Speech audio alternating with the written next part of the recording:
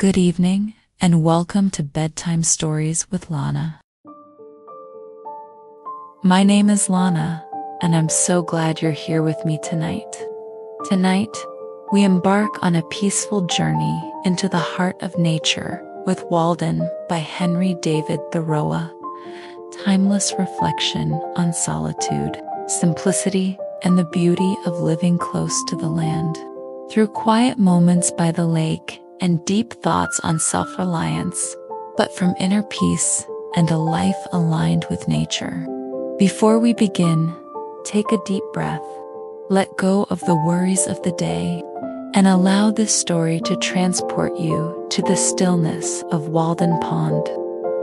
Now, just listen to my voice and let yourself drift into tranquility as we begin Chapter 1.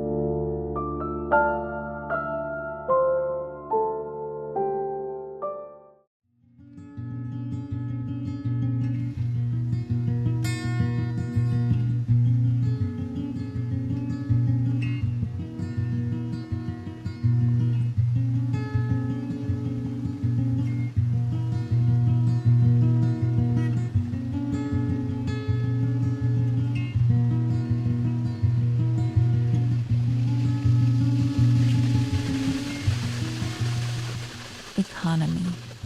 When I wrote the following pages, or rather the bulk of them, I lived alone in the woods, a mile from any neighbor, in a house which I had built myself on the shore of Walden Pond, in Concord, Massachusetts, and earned my living by the labor of my hands only.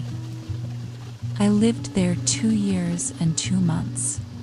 At present, I am a sojourner in civilized life again. I should not obtrude my affairs so much on the notice of my readers, which some would call impertinent, though they do not appear to me at all impertinent, but, considering the circumstances, very natural and pertinent. Some have asked what I got to eat, if I did not feel lonesome, if I was not afraid, and the like. Others have been curious to learn what portion of my income I devoted to charitable purposes, and some, who have large families, how many poor children I maintained. I will therefore ask those of my readers who feel no particular interest in me to pardon me if I undertake to answer some of these questions in this book. In most books, the I or first person is omitted. In this, it will be retained. Respect to egotism is the main difference. We commonly do not remember that it is, after all, always the first person that is speaking. I should not talk so much about myself if there were anybody else whom I knew as well. Unfortunately, I am confined to this theme by the narrowness of my experience. Moreover, I, on my side, require of every writer, first or last, a simple and sincere account of his own life, and not merely what he has heard of other men's lives. Some such account as he would send to his kindred from a distant land, for if he has lived sincerely, it must have been in a distant land to me. Perhaps these pages are more particularly addressed to poor students. As for the rest of my readers, they will accept such portions as apply to them. I trust that none will stretch the seams in putting on the coat, for it may do good service to him whom it fits. I would fain say something, not so much concerning the Chinese and Sandwich Islanders, as you who read these pages, who are said to live in New England.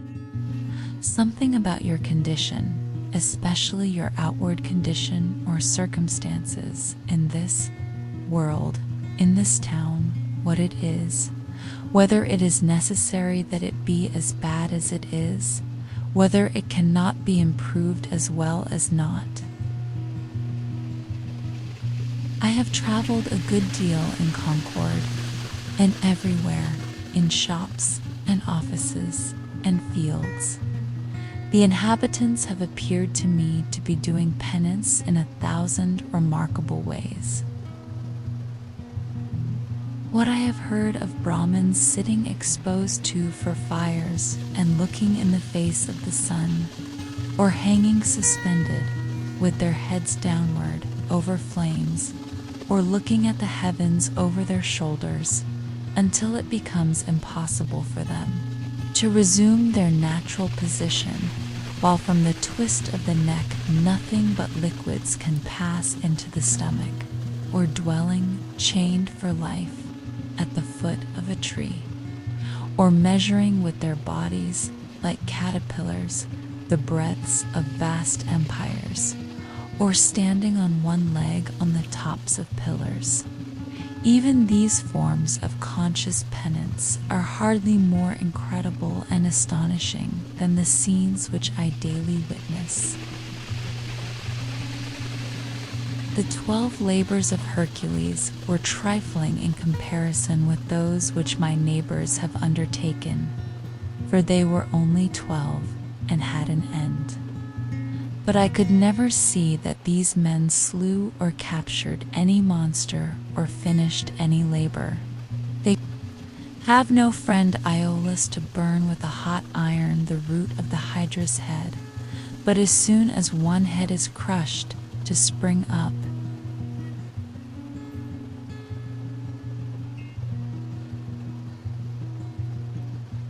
I see young men, my townsmen, whose misfortune it is to have inherited farms, houses, barns, cattle, and farming tools, for these are more easily acquired than got rid of.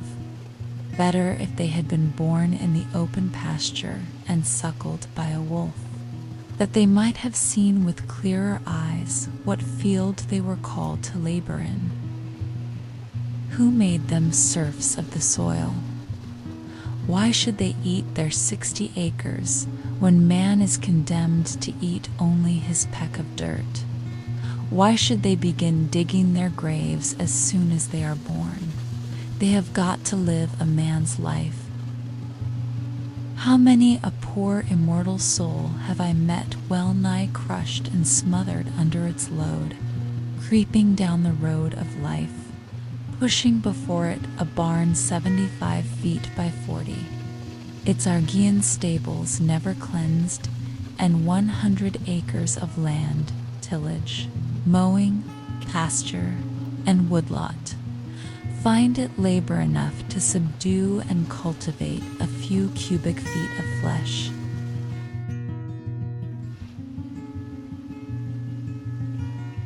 But men labor under a mistake. The better part of the man is soon plowed into the soil for compost by a seeming fate, commonly called necessity. They are employed, as it says in an old book, laying up treasures which moth and rust will corrupt, and thieves break through and steal. It is a fool's life, as they will find when they get to the end of it, if not before. It is said that Deucalion and Pyrrha created men by throwing stones over their heads behind them.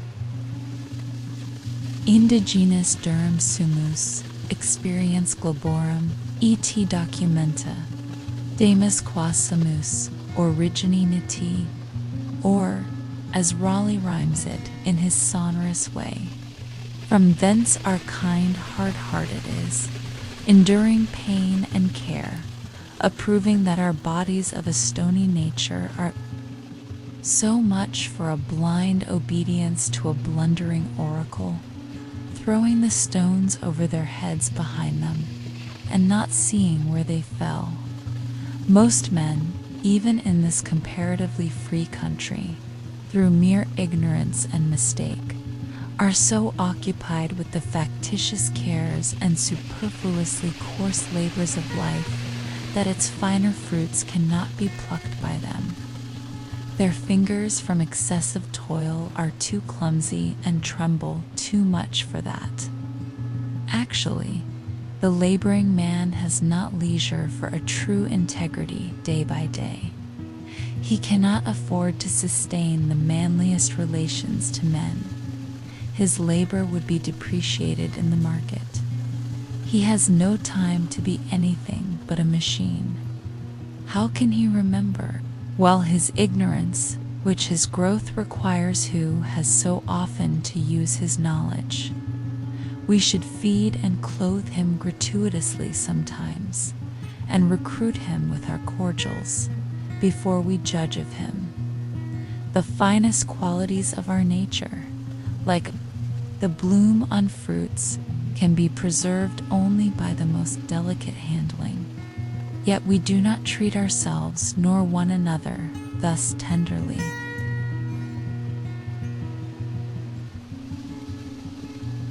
Some of you, we all know, are poor, find it hard to live, are sometimes, as it were, gasping for breath.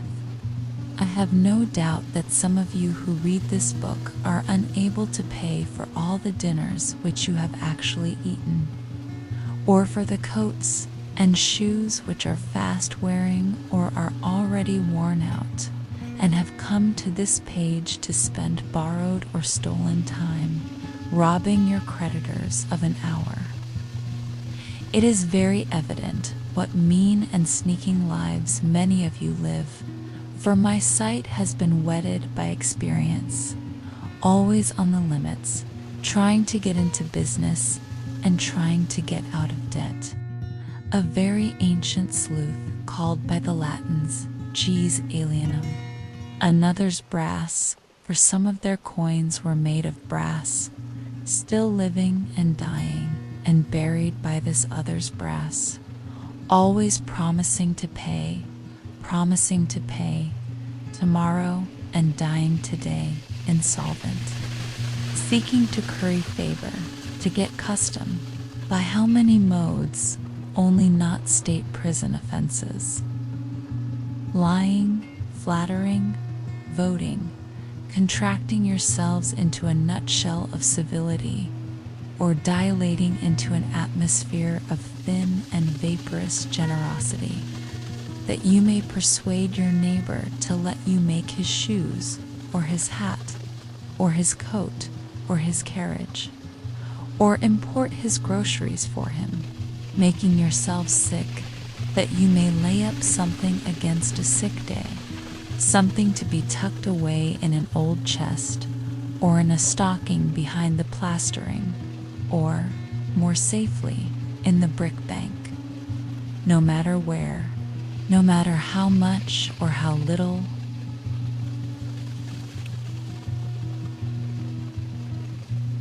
I sometimes wonder that we can be so frivolous, I may almost say, as to attend to the gross but somewhat foreign form of servitude called Negro slavery. There are so many keen and subtle masters that enslave both North and South. It is hard to have a Southern overseer. It is worse to have a Northern one. But worst of all, when you are the slave driver of yourself. Talk of a divinity in man. Look at the teamster on the highway, wending to market by day or night. Does any divinity stir within him, his highest duty to fodder and water his horses? What is his destiny to him compared with the shipping interests? Does not he drive for Squire Macaster? How godlike, how immortal is he? See how he cowers and sneaks, how vaguely all the day he fears, not being immortal nor divine, but the slave and prisoner of his own opinion of himself, a fame won by his own deeds. Public opinion is a weak tyrant compared with our own private opinion.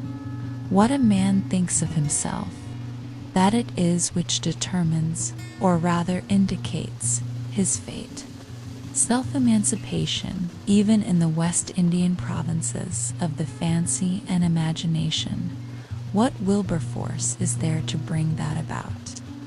Think also of the ladies of the land weaving toilet cushions against the last day, not to betray to Green an interest in their fates, as if you could kill time without injuring eternity. The mass of men lead lives of quiet desperation. What is called resignation is confirmed desperation. From the desperate city, you go into the desperate country and have to console yourself with the bravery of minks and muskrats. A stereotyped but unconscious despair is concealed even under what are called the games and amusements of mankind. There is no play in them, for this comes after work. But it is a characteristic of wisdom not to do desperate things.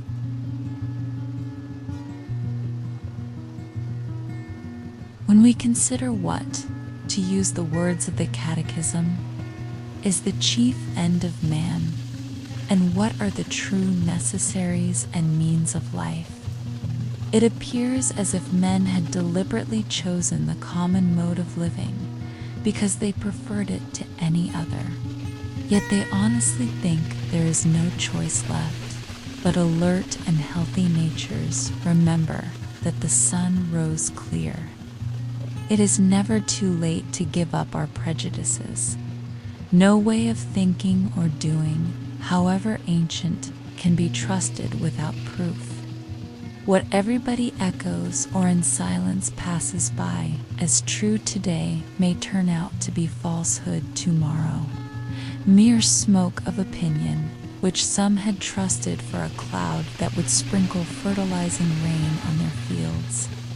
What old people say you cannot. Do you try and find that you can? Old deeds for old people, and new deeds for new. Old people did not know enough once, perchance, to fetch fresh fuel to keep the fire a-going.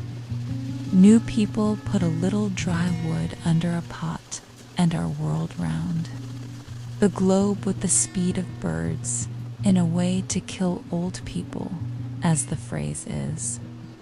Age is no better, hardly so well qualified for an instructor as youth, for it has not profited so much as it has lost. One may almost doubt if the wisest man has learned anything of absolute value by living. Practically, the old have no very important advice to give the young. Their own experience has been so partial, and their lives have been such miserable failures for private reasons as they must believe. And it may be that they have some faith left which belies that experience, and they are only less young than they were. I have lived some 30 years on this planet, and I have yet to hear the first syllable of valuable or even earnest advice from my seniors. They have told me nothing, and probably cannot tell me anything to the purpose. Here is life, an experiment, to a great extent untried by me. But it does not avail me that they have tried it. If I have any experience which I think valuable, I am sure to reflect that this my mentors said nothing about.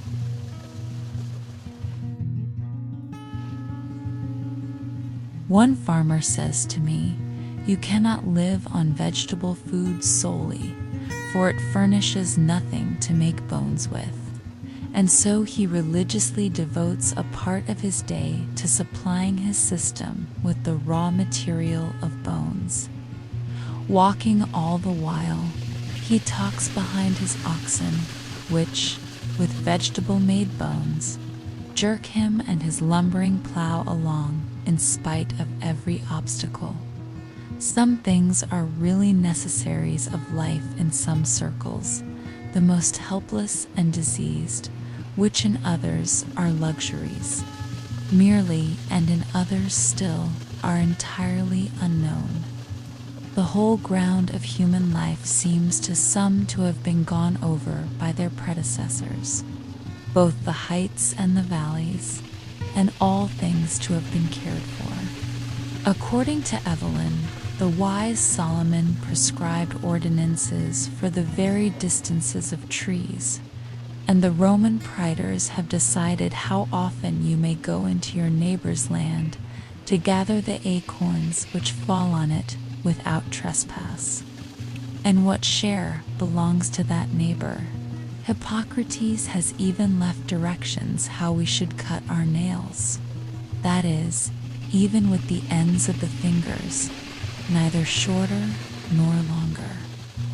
Undoubtedly, the very tedium and ennui, which presume to have exhausted the variety and the joys of life, are as old as Adam, but man's capacities have never been measured, nor are we to judge of what he can do by any precedents, so little has been tried. Whatever have been thy failures hitherto, be not afflicted, my child, for who shall assign to thee what thou hast left undone?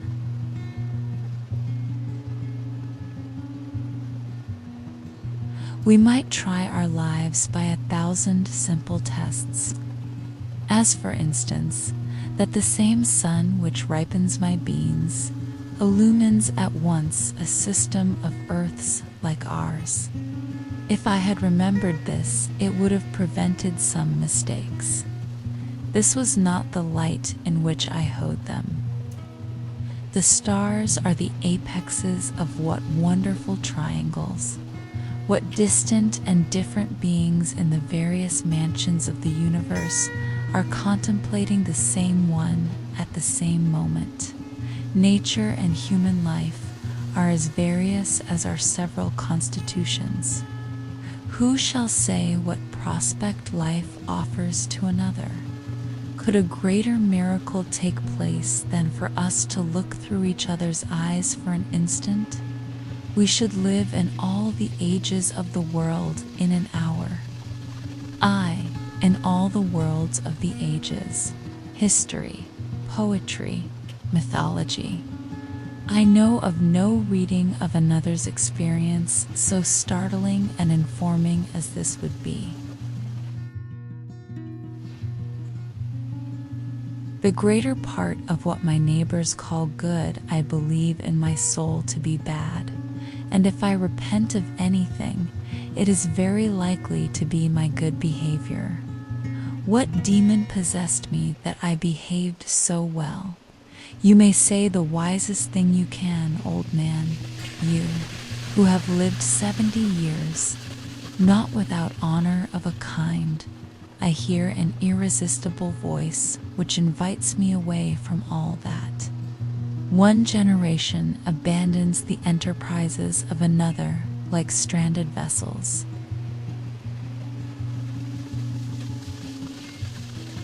I think that we may safely trust a good deal more than we do. We may waive just so much care of ourselves as we honestly bestow elsewhere. Nature is as well adapted to our weakness as to our strength. The incessant anxiety and strain of some is a well-nigh incurable form of disease. We are made to exaggerate the importance of what work we do, and yet how much is not done by us? Or what if we had been taken sick? How vigilant we are, determined not to live by faith if we can avoid it. All the day long on the alert, at night, we unwillingly say our prayers and commit ourselves to uncertainties. So thoroughly and sincerely are we compelled to live, reverencing our life and denying the possibility of change. This is the only way, we say. But there are as many ways as there can be drawn radii from one center. All change is a miracle too. Contemplate, but it is a miracle which is taking place every instant, Confucius said. To know that we know what we know, and that we do not know what we do not know. That is true knowledge. When one man has reduced a fact of the imagination to be a fact to his understanding, I foresee that all men at length establish their lives on that basis.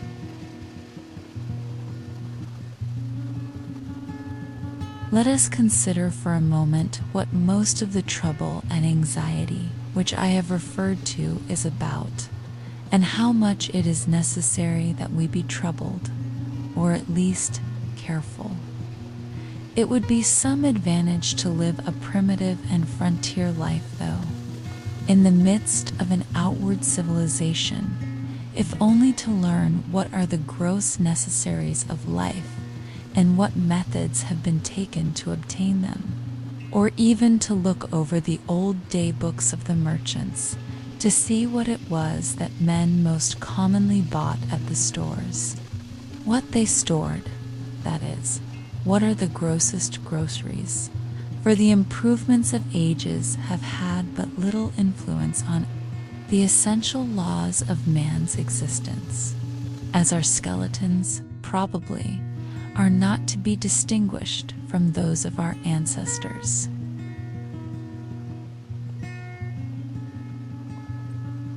By the words necessary of life, I mean whatever, of all that man obtains by his own exertions, has been from the first, or from long use has become, so important to human life that few, if any, whether from savageness or poverty or philosophy, ever attempt to do without it.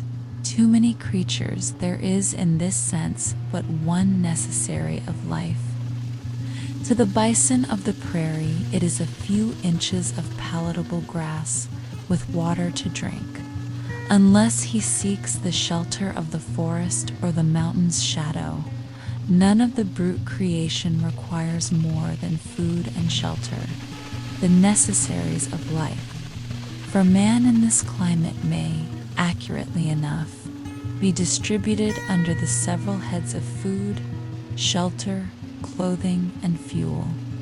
For not till we have secured these are we prepared to entertain the true problems of life with freedom and a prospect of success. Man has invented not only houses, but clothes and cooked food, and possibly from the accidental discovery of the warmth of fire and the consequent use of it, at first a luxury, arose the present necessity to sit by it. We observe cats and dogs acquiring the same second nature. By proper shelter and clothing, we legitimately retain our own internal heat. But with an excess of these, or of fuel, that is, with an external heat greater than our own internal, may not cookery properly be said to begin? Darwin, the naturalist, says of the inhabitants of Tierra del Fuego that while his own party, who were well clothed and sitting close to a fire, were far from too warm, these naked savages, who were farther off, were observed, to his great surprise, to be streaming with perspiration at undergoing such a roasting. So, we are told, the New Hollander goes naked with impunity, while the European shivers in his clothes. Is it impossible to combine the hardiness of these savages with the intellectualness of the civilized man? According to Liebig, man's body is a stove, and food the fuel which keeps up the internal combustion in the lungs. In cold weather we eat more, in warm less.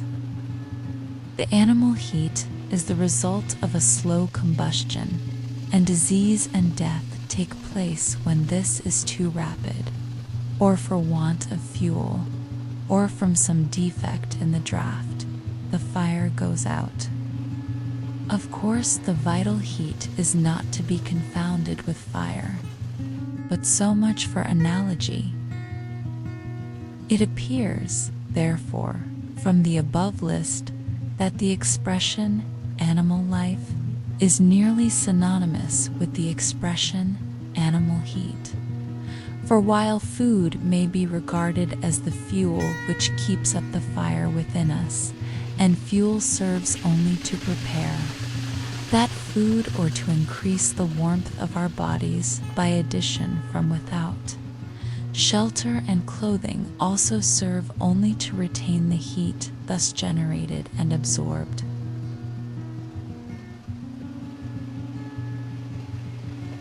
The grand necessity, then, for our bodies is to keep warm, to keep the vital heat in us. What pains we accordingly take, not only with our food and clothing and shelter, but with our beds, which are our night clothes, robbing the nests and breasts of birds to prepare this shelter within a shelter, as the mole has its bed of grass and leaves at the end of its burrow. The poor man is wont to complain that this is a cold world, and too cold, no less physical than social. We refer directly a great part of our ails. The summer, in some climates, makes possible to man a sort of Elysian life. Fuel, except to cook. His food is then unnecessary. The sun is his fire, and many of the fruits are sufficiently cooked by its rays, while food generally is more various and more easily obtained, and clothing and shelter are wholly or half unnecessary. At the present day, and in this country, as I find by my own experience, a few implements, a knife, an axe, a spade, a wheelbarrow and sea, and for the studious lamplight, stationery, and access to a few books, rank next to necessities, and can all be obtained at a trifling cost. Yet some, not wise, go to the other side of the globe, to barbarous and unhealthy regions, and devote themselves to trade for 10 or 20 years, in order that they may live, that is, keep comfortably warm, and die in New England at last. The luxuriously rich are not simply kept comfortably warm, but unnaturally hot. As I implied before, they are cooked, of course, a la mode.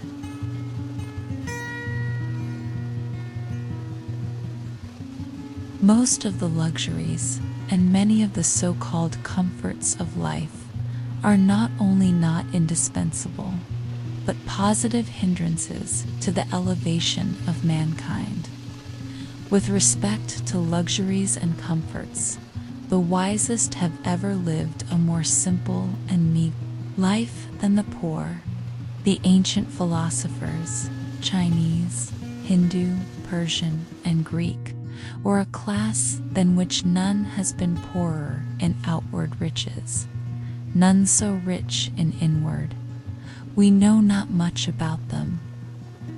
It is remarkable that we know so much of them as we do. The same is true of the more modern reformers and benefactors of their race.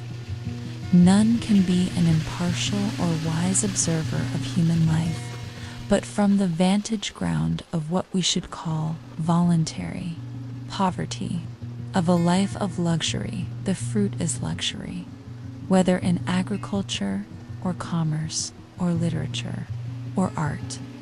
There are nowadays professors of philosophy, but not philosophers. Yet it is admirable to profess, because it was once admirable to live.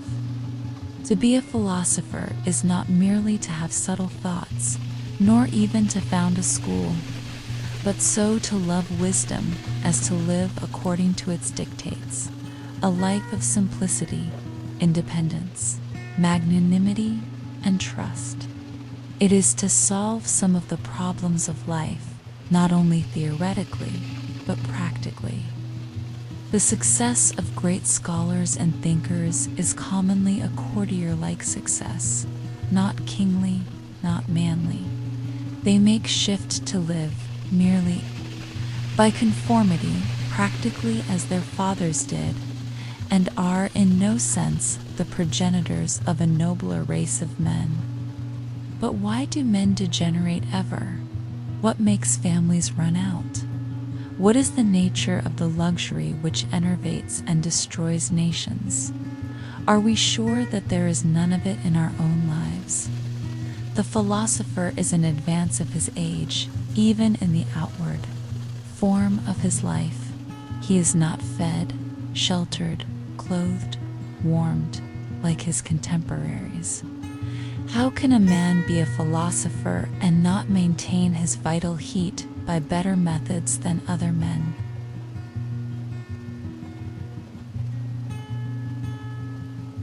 When a man is warmed by the several modes which I have described, what does he want next? Surely not more warmth of the same kind, as more and richer food, larger and more splendid houses, finer and more abundant clothing, more numerous, incessant, and hotter fires, and the like.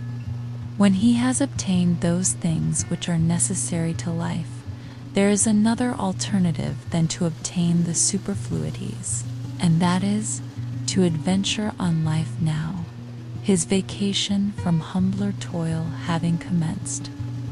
The soil, it appears, is suited to the seed, for it has sent its radicle downward, and it may now send its shoot upward also with confidence. Why has man rooted himself thus firmly in the earth, but that he may rise in the same proportion into the heavens above? For the nobler plants are valued for the fruit they bear at last in the air and light, far from the ground, and are not treated like the humbler esculents, which, though they may be biennials, are cultivated only till they have perfected their root, and often cut down a top for this purpose, so that most would not know them in their flowering season. I do not mean to prescribe rules to strong and valiant natures who will mind their own affairs, whether in heaven or hell, and perchance build more magnificently and spend more lavishly than the richest, without ever impoverishing themselves, not knowing how they live, if indeed there are any such as has been dreamed, nor to those who find their encouragement and inspiration in precisely the present condition of things, and cherish it with the fondness and enthusiasm of lovers, and to some extent I reckon myself in this number. I do not speak to those who are well employed in whatever circumstances, and they know whether they are well employed or not, but mainly to the mass of men who are discontented and idly complaining of the hardness of their lot or of the times, when they might improve them. There are some who complain most energetically and inconsolably of any, because they are, as they say, doing their duty. I also have in my mind that seemingly wealthy, but most terribly impoverished class of all, who have accumulated dross, and thus have forged their own golden or silver fetters.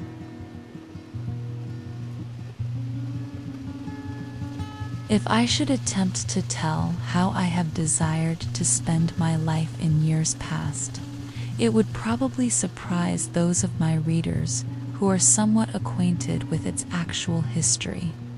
It would certainly astonish those who know nothing about it. I will only hint at some of the enterprises which I have cherished.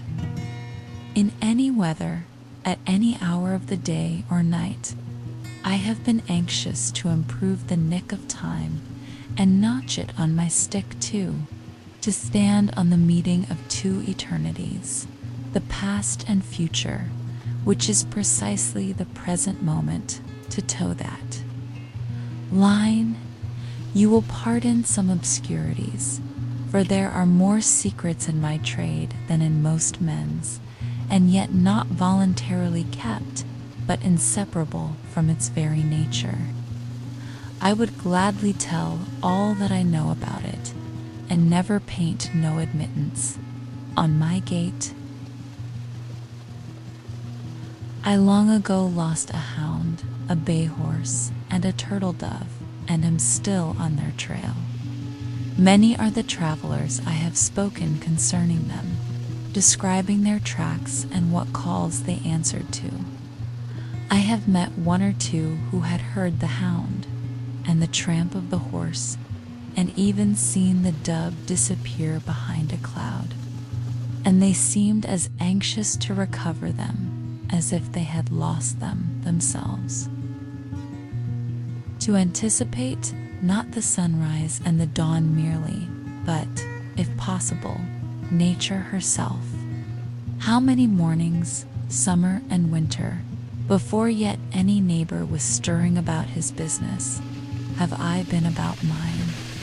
No doubt many of my townsmen have met me returning from this enterprise, farmers starting for Boston in the twilight, or wood choppers going to their work. It is true, I never assisted the sun materially in his rising, but, doubt not, it was of the last importance only to be present at it. True, there are architects so called in this country, and I have heard of one at least possessed with the idea of making architectural ornaments have a core of truth, a necessity, and hence a beauty, as if it were a revelation to him. All very well, perhaps from his point of view, but only a little better than the common dilettantism. A sentimental reformer in architecture, he began at the cornice, not at the foundation.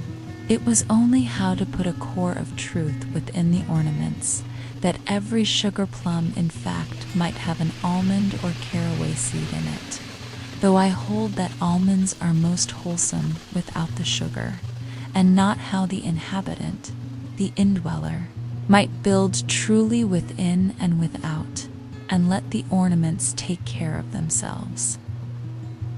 What reasonable man ever supposed that ornaments were something outward and in the skin merely, that the tortoise got his spotted shell, or the shellfish its mother-o'-pearl tints, by such a contract as the inhabitants of Broadway, their Trinity Church?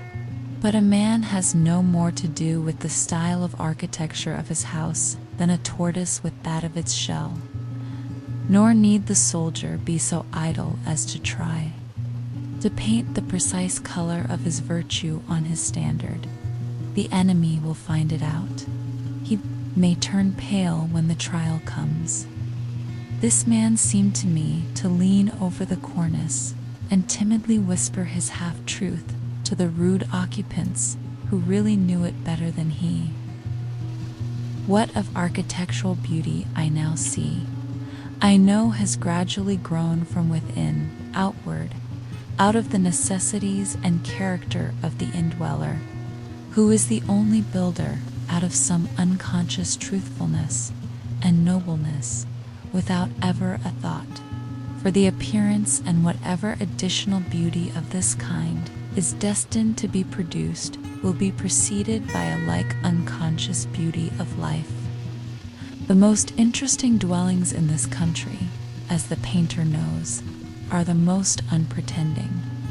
Humble log huts and cottages of the poor commonly is the life of the inhabitants whose shells they are, and not any peculiarity in their surfaces, merely, which makes them picturesque. And equally interesting will be the citizen's suburban box, when his life shall be as simple and as agreeable to the imagination, and there is as little straining after effect in the style of his dwelling. A great proportion of architectural ornaments are literally hollow, and a September gale would strip them off like borrowed plumes, without injury to the substantis. They can do without architecture, who have no olives nor wines in the cellar. What if an equal ado were made about the ornaments of style in literature, and the architects of our Bibles spent as much time about their cornices as the architects of our churches do? So are made the Belles Lettres and the Beaux-Arts, and their professors. Much it concerns a man, forsooth, how a few sticks are slanted over him or under him, and what colors are daubed upon his box. It would signify somewhat, if, in any earnest sense, he slanted them and daubed it. But the spirit, having departed out of the tenant, it is of a piece with constructing his own coffin. The architecture of the grave and carpenter is but another name for coffin maker. One man says, in his despair or indifference to life, take up a handful of the earth at your feet and paint your house that color. Is he thinking of his last and narrow house? Toss up a copper for it as well. What an abundance of leisure! Must have. Why do you take up a handful of dirt? Better paint your house your own complexion. Let it turn pale or blush for you. An enterprise to improve the style of cottage architecture. When you have got my ornaments ready, I will wear them.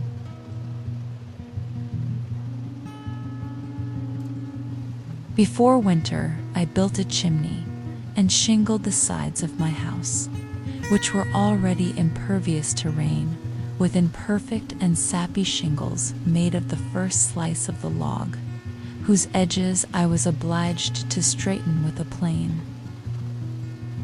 Not long since, a strolling Indian went to sell baskets at the house of a well-known lawyer in my neighborhood. "Do you wish to buy any baskets?" he asked. "No, we do not want any," was the reply. "What?" exclaimed the Indian as he went out the gate. "Do you mean to starve us?" Having seen his industrious white neighbors so well off that the lawyer had only to weave arguments, and by some magic wealth and standing followed, he had said to himself, "I will go into business. I will weave baskets. It is a thing which I can do." Thinking that when he had made the baskets he would have done his part, and then it would be the white man's to buy them. He had not discovered that it was necessary for him to make it worth the others while to buy them, or at least make him think that it was so, or to make something else which it would be worth his while to buy. I too had woven a kind of basket of a delicate texture, but I had not made it worth anyone's while to buy them. Yet not the less in my case did I think it worth my while to weave them, and instead of studying how to make it worth men's while to buy my baskets, I studied rather how to avoid the necessity of selling them. The life which men praise and regard as successful is but one kind. Why should we exaggerate any one kind at the expense of the others?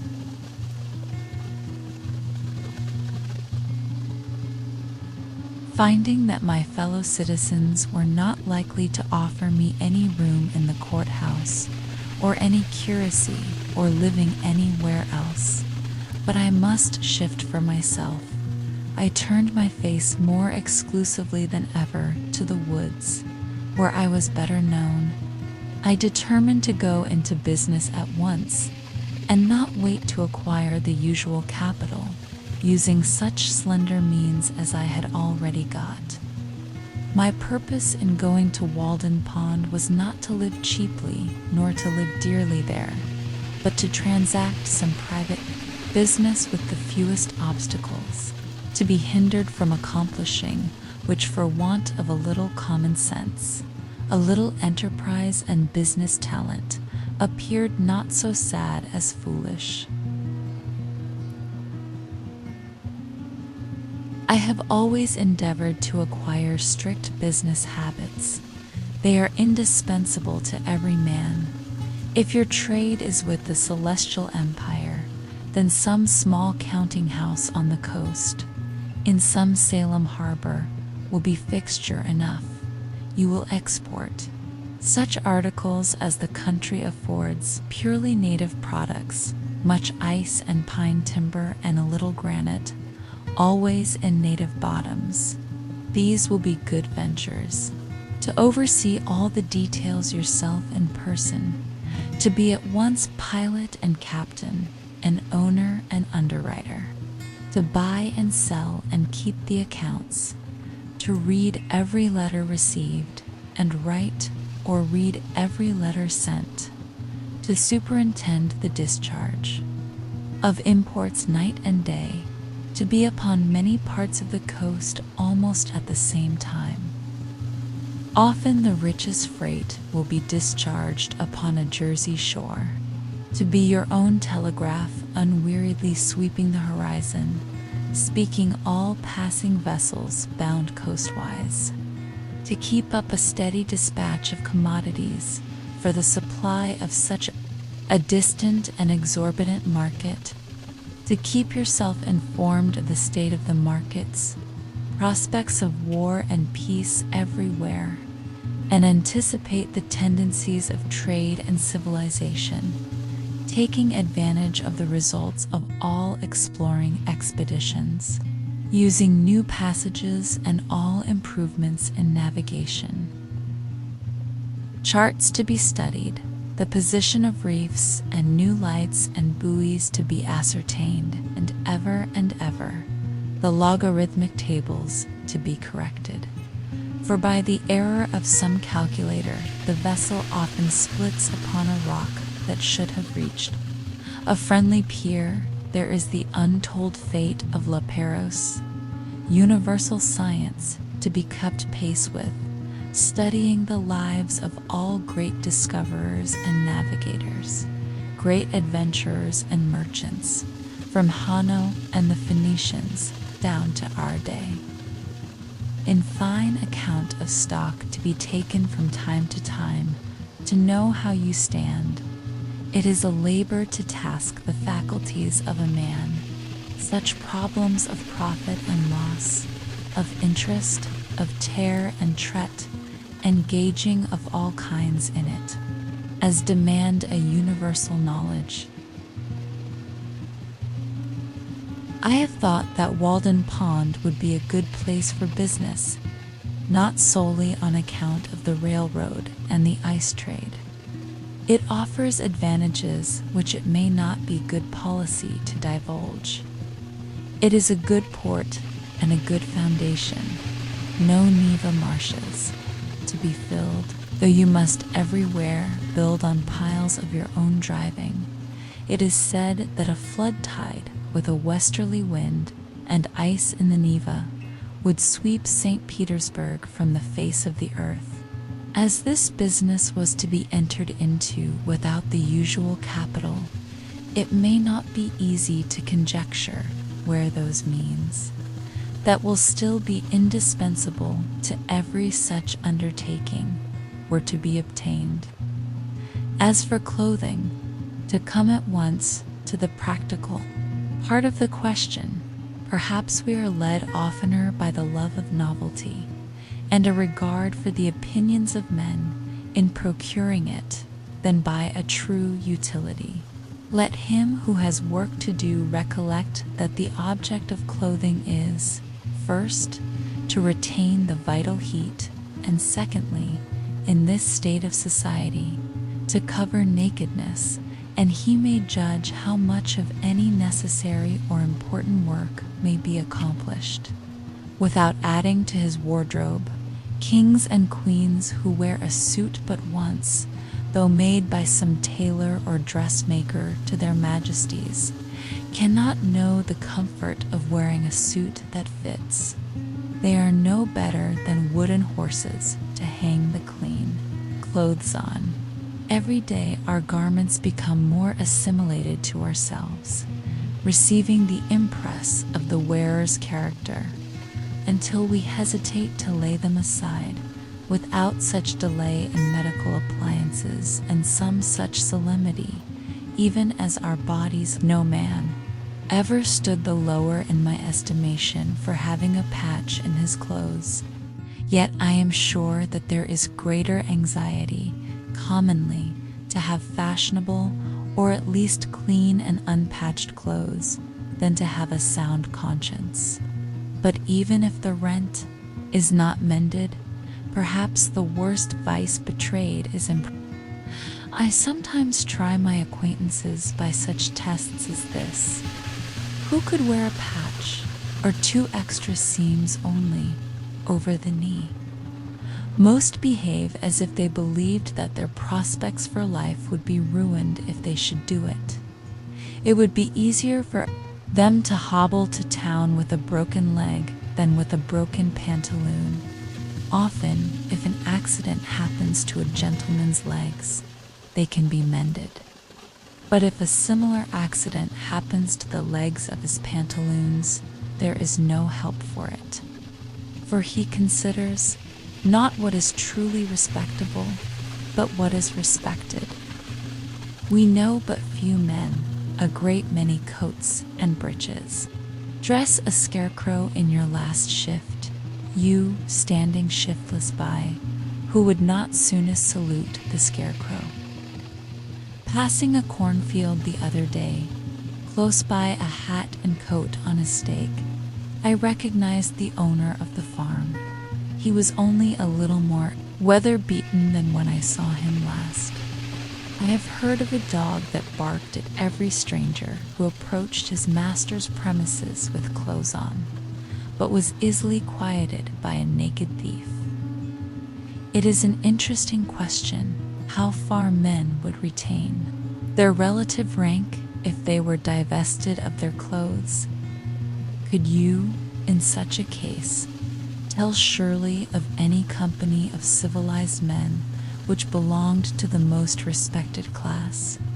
When Madame Pfeiffer, in her adventurous travels round the world from east to west, had got so near home as Asiatic Russia, she says that she felt the necessity of wearing other than a traveling dress. When she went to meet the authorities, for she was now in a civilized country, where people are judged of by their clothes. Even in our democratic New England towns, the accidental possession of wealth, and its manifestation in dress and equipage alone, obtain for the possessor almost universal respect. But they yield such respect, numerous as they are so far heathen and need to have a missionary sent to them. Beside, clothes introduced sewing, a kind of work which you may call endless. A woman's dress, at least, is never done. A man who has at length found something to do will not need to get a new suit to do it in. For him the old will do that has lain dusty in the garret for an indeterminate period. Old shoes will serve a hero longer than they have served his valet. If a hero ever has a valet, bare feet are older than shoes, and he can make them do. Only they who go to and legislative halls must have new coats to change as often as the man changes in them. But if my jacket and trousers, my hat and shoes, are fit to worship God in, they will do, will they not?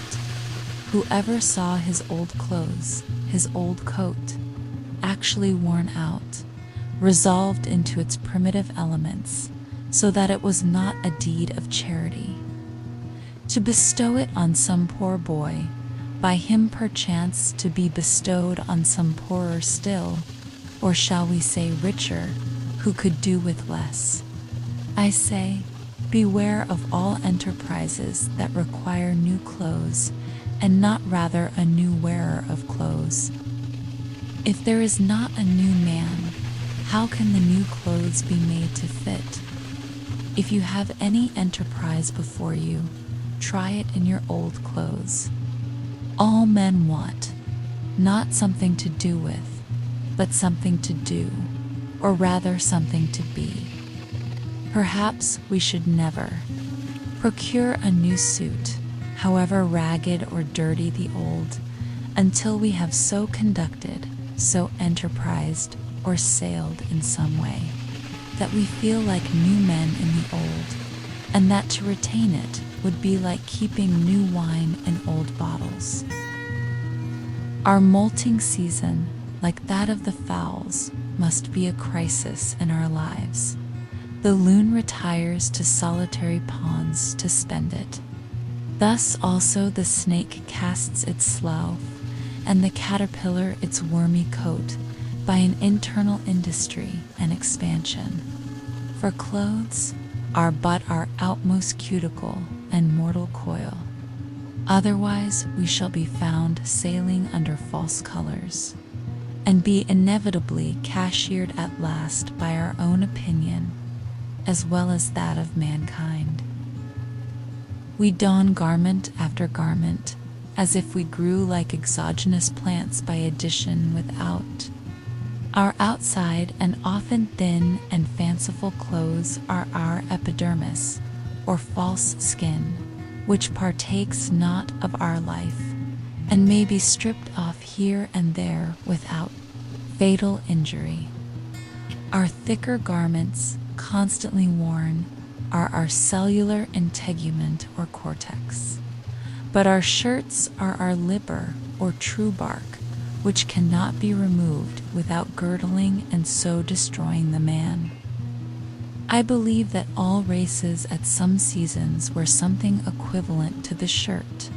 It is desirable that a man be clad so simply that he can lay his hands on himself in the dark, and that he live in all respects so compactly and preparedly that if an enemy take the town, he can, like the old philosopher, walk out the gate empty-handed without anxiety.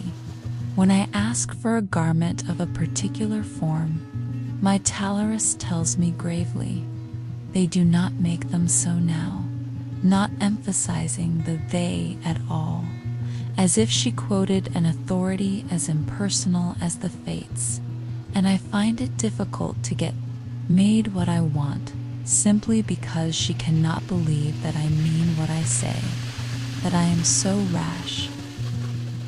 When I hear this oracular sentence, I am for a moment absorbed in thought, emphasizing to myself each word separately that I may come at the meaning of it, that I may find out by what degree of consanguinity they are related to me and what authority they may have in an affair which affects me so nearly.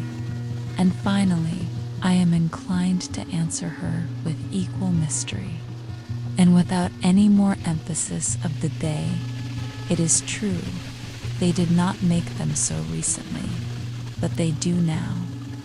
Of what use this measuring of me if she does not measure my character, but only the breadth of my shoulders, as it were a peg to hang the coat on?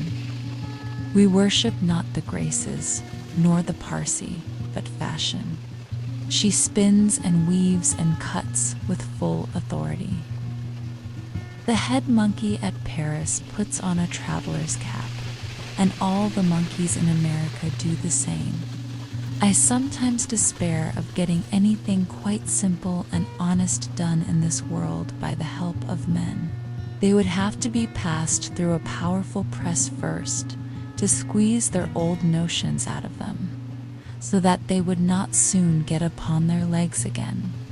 And then there would be some one in the company with a maggot in his head, hatched from an egg deposited there nobody knows when, for not even fire kills these things, and you would have lost your labor.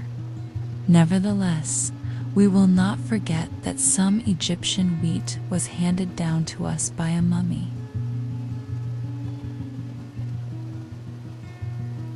On the whole, I think that it cannot be maintained that dressing has, in this or any country, risen to the dignity of an art.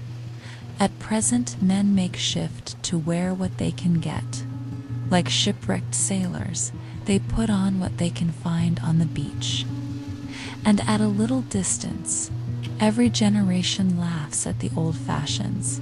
We are amused at beholding the costume of Henry VIII or Queen Elizabeth, as much as if it was that of the King and Queen of the Cannibal Islands. All costume off a man is pitiful or grotesque. It is only the serious eye peering from and the sincere life passed within it which restrain laughter and consecrate the costume of any people. Let Harlequin be taken with a fit of the colic, and his trappings will have to serve that mood too, when the soldier is hit by a cannonball. Rags are as becoming as purple. The childish and savage taste of men and women for new patterns keeps how many shaking and squinting through kaleidoscopes that they may discover the particular figure which this generation requires today. The manufacturers have learned that this taste is merely whimsical. Of two patterns which differ only by a few threads more or less of a particular color, the one will be sold readily, the other lie on the shelf, though it frequently happens that after the lapse of a season, the latter becomes the most fashionable. Comparatively, tattooing is not the hideous custom which it is called. It is not barbarous merely because the printing is skin-deep and unalterable. I cannot believe that our factory system is the best mode by which men may get clothing. The condition of the operatives is becoming every day more like that of the English, and it cannot be wondered at, since, as far as I have heard or observed, the principal object is not that mankind may be well and honestly clad, but unquestionably that corporations may be enriched.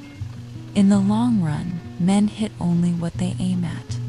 Therefore, though they should fail immediately, they had better aim at something high.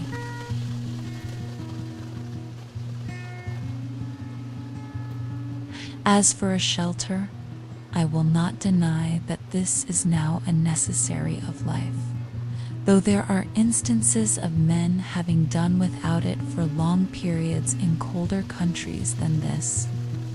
Samuel Lang says that the Laplander, in his skin dress, and in a skin bag which he puts over his head and shoulders, will sleep night after night on the snow in a degree of cold which would extinguish the life of one exposed to it in any woolen clothing. He had seen them asleep thus, yet he adds, they are not hardier than other people. But probably, man did not live long on the earth without discovering the convenience which there is in a house. The domestic comforts, which phrase may have originally signified the satisfactions of the house more than of the family, though these must be extremely partial and occasional in those climates where the house is associated in our thoughts with winter or the rainy season chiefly, and 2/3 of the year, except for a parasol, is unnecessary. In our climate, in the summer, it was formerly almost solely a covering at night. In the Indian gazettes, a wigwam was the symbol of a day's march, and a row of them, cut or painted on the bark of a tree, signified that so many times they had camped. Man was not made so large-limbed and robust, but that he must seek to narrow his world and wall in a space such as fitted him. He was at first bare and out of doors, but though this was pleasant enough in serene and warm weather, by daylight, the rainy season and the winter, to say nothing of the torrid sun, would perhaps have nipped his race in the bud if he had not made haste to clothe himself with the shelter of a house. Adam and Eve, according to the fable, wore the bower before other clothes. Man wanted a home, a place of warmth or comfort, first of physical warmth, then the warmth of the affections.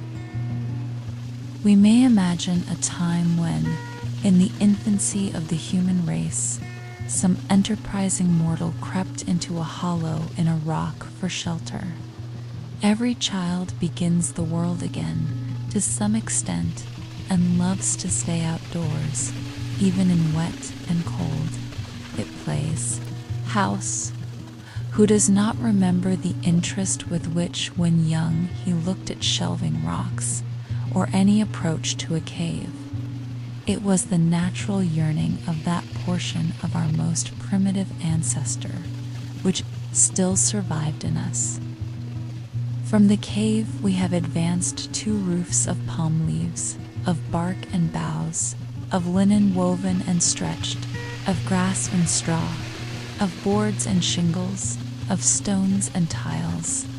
At last we know not what it is to live in the open air, and our lives are domestic in more senses than we think. From the hearth to the field is a great distance.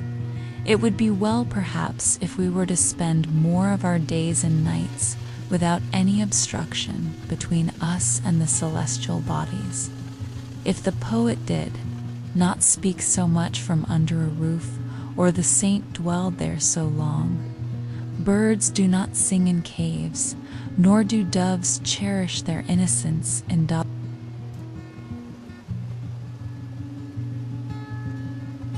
However, if one designs to construct a dwelling house, it behooves him to exercise a little Yankee shrewdness, lest after all he find himself in a workhouse, a labyrinth without a clue, a museum, an almshouse, a prison, or a splendid mausoleum. Instead, consider first how slight a shelter is absolutely necessary. I have seen Penobscot Indians in this town living in tents of thin cotton cloth, while the snow was nearly a foot deep around them, and I thought that they would be glad to have it deeper to keep out the wind.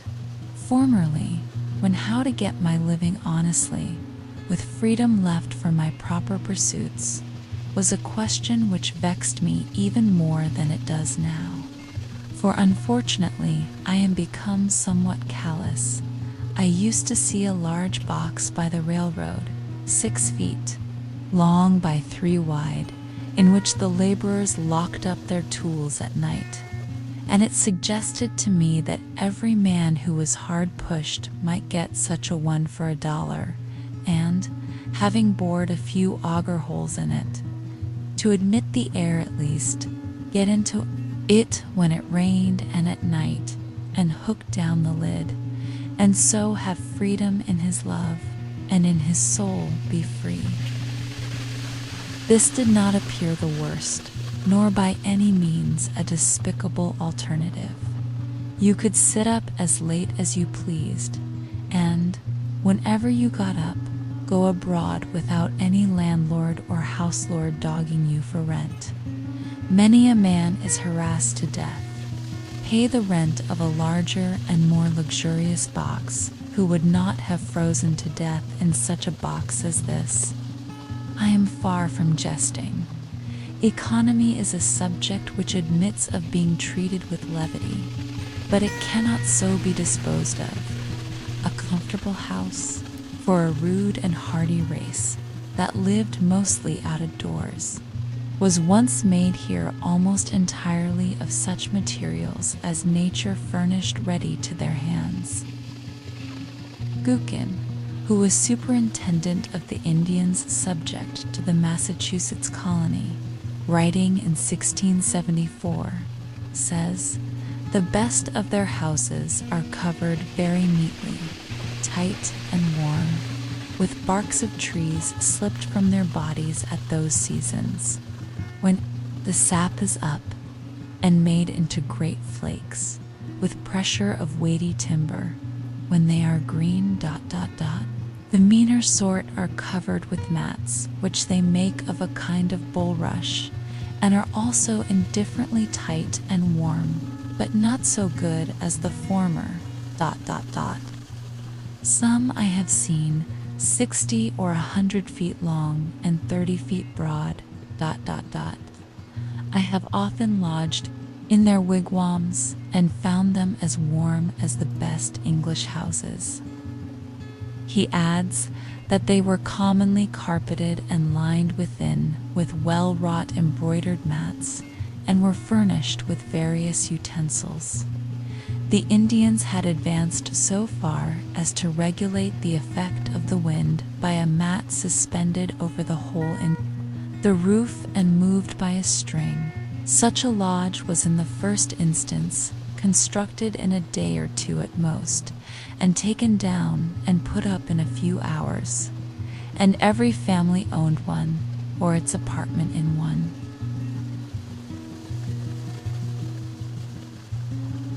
In the savage state, every family owns a shelter as good as the best, and sufficient for its coarser and simpler wants. But I think that I speak within bounds when I say that, though the birds of the air have their nests, and the foxes their holes, and the savages their wigwams, in modern civilized society not more than 1/2 the families own a shelter. In the large towns and cities, where civilization especially prevails, the number of those who own a shelter is a very small fraction of the whole. The rest pay an annual tax for this outside garment of all, become indispensable summer and winter, which would buy a village of Indian wigwams, but now helps to keep them poor as long as they live. I do not mean to insist here on the disadvantage of hiring compared with owning, but it is evident that the savage owns his shelter because it costs so little, while the civilized man hires his commonly because he cannot afford to own it, nor can he in the long run any better afford to hire. But answers one, by merely paying this tax, the poor civilized man secures an abode which is a palace compared with the savages. An annual rent of from $25 to $100, these are the country rates, entitles him to the benefit of the improvements of centuries. Spacious apartments, clean paint and paper, Rumford fireplace, back plastering, Venetian blinds, copper pump, spring lock, a commodious cellar, and many other things.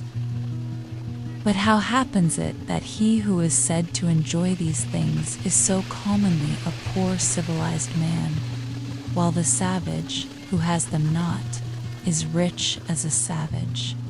If it is asserted that civilization is a real advance in the condition of man, and I think that it is, though only the wise improve their advantages, it must be shown that it has produced better dwellings without making them more costly.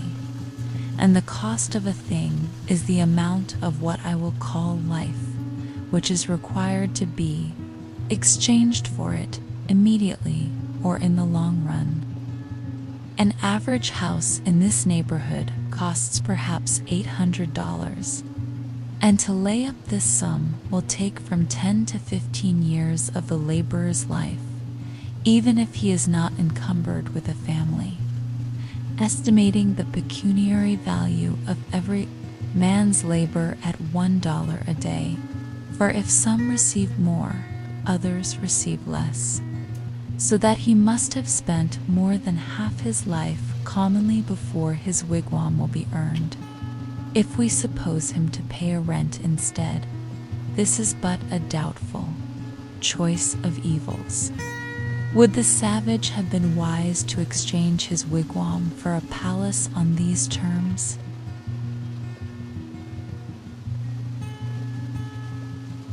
It may be guessed that I reduce almost the whole advantage of holding this superfluous property as a fund in store against the future, so far as the individual is concerned, mainly to the defraying of funeral expenses.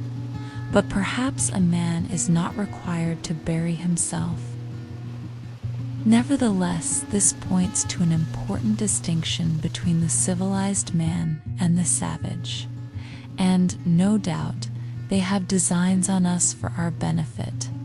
In making the life of a civilized people an institution in which the life of the individual is to a great extent absorbed in order to preserve and perfect that of the race. But I wish to show at what a sacrifice this advantage is at present obtained, and to suggest that we may possibly so live as to secure all the advantage without suffering any of the disadvantage. What mean them by saying that the poor that have always with you, or that the fathers have eaten sour grapes, and the children's teeth are set on edge? As I live, saith the Lord God, ye shall not have occasion any more to use this proverb in Israel. Behold, all souls are mine. As the soul of the Father, so also the soul of the Son is mine. The soul that sinneth it shall die. When I consider my neighbors, the farmers of Concord, who are at least as well off as the other classes, I find that for the most part they have been toiling 20, 30, or 40 years, that they may become the real owners of their farms, which commonly they have inherited with encumbrances or else bought with hired money. And we may regard 1/3 of that toil as the cost of their houses, but commonly they have not paid for them yet. It is true, the encumbrances sometimes outweigh the value of the farm, so that the farm itself becomes one great encumbrance, and still a man is found to inherit it, being well acquainted with it, as he says. On applying to the assessors, I am surprised to learn that they cannot at once name a dozen in the town who own their farms free and clear. If you would know the history of these homesteads, inquire at the bank where they are mortgaged. The man who has actually paid for his farm with labor on it is so rare that every neighbor can point to him. I doubt if there are 3 such men in Concord. What has been said of the merchants, that a very large majority, even 97 in 100, are sure to fail, is equally true of the farmers. With regard to the merchants, however, one of them says pertinently that a great part of their failures are not genuine pecuniary failures, but merely failures to fulfill their engagements because it is inconvenient. That is, it is the moral character that breaks down. But this puts an infinitely worse face on the matter and suggests, beside, that probably not even the other 3 succeed in saving their souls, but are perchance bankrupt in a worse sense than they who fail honestly. Bankruptcy and repudiation are the springboards from which much of our civilization vaults and turns its somersets. But the savage stands on the unelastic plank of famine. Yet the Middlesex Cattle Show goes off herewith annually, as if all the joints of the agricultural machine were so.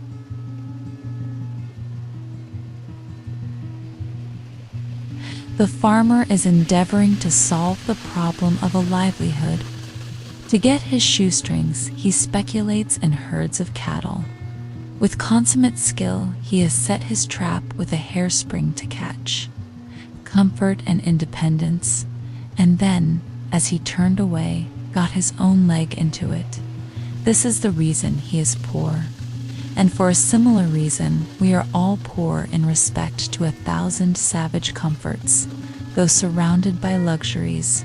As Chapman sings, the false society of men for earthly greatness all heavenly comforts rarefies to air.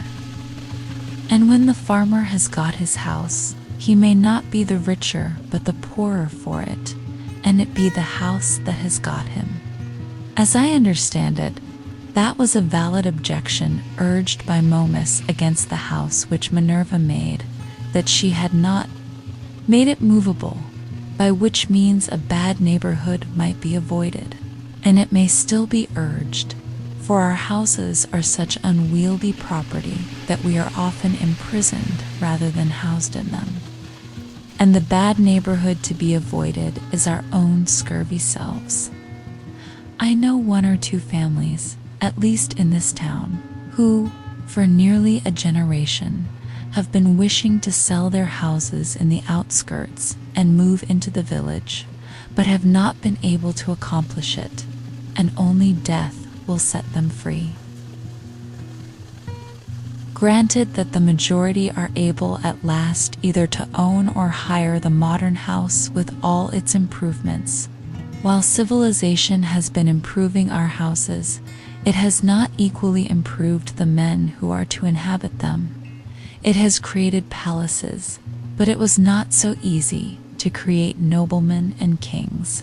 And if the civilized man's pursuits are no worthier than the savage's, if he has employed the greater part of his life in obtaining gross necessaries and comforts merely, why should he have a better dwelling than the former? But how do the poor minority fare? Perhaps it will be found that just in proportion as some have been placed in outward circumstances above the savage, others have been degraded below him. The luxury of one class is counterbalanced by the indigence of another. On the one side is the palace, on the other are the almshouse and silent poor. The myriads who built the pyramids to be the tombs of the pharaohs were fed on garlic, and it may be were not decently buried themselves. The mason who finishes the cornice of the palace returns at night perchance to a hut not so good as a wigwam. It is a mistake to suppose that, in a country where the usual evidences of civilization exist, the condition of a very large body of the inhabitants may not be as degraded as that of savages. I refer to the degraded poor, not now to the degraded rich. To know this, I should not need to look farther than to the shanties, which everywhere border our railroads, that last improvement in civilization, where I see in my daily walks human beings living in sties, and all winter with an open door for the sake of light, without any visible, often imaginable, woodpile, and the forms of both old and young are permanently contracted by the long habit of shrinking from cold and misery, and the development of all their limbs and faculties is checked. It certainly is fair to look at that class by whose labor the works which distinguish this generation are accomplished.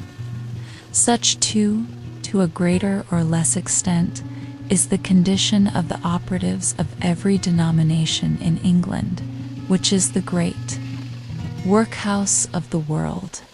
Or I could refer you to Ireland, which is marked as one of the white or enlightened spots on the map. Contrast the physical condition of the Irish with that of the North American Indian, or the South Sea Islander, or any other savage race before it was degraded by contact with the civilized man. Yet I have no doubt that that people's rulers are as wise as the average of civilized rulers. Their condition only proves what squalidness may consist with civilization. I hardly need refer now to the laborers in our southern states who produce the staple exports of this country and are themselves a staple production of the South. But to confine myself to those who are said to be in moderate circumstances. Most men appear never to have considered what a house is, and are actually, though needlessly poor, all their lives, because they think that they must have such a one as their neighbors have, as if one were to wear any sort of coat which the tailor might cut out for him, or, gradually leaving off palm leaf hat or cap of woodchuck skin, complain of hard times because he could not afford to buy him a crown. It is possible to invent a house still more convenient and luxurious than we have, which yet all would admit that man could not afford to pay for. Shall we always study to obtain more of these things, and not sometimes to be content with less? Shall the respectable citizen thus gravely teach, by precept and example, the necessity of the young man's providing a certain number of superfluous glow shoes, and umbrellas, and empty guest chambers for empty guests, before he dies? Why should not our furniture be as simple as the Arabs or the Indians? When I think of the benefactors of the race, whom we have apotheosized as messengers from heaven, bearers of divine gifts to man, I do not see in my mind any retinue at their heels, any carload of fashionable furniture. Or what if I were to allow, would it not be a singular allowance, that our furniture should be more complex than the Arabs, in proportion as we are morally and intellectually his superiors? At present our houses are cluttered and defiled with it, and a good housewife would sweep out the greater part into the dust hole and not leave her morning's work undone. Morning work. By the blushes of Aurora and the music of Memnon, what should be man's morning work in this world? I had 3 pieces of limestone on my desk, but I was terrified to find that they required to be dusted daily, when the furniture of my mind was all undusted still, and I threw them out the window in disgust. How, then, could I have a furnished house? I would rather sit in the open air, for no dust gathers on the grass, unless where man has broken ground.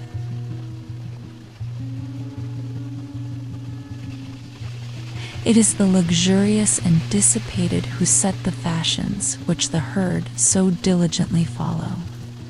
The traveler who stops at the best houses, so-called, soon discovers this, for the publicans presume him to be a Sardanapalus, and if he resigned himself to their tender mercies, he would soon be completely emasculated.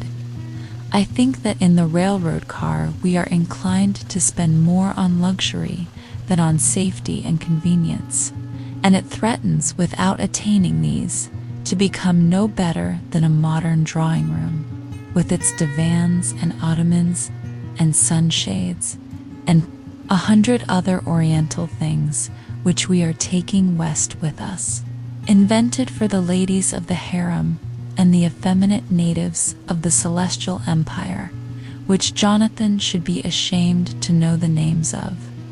I would rather sit on a pumpkin and have it all to myself than be crowded on a velvet cushion. I would rather ride on earth in an ox cart with a free circulation than go to heaven in the fancy car of an excursion train and breathe a malaria all the way. The very simplicity and nakedness of man's life in the primitive ages imply this advantage at least, that they left him still but a sojourner in nature. When he was refreshed with food and sleep, he contemplated his journey again. He dwelt, as it were, in a tent in this world, and was either threading the valleys, or crossing the plains, or climbing the mountain tops. But lo, men have become the tools of their tools. The The man who independently plucked the fruits when he was hungry is become a farmer, and he who stood under a tree for shelter, a housekeeper. We now no longer camp as for a night, but have settled down on earth and forgotten heaven. We have adopted Christianity merely as an improved method of agriculture. We have built for this world a family mansion, and for the next a family tomb. The best works of art are the expression of man's struggle to free himself from this condition. But the effect of our art is merely to make this low state comfortable, and that higher state to be forgotten. There is actually no place in this village for a work of fine art, if any had come down to us, to stand for our lives. Our houses and streets furnish no proper pedestal for it. There is not a nail to hang a picture on, nor a shelf to receive the bust of a hero or a saint. When I consider how our houses are built and paid for, or not paid for, and their internal economy managed and sustained, I wonder that the floor does not give way under the visitor, while he is admiring the gewgaws upon the mantelpiece, and let him through into the cellar to some solid and honest, though earthy foundation. I cannot but perceive that this so-called rich and refined life is a thing jumped at, and I do not get on in the enjoyment of the fine arts which adorn it, my attention being wholly occupied with the jump.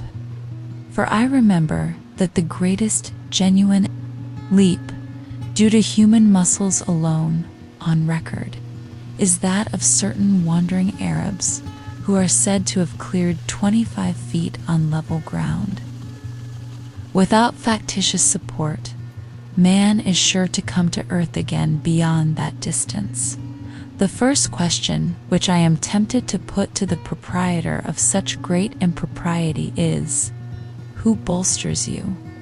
Are you one of the 97 who fail, or of the 3 who succeed? Answer me these questions. The cart before the horse is neither beautiful nor useful. Before we can adorn our houses with beautiful objects, the walls must be stripped, and our lives must be stripped, and beautiful housekeeping and beautiful living be laid for a foundation. Now, a taste for the beautiful is most cultivated out of doors, where there is no house and no housekeeper. Old Johnson, in his wonder-working Providence, speaking of the first settlers of this town, with whom he was contemporary, tells us that they burrow themselves in the earth for their first shelter under some hillside, and, casting the soil aloft upon timber, they make a smoky fire against the earth at the highest side. They did not provide them houses, says he, till the earth, by the Lord's blessing, brought forth bread to feed them. And the first year's crop was so light that they were forced to cut their bread very thin for a long season. The secretary of the province of New Netherland, writing in Dutch in 1650, for the information of those who wished to take up land there, states more particularly that those in New Netherland, and especially in New England, who have no means to build farmhouses at first, according to their wishes, dig a square pit in the ground, cellar fashion, 6 or 7 feet deep, as long and as broad as they think proper, case the earth inside with wood all round the wall, and line the wood with the bark of trees or something else to prevent the caving in of the earth. Floor this cellar with plank, and wainscot it overhead for a ceiling. Raise a roof of spars clear up, and cover the spars with bark or green sods, so that they can live dry and warm in these houses with their entire families for 2, 3, and for years, it being understood that partitions are run through those cellars, which are adapted to the size of the family. The wealthy and principal men in New England, in the beginning of the colonies, commenced their first dwelling houses in this fashion for two reasons. Firstly, in order not to waste time in building and not to want food the next season. Secondly, in order not to discourage poor laboring people whom they brought over in numbers from fatherland in the course of 3 or 4 years, when the country became adapted to agriculture.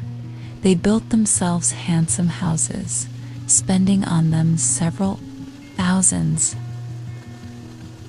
In this course which our ancestors took, there was a show of prudence at least, as if their principle were to satisfy the more pressing wants first. But are the more pressing wants satisfied now? When I think of acquiring for myself one of our luxurious dwellings, I am deterred, for, so to speak, the country is not yet adapted to human culture, and we are still forced to cut our spiritual bread far thinner than our forefathers did their wheaten. Not that all architectural ornament is to be neglected even in the rudest periods, but let our houses first be lined with beauty, where they come in contact with our lives, like the tenement of the shellfish, and not overlaid with it. But, alas, I have been inside 1 or 2 of them, and know what they are lined with. Though we are not so degenerate, but that we might possibly live in a cave or a wigwam, or wear skins today, it certainly is better to accept the advantages, though so dearly bought, which the invention and industry of mankind offer. In such a neighborhood as this, boards and shingles, lime and bricks, are cheaper and more easily obtained than suitable caves, or whole logs, or bark in sufficient quantities, or even well-tempered clay or flat stones. I speak understandingly on this subject, for I have made myself acquainted with it both theoretically and practically. With a little more wit, we might use these materials so as to become richer than the richest now are, and make our civilization a blessing. The civilized man is a more experienced and wiser savage. But to make haste to my own experiment, near the end of March 1845, I borrowed an axe and went down to the woods by Walden Pond, nearest to where I intended to build my house, and began to cut down some tall, arrowy white pines, still in their youth, for timber.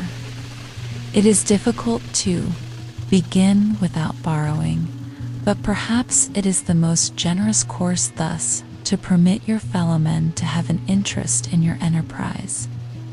The owner of the axe, as he released his hold on it, said that it was the apple of his eye, but I returned, "It's sharper than I received it." It was a pleasant hillside where I worked, covered with pine woods, through which I looked out on the pond, and a small open field in the woods where pines and hickories were springing up.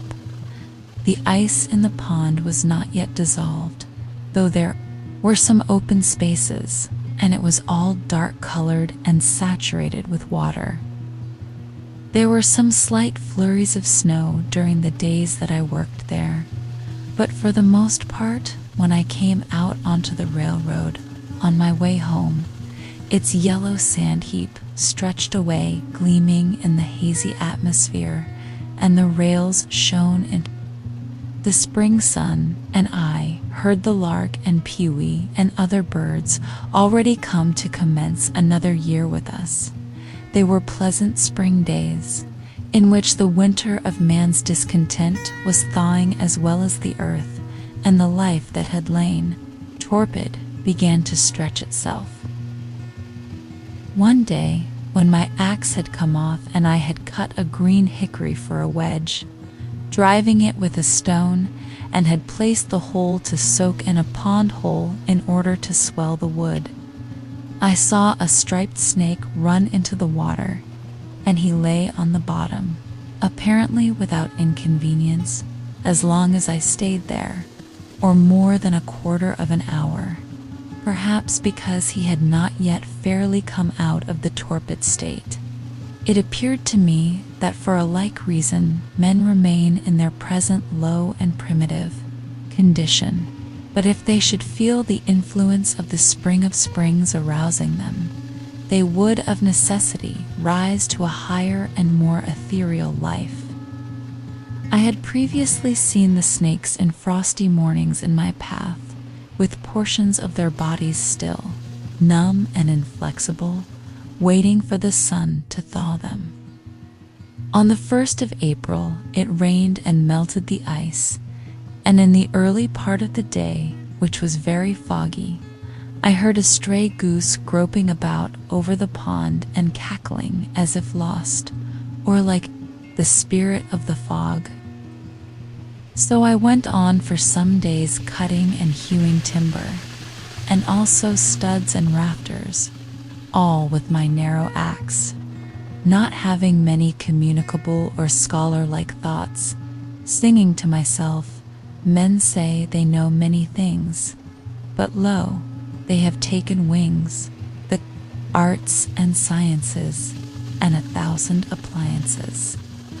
The wind that blows is all that anybody knows." I hewed the main timbers 6 inches square, most of the studs on 2 sides only, and the rafters and floor timbers on one side, leaving the rest of the bark on so that they were just as straight. Each stick was carefully mortised or tenoned by its stump, for I had borrowed other tools by this time. My days in the woods were not very long ones, yet I usually carried my dinner of bread and butter, and read the newspaper in which it was wrapped at noon, sitting amid the green pine boughs which I had cut off, and to my bread was imparted some of their fragrance, for my hands were covered with a thick coat of pitch. Before I had done, I was more the friend than the foe of the pine tree, though I had cut down some of them, having become better acquainted with it. Sometimes a rambler in the wood was attracted by the sound of my axe, and we chatted pleasantly over the chips which I had made. By the middle of April, for I made no haste in my work, but rather made the most of it, my house was framed and ready for the raising. I had already bought the shanty of James Collins, an Irishman who worked on the Fitchburg Railroad, for boards. James Collins' shanty was considered an uncommonly fine one. When I called to see it, he was not at home. I walked about the outside, at first unobserved from within. The window was so deep and high, it was of small dimensions, with a peaked cottage roof, and not much else to be seen, the dirt being raised 5 feet all around as if it were a compost heap. The roof was the soundest part, though a good deal warped and made brittle by the sun. Doorsill there was none, but a perennial passage for the hens under the doorboard. Mrs. C came to the door and asked me to view it from the inside. The hens were driven in by my approach. It was dark, and had a dirt floor for the most part, dank, clammy, and aguish, only here a board and there a board which would not bear removal. She lighted a lamp to show me the inside of the roof and the walls, and also that the board floor extended under the bed, warning me not to step into the cellar, a sort of dust hole 2 feet deep. In her own words, they were good boards overhead, good boards all around, and a good window of 2 whole squares originally. Only the cat had passed out that way lately. There was a stove, a bed, and a place to sit, an infant in the house where it was born. a silk parasol, gilt-framed looking glass, and a patent new coffee mill nailed to an oak sapling.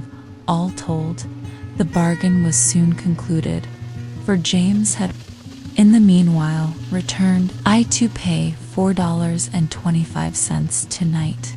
He to vacate at 5 tomorrow morning, selling to nobody else meanwhile. I to take possession at 6. It were well, he said, to be there early and anticipate certain indistinct but wholly unjust claims on the score of ground rent and fuel. This, he assured me, was the only encumbrance. At 6, I passed him and his family on the road. One large bundle held their all: bed, coffee mill, looking glass, hens, all but the cat. She took to the woods and became a wildcat, and, as I learned afterward, trod in a trap set for woodchucks, and so became a dead cat at last. I took down this dwelling the same morning, drawing the nails, and removed it to the pond side by small cartloads, spreading the boards on the grass there to bleach and warp back again in the sun. One early thrush gave me a note or two as I drove.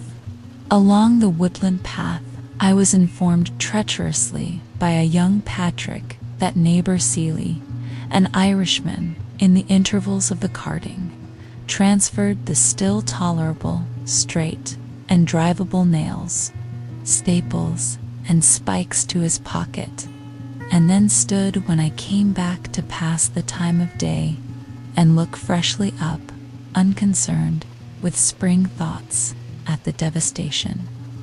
There being a dearth of work, as he said, he was there to represent and help make this seemingly insignificant event one with the removal of the gods of Troy.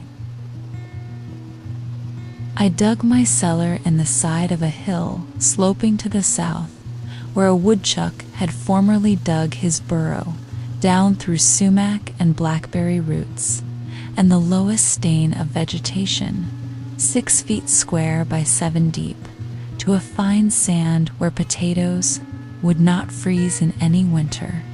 The sides were left shelving and not stoned, but the sun having never shone on them, the sand still keeps its place.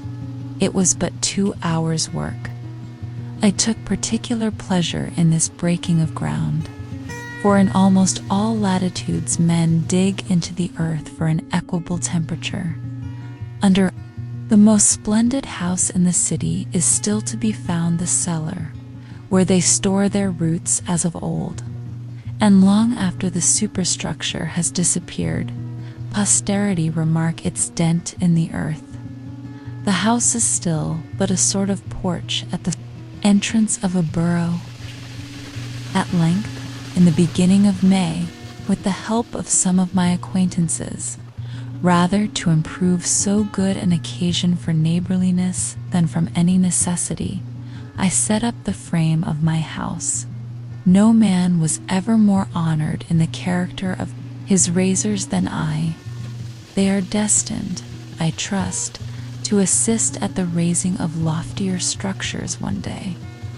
I began to occupy my house on the 4th of July, as soon as it was boarded and roofed, for the boards were carefully feather-edged and lapped, so that it was perfectly impervious to rain.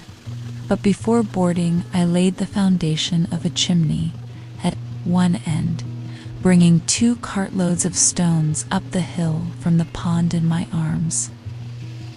I built the chimney after my hoeing in the fall, before a fire became necessary for warmth, doing my cooking in the mean while out of doors on the ground, early in the morning, which mode I still think is in some respects more convenient and agreeable than the usual one. When it stormed before my bread was baked, I fixed a few boards over the fire and sat under them to watch my loaf, and passed some pleasant hours in that way. In those days, when my hands were much employed, I read but little, but the least. Scraps of paper which lay on the ground, my holder or tablecloth, afforded me as much entertainment. In fact, answered the same purpose as the Iliad. It would be worth the while to build still more deliberately than I did, considering, for instance, what foundation a door, a window, a cellar, a garret have in the nature of man, and perchance never raising any superstructure until we found a better reason for it than our temporal necessities even. There is some of the same fitness in a man's building his own house that there is in a bird's building its own nest. Who knows but if men constructed their dwellings with their own hands, and provided food for themselves and families simply and honestly enough, the poetic faculty would be universally developed, as birds universally sing when they are so engaged. But alas, we do like cowbirds and cuckoos, which lay their eggs in nests which other birds have built, and cheer no traveler with their chattering and unmusical notes. Shall we forever resign the pleasure of construction to the carpenter? What does architecture amount to in the experience of the mass of men? I never in all my walks came across a man engaged in so simple and natural an occupation as building his house. We belong to the community. It is not the tailor alone who is the ninth part of a man. It is as much the preacher and the merchant and the farmer. Where is this division of labor to end, and what object does it finally serve? No doubt another may also think for me, but it is not therefore desirable that he should do so to the exclusion of my thinking for myself. True, there are architects so called in this country, and I have heard of one at least possessed with the idea of making architectural ornaments have a core of truth, a necessity, and hence a beauty, as if it were a revelation to him. All very well, perhaps from his point of view, but only a little better than the common dilettantism. A sentimental reformer in architecture, he began at the cornice, not at the foundation. It was only how to put a core of truth within the ornaments, that every sugar plum in fact might have an almond or caraway seed in it, though I hold that almonds are most wholesome without the sugar, and not how the inhabitant, the indweller, might build truly within and without, and let the ornaments take care of themselves. What reasonable man ever supposed that ornaments were something outward and in the skin merely, that the tortoise got his spotted shell, or the shellfish its mother-o'-pearl tints, by such a contract as the inhabitants of Broadway, their Trinity Church? But a man has no more to do with the style of architecture of his house than a tortoise with that of its shell. Nor need the soldier be so idle as to try to paint the precise color of his virtue on his standard. The enemy will find it out. He may turn pale when the trial comes. This man seemed to me to lean over the cornice and timidly whisper his half-truth to the rude occupants who really knew it better than he. What of architectural beauty I now see, I know has gradually grown from within, outward, out of the necessities and character of the indweller, who is the only builder out of some unconscious truthfulness and nobleness, without ever a thought for the appearance, and whatever additional beauty of this kind is destined to be produced will be preceded by a like unconscious beauty of life. The most interesting dwellings in this country, as the painter knows, are the most unpretending. Humble log huts and cottages of the poor commonly. It is the life of the inhabitants whose shells they are, and not any peculiarity in their surfaces, merely which makes them picturesque.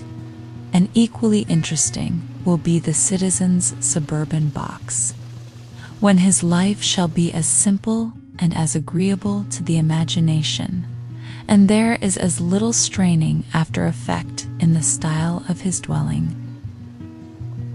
A great proportion of architectural ornaments are literally hollow, and a September gale would strip them off like borrowed plumes, without injury to the substantives. They can do without architecture who have no olives nor wines in the cellar. What if an equal ado were made about the ornaments of style in literature, and the architects of our Bibles spent as much time about their cornices as the architects of our churches do? So are made the belles letters and the beaux-arts, and their professors. Much it concerns a man, forsooth, how a few sticks are slanted over him or under him, and what colors are daubed upon his box. It would signify somewhat, if, in any earnest sense, he slanted them and daubed it. But the spirit having departed out of the tenant, it is of a piece with constructing his own coffin.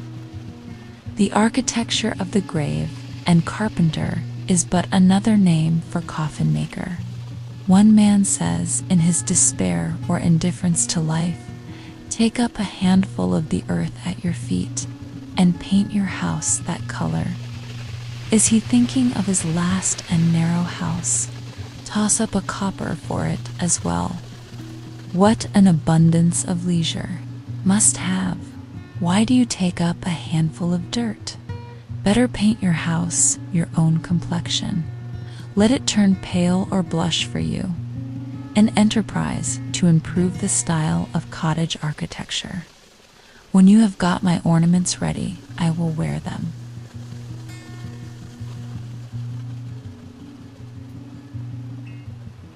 Before winter, I built a chimney and shingled the sides of my house, which were already impervious to rain, with imperfect and sappy shingles made of the first slice of the log, whose edges I was obliged to straighten with a plane.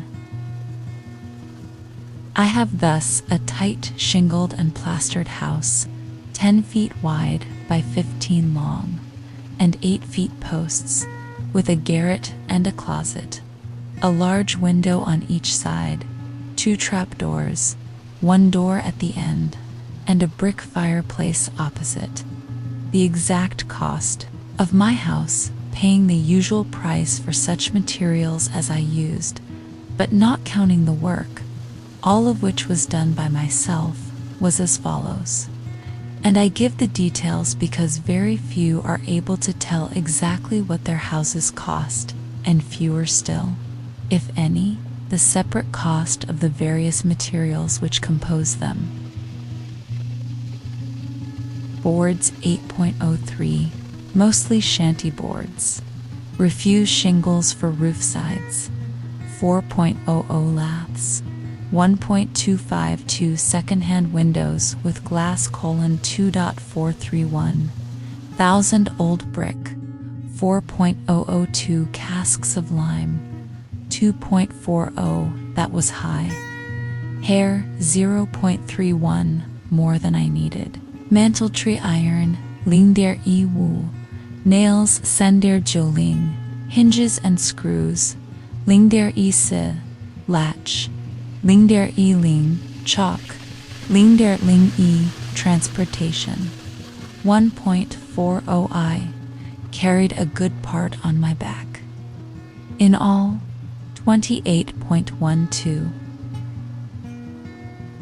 These are all the materials, excepting the timber stones and sand, which I claimed by squatter's right. I have also a small woodshed adjoining, made chiefly of the stuff which was left after building the house. I intend to build me a house which will surpass any on the main street in Concord in grandeur and luxury, as soon as it pleases me as much, and will cost me no more than my present one. I thus found that the student who wishes for a shelter can obtain one for a lifetime at an expense not greater than the rent which he now pays annually.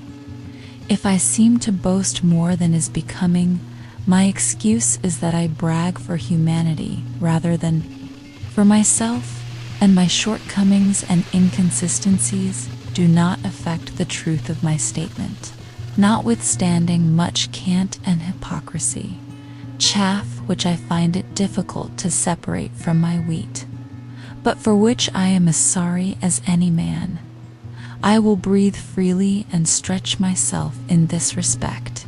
It is such a relief to both the moral and physical system, and I am resolved that I will not, through humility, become the devil's attorney. I will endeavor to speak a good word for the truth. At Cambridge College, the mere rent of a student's room, which is only a little larger than my own, is $30 each year. Though the corporation had the advantage of building side by side and under one roof, and the occupant suffers the inconvenience of many and noisy neighbors, and perhaps a residence in the 4th story. I cannot but think that if we had more true wisdom in these respects, not only less education would be needed, because forsooth more would already have been acquired, but the pecuniary expense of getting an education would, in a great measure, vanish. Those conveniences which the student requires at Cambridge or elsewhere cost him or somebody else 10 times as great a sacrifice of life as they would with proper management on both sides. Those things for which the most money is demanded are never the things which the student most wants. Tuition, for instance, is an important item in the term bill, while for the far more valuable education which he gets by associating with the most cultivated of his contemporaries, no charge is made. The mode of founding a college is commonly to get up a subscription of dollars and cents, and then following blindly the principles of a division of labor to its extreme, a principle which should never be followed but with circumspection, to call in a contractor who makes this a subject of speculation, and he employs Irishmen or other operatives actually to lay the foundations, while the students that are to be are said to be fitting themselves for it. And for these oversights, successive generations have to pay. I think that it would be better than this for the students, or those who desire to be benefited by it, even to lay the foundation themselves. The student who secures his coveted leisure and retirement by systematically shirking any labor necessary to man obtains but an ignoble and unprofitable leisure, defrauding himself of the experience which alone can make leisure fruitful. But, says one, you do not mean that the student should go to work with their hands instead of their heads. I do not mean that exactly, but I mean something which he might think a good deal like that. I mean that they should not play life, or study it merely while the community supports them at this expensive game, but earnestly live it from beginning to end. How could youths better learn to live than by at once trying the experiment of living? Methinks this would exercise their minds as much as mathematics.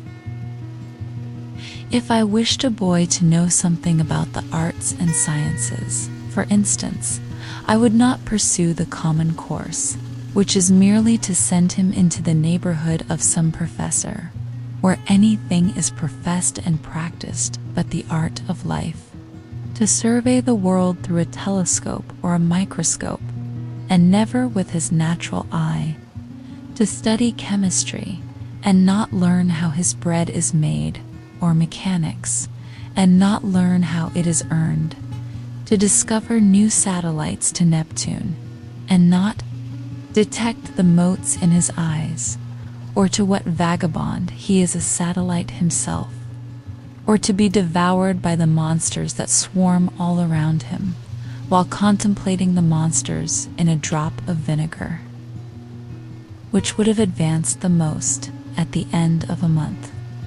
The boy who had made his own jackknife from the ore which he had dug and smelted, reading as much as would be necessary for this, or the boy who had attended the lectures on metallurgy at the institute in the meanwhile and had received a Rogers penknife from his father, which would be most likely to cut his fingers. To my astonishment, I was informed on leaving college that I had studied navigation. Why, if I had taken one turn down the harbor, I should have known more about it. Even the poor student studies, and is taught only political economy, while that economy of living which is synonymous with philosophy is not even sincerely professed in our colleges. The consequence is that while he is reading Adam Smith, Ricardo, and Say, he runs his father in debt irretrievably.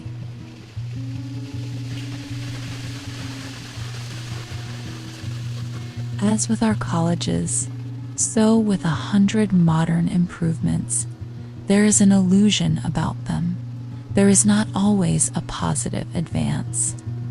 The devil goes on exacting compound interest to the last for his early share and numerous succeeding investments. In them, our inventions are wont to be pretty toys, which distract our attention from serious things. They are but improved means to an unimproved end, an end which it was already but too easy to arrive at. As railroads lead to Boston or New York, we are in great haste to construct a magnetic telegraph from Maine to Texas. But Maine and Texas, it may be, have nothing important to communicate. Either is in such a predicament as the man who was earnest to be introduced to a distinguished deaf woman, but when he was presented, and one end of her ear trumpet was put into his hand, had nothing to say, as if the main object were to talk fast and not to talk sensibly. We are eager to tunnel under the Atlantic and bring the old world some weeks nearer to the new. But perchance the first news that will leak through into the broad, flapping American ear will be that the Princess Adelaide has the whooping cough. After all, the man whose horse trots a mile in a minute does not carry the most important messages. He is not an evangelist, nor does he come round eating locusts and wild honey. I doubt if flying childers ever carried a peck of corn to mill. One says to me, "I wonder that you do not lay up money. You love to travel. You might take the cars and go to Fitchburg today and see the country, but I am wiser than that. I have learned that the swiftest traveler is he that goes afoot." I say to my friend, suppose we try who will get there first. The distance is 30 miles, the fare 90 cents. That is almost a day's wages. I remember when wages were 60 cents a day for laborers on this very road. Well, I start now on foot and get there before night. I have traveled at that rate by the week together. You will in the meanwhile have earned your fare and arrive. There's some time tomorrow, or possibly this evening, if you are lucky enough to get a job in season. Instead of going to Fitchburg, you will be working here the greater part of the day. And so, if the railroad reached round the world, I think that I should keep ahead of you. And as for seeing the country and getting experience of that kind, I should have to cut your acquaintance altogether. Such is the universal law. which no man can ever outwit. And with regard to the railroad, even we may say it is as broad as it is long. To make a railroad round the world available to all mankind is equivalent to grading the whole surface of the planet. Men have an indistinct notion that if they keep up this activity of joint stocks and spades long enough, all will at length ride somewhere in next to no time and for nothing.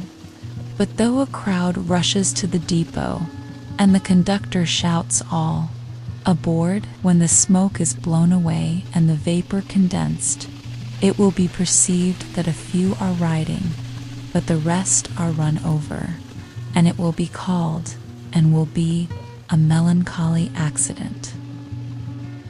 No doubt they can ride at last who shall have earned their fare, that is, if they survive so long. But they will probably have lost their elasticity and desire to travel by that time. This spending of the best part of one's life earning money, in order to enjoy a questionable liberty during the least valuable part of it, reminds me of the Englishman who went to India to make a fortune first, in order that he might return to England and live the life of a poet. He should have gone up garret at once. What, exclaim a million Irishmen starting up from all the shanties in the land, is not this railroad which we have built a good thing? Yes, I answer, comparatively good.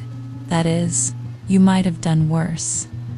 But I wish, as you are brothers of mine, that you could have spent your time better than digging in this dirt. Before I finished my house, wishing to earn $10 or $12 by some honest and agreeable method, in order to meet my unusual expenses, I planted about 2.5 acres of light and sandy soil near it, chiefly with beans, but also a small part with potatoes, corn, peas, and turnips. The whole lot contains 11 acres, mostly growing up to pines and hickories, and was sold the preceding season for $8.08 an acre. One farmer said that it was good for nothing but to raise cheeping squirrels on. I put no manure whatever on this land, not being the owner, but merely a squatter, and not expecting to cultivate so much again, and I did not quite hoe it all once. I got out several cords of stumps in plowing, which supplied me with fuel for a long time, and left small circles of virgin mold, easily distinguishable through the summer by the greater luxuriance of the beans there. The dead and for the most part unmerchantable wood behind my house, and the driftwood from the pond, have supplied the remainder of my fuel. I was obliged to hire a team and a man for the plowing, though I held the plow myself. My farm outgoes for the first season were, for implements, seed, work, and seed, 14.72. The seed corn was given me. This never costs anything to speak of, unless you plant more than enough. I got 12 bushels of beans and 18 bushels of potatoes, besides some peas and sweet corn. The yellow corn and turnips were too late to come to anything. My whole income from the farm was, deducting the outgoes, 14.72 and a half there are left. Beside produce consumed and on hand at the time this estimate was made of the value of $4.50. The amount on hand much more than balancing a little grass which I did not raise. All things considered, that is, considering the importance of a man's soul and of today, notwithstanding the short time occupied by my experiment. Nay, partly even because of its transient character, I believe that was doing better than any farmer in Concord did that year. The next year I did better still, for I spaded up all the land which I required, about 1/3 of an acre. And I learned from the experience of both years, not being in the least awed by many celebrated works on husbandry, Arthur Young among the rest, that if one would live simply and eat only the crop which he raised, and raise no more than he ate, and not exchange it for an insufficient quantity of more luxurious and expensive things, he would need to cultivate only a few rods of ground, and that it would be cheaper to spade up that than to use oxen to plow it, and to select a fresh spot from time to time than to manure the old, and he could do all his necessary farm work, as it were, with his left hand at odd hours in the summer. And thus he would not be tied to an ox, or horse, or cow, or pig, as at present. I desire to speak impartially on this point, and as one not interested in the success or failure of the present economical and social arrangements. I was more independent than any farmer in Concord, for I was not anchored to a house or farm, but could follow the bent of my genius, which is a very crooked one, every moment. Beside being better off than they already, if my house had been burned, or my crops had failed, I should have been nearly as well off as before. I am wont to think that men are not so much the keepers of herds as herds are the keepers of men. The former are so much the freer. Men and oxen exchange work, but if we consider necessary work only, the oxen will be seen to have greatly the advantage. Their farm is so much the larger. Man does some of his part of the exchange work in his 6 weeks of haying, and it is no boy's play. Certainly no nation that lived simply in all respects, that is, no nation of philosophers, would commit so great a blunder as to use the labor of animals. True, there never was and is not likely soon to be a nation of philosophers, nor am I certain it is desirable that there should be. However, I should never have broken a horse or bull and taken him to board for any work he might do for me, for fear I should become a horseman or a herdsman merely. And if society seems to be the gainer by so doing, are we certain that what is one man's gain is not another's loss, and that the stable boy has equal cause with his master to be satisfied? Granted that some public works would not have been constructed without this aid, and let man share the glory of such with the ox and horse, does it follow that he could not have accomplished works yet more worthy of himself in that case? When men begin to do not merely unnecessary or artistic, but luxurious and idle work with their assistants, it is inevitable that a few do all, the exchange work with the oxen, or, in other words, become the slaves of the strongest. Man thus not only works for the animal within him, but, for a symbol of this, he works for the animal without him. Though we have many substantial houses of brick or stone, the prosperity of the farmer is still measured by the degree to which the barn overshadows the house. This town is said to have the largest houses for oxen, cows, and horses hereabouts, and it is not behindhand in its public buildings. But there are very few halls for free worship or free speech in this county. It should not be by their architecture, but why not even by their power of abstract thought, that nations should seek to commemorate themselves. How much more admirable the Bhagavad Gita than all the ruins of the East. Towers and temples are the luxury of princes. A simple and independent mind does not toil at the bidding of any prince. Genius is not a retainer to any emperor, nor is its material silver or gold or marble, except to a trifling extent. To what end, pray, is so much stone hammered? In Arcadia, when I was there, I did not see any hammering stone. Nations are possessed with an insane ambition to perpetuate the memory of themselves by the amount of hammered stone they leave. What if equal pains were taken to smooth and polish their manners? One piece of good sense would be more memorable than a monument as high as the moon. I love better to see stones in place. The grandeur of Thebes was a vulgar grandeur. More sensible is a rod of stone wall that bounds an honest man's field than 100 gated Thebes that has wandered farther from the true end of life. The religion and civilization, which are barbaric and heathenish, builds splendid temples. But what you might call Christianity does not. Most of the stone a nation hammers goes toward its tomb only. It buries itself alive.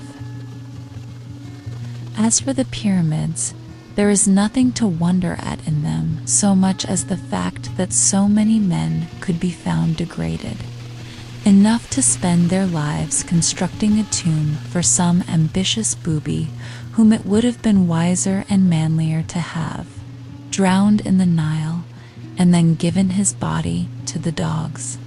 I might possibly invent some excuse for them in him, but I have no time for it. As for the religion and love of art of the builders, it is much the same all the world over. Whether the building be an Egyptian temple or the United States Bank, it costs more than it comes to. The mainspring is vanity, assisted by the love of garlic and bread and butter. Mr. Balcom, a promising young architect, designs it on the back of his Vitruvius with hard pencil and ruler, and the job is let out to Dobson and Sons, stonecutters.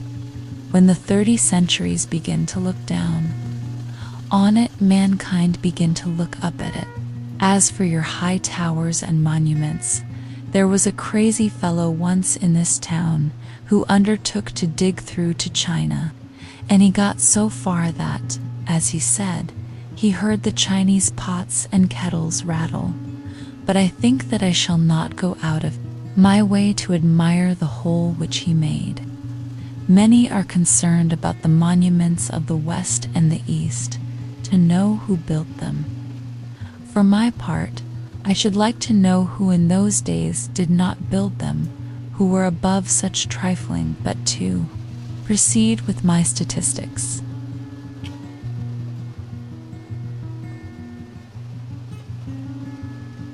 By surveying, carpentry, and day labor of various other kinds in the village in the meanwhile.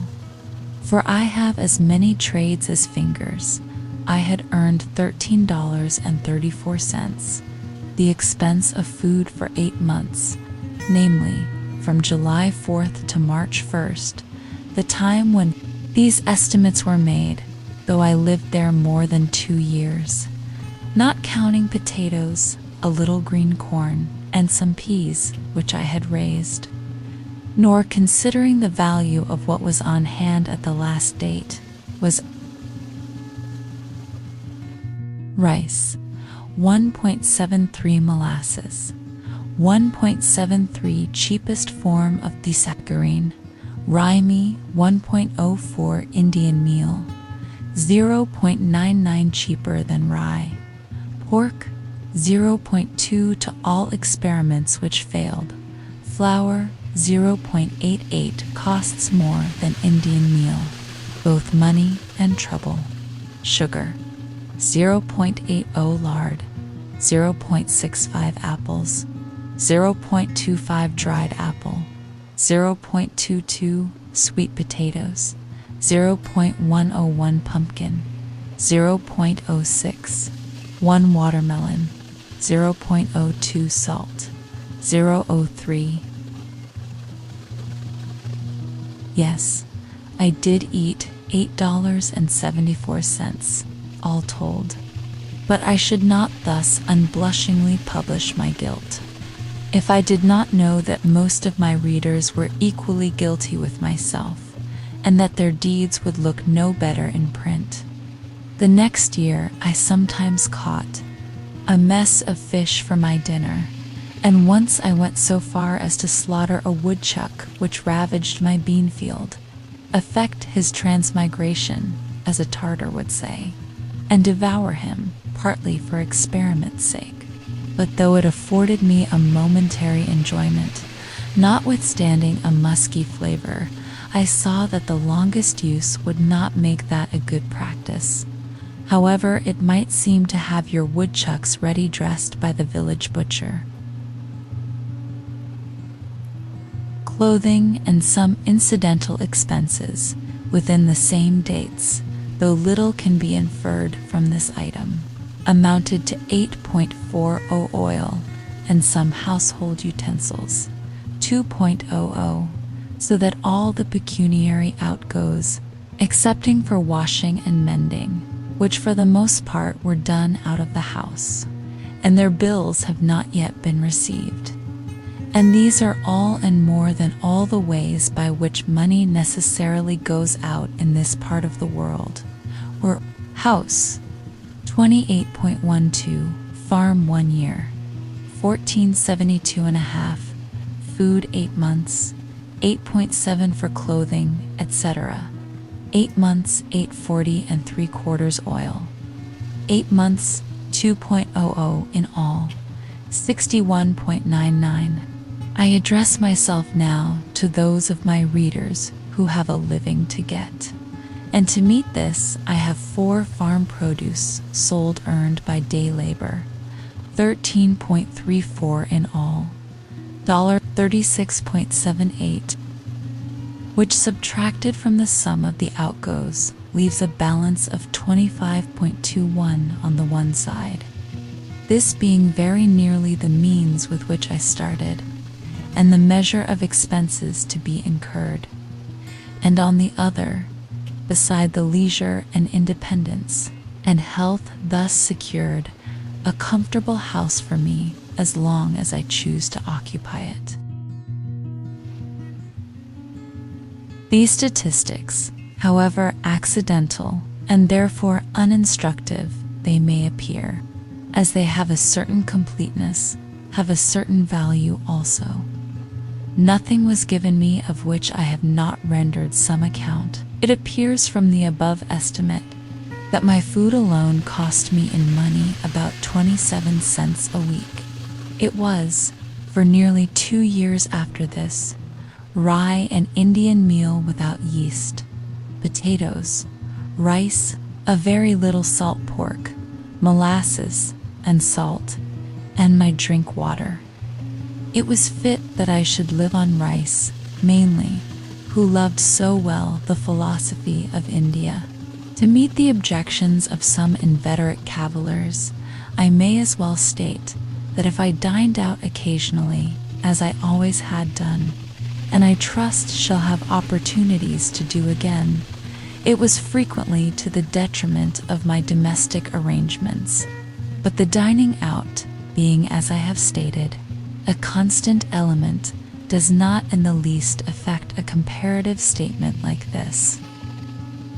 I learned from my 2 years' experience that it would cost incredibly little trouble to obtain one's necessary food, even in this latitude, that a man may use as simple a diet as the animals, and yet retain health and strength.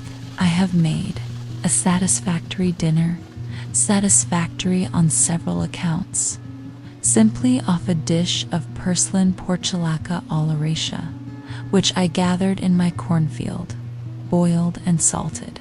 I give the Latin on account of the savoriness of the trivial name, and pray what more can a reasonable man desire, in peaceful times, in ordinary noons, than a sufficient number of ears of green sweet corn boiled, with the addition of salt. Even The little variety which I used was a yielding to the demands of appetite and not of health. Yet men have come to such a pass that they frequently starve, not for want of necessaries, but for want of luxuries. And I know a good woman who thinks that her son lost his life because he took to drinking water only. The reader will perceive that I am treating the subject rather from an economic than a dietetic point of view, and he will not venture to put my abstemiousness to the test unless he has a well-stocked larder. Bread I at first made of pure Indian meal and salt, genuine hoe cakes, which I baked before my fire out of doors on a shingle or the end of a stick of timber sawed off in building my house. But it was wont to get smoked and to have a piney flavor. I tried flour also, but have at last found a mixture of rye and Indian meal most convenient and agreeable. In cold weather it was no little amusement to bake several small loaves of this in succession, tending and turning them as carefully as an Egyptian his hatching eggs. They were a real cereal fruit which I ripened, and they had to my senses a fragrance like that of other noble fruits, which I kept in as long as possible by wrapping them in cloths. Bread I at first made of pure Indian meal and salt, genuine hoe cakes, which I baked before my fire out of doors on a shingle or the end of a stick of timber sawed off in building my house. But it was wont to get smoked and to have a piney flavor. I tried flour also, but have at last found a mixture of rye and Indian meal most convenient and agreeable. In cold weather it was no little amusement to bake several small loaves of this in succession, tending and turning them as carefully as an Egyptian his hatching eggs. They were a real cereal fruit which I ripened, and they had to my senses a fragrance like that of other noble fruits, which I kept in as long as possible by wrapping them in cloths. I made a study of the ancient and indispensable art of bread making, consulting such authorities as offered, going back to the primitive days and first invention of the unleavened kind, when from the wildness of nuts and meats men first reached the mildness and refinement of this diet, and traveling gradually down in my studies through that accidental souring of the dough which it is supposed taught the leavening process, and through the various fermentations thereafter, till I came to good, sweet, wholesome bread, the staff of life. Leaven, which some deem the soul of bread, the spiritus which fills its cellular tissue, which is religiously preserved like the vestal fire. Some precious bottleful, I suppose, first brought over in the Mayflower, did the business for America, and its influence is still rising, swelling, spreading, in cerealian billows over the land. This seed I regularly and faithfully procured from the village, till at length one morning I forgot the rules and scalded my yeast, by which accident I discovered that even this was not indispensable, for my discoveries were not by the synthetic but analytic process, and I have gladly omitted it, since though most housewives earnestly assured me that safe and wholesome bread without yeast might not be, and elderly people prophesied a speedy decay of the vital forces, yet I find it not to be an essential ingredient, and after going without it for a year am still in the land of the living, and I am glad to escape the trivialness of carrying a bottleful in my pocket, which would sometimes pop and discharge its contents to my discomfiture. It is simpler and more respectable to omit it. Man is an animal who more than any other can adapt himself to all climates and circumstances. Neither did I put any sal soda or other acid or alkali into my bread. It would seem that I made it according to the recipe which Marcus Porcius Cato gave about 2 centuries before Christ. Panem depstitium sic facito, manus mortarium gene levato, farinum in mortarium indito, aqui politum addito, subigitac pultre, ubi bene subigeris, defingido, coquidoque sub testu, which I take to mean make kneaded bread thus. Wash your hands and trough well. Put the meal into the trough, add water gradually, and knead it thoroughly. When you have kneaded it well, mold it and bake it under a cover, that is, in a baking kettle. Not a word about leave-on, but I did not always use this staff of life. At one time, owing to the emptiness of my purse, I saw none of it for more than a month.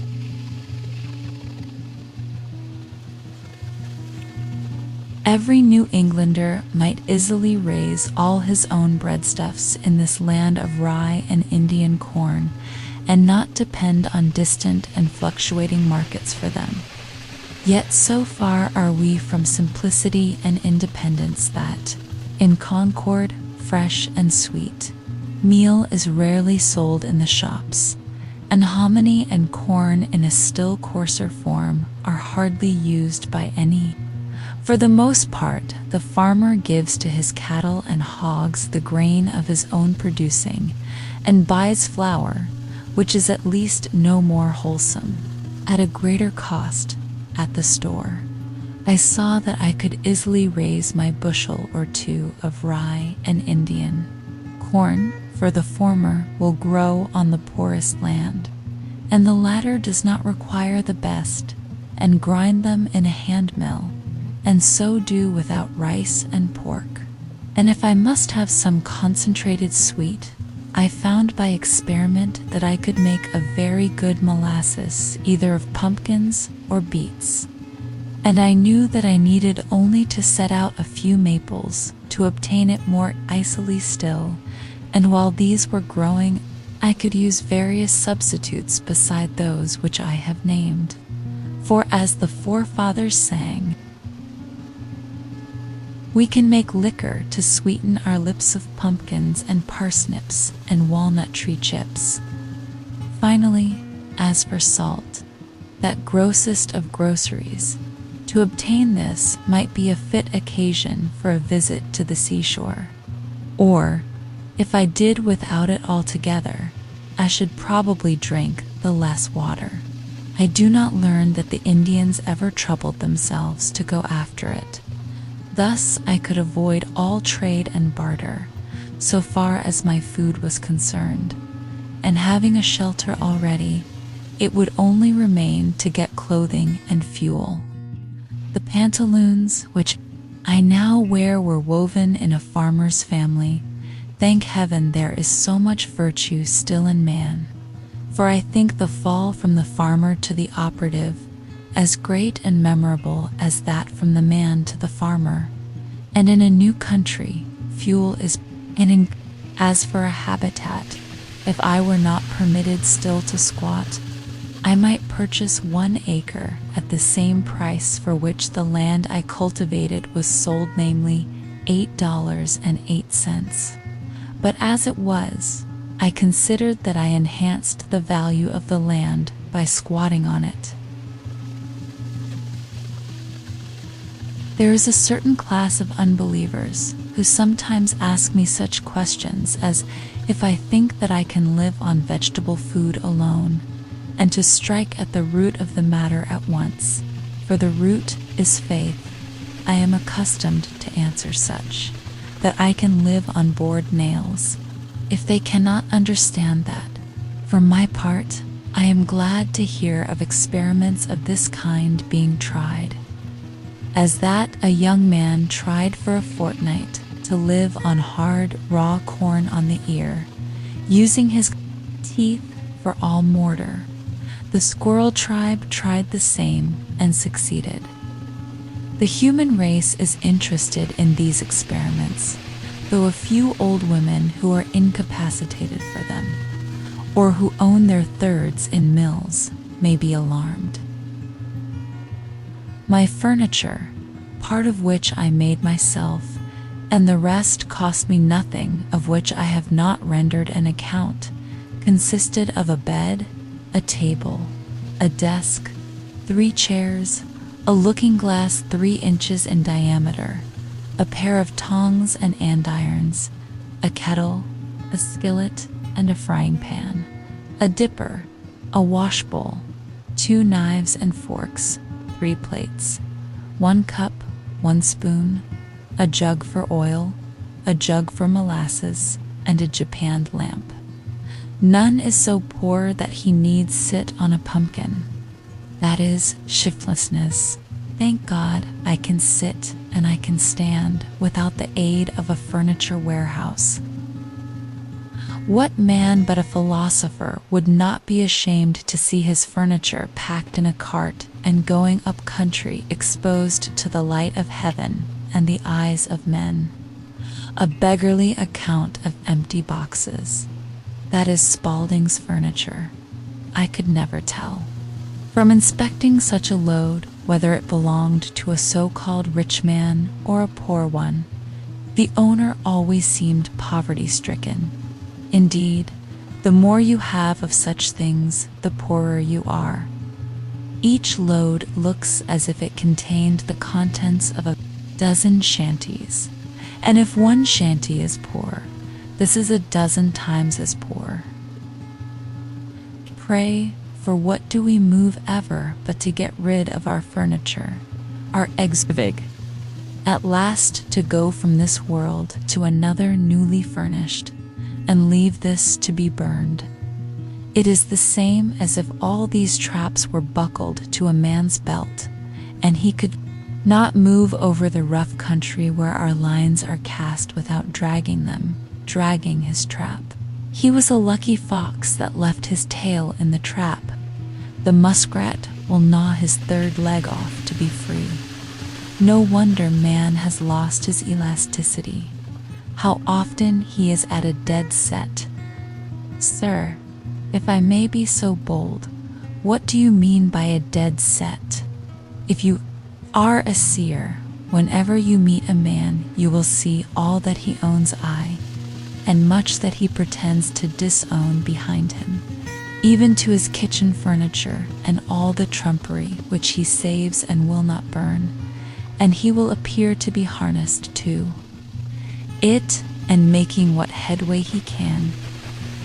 I think that the man is at a dead set who has got through a knot-hole or gateway where his sledge-load of furniture cannot follow him. I cannot but feel compassion when I hear some trig, compact-looking man, seemingly free, all girded and ready, speak of his furniture as whether it is insured or not. But what shall I do with my furniture? My gay butterfly is entangled in a spider's web then. Even those who seem for a long while not to have any, if you inquire more narrowly, you will find have some stored in somebody's barn. I look upon England today as an old gentleman who is traveling with a great deal of baggage, trumpery which has accumulated from long housekeeping, which he has not the courage to burn. Great trunk, little trunk, bandbox, and bundle. Throw away. The first 3, at least. It would surpass the powers of a well man nowadays to take up his bed and walk, and I should certainly advise a sick one to lay down his bed and run.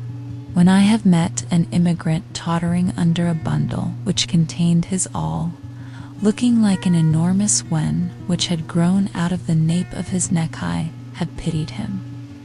Not because that was his all, but because he had all that to carry. If I have got to drag my trap, I will take care that it be a light one and do not nip me in a vital part. but perchance it would be wisest never to put one's paw into it.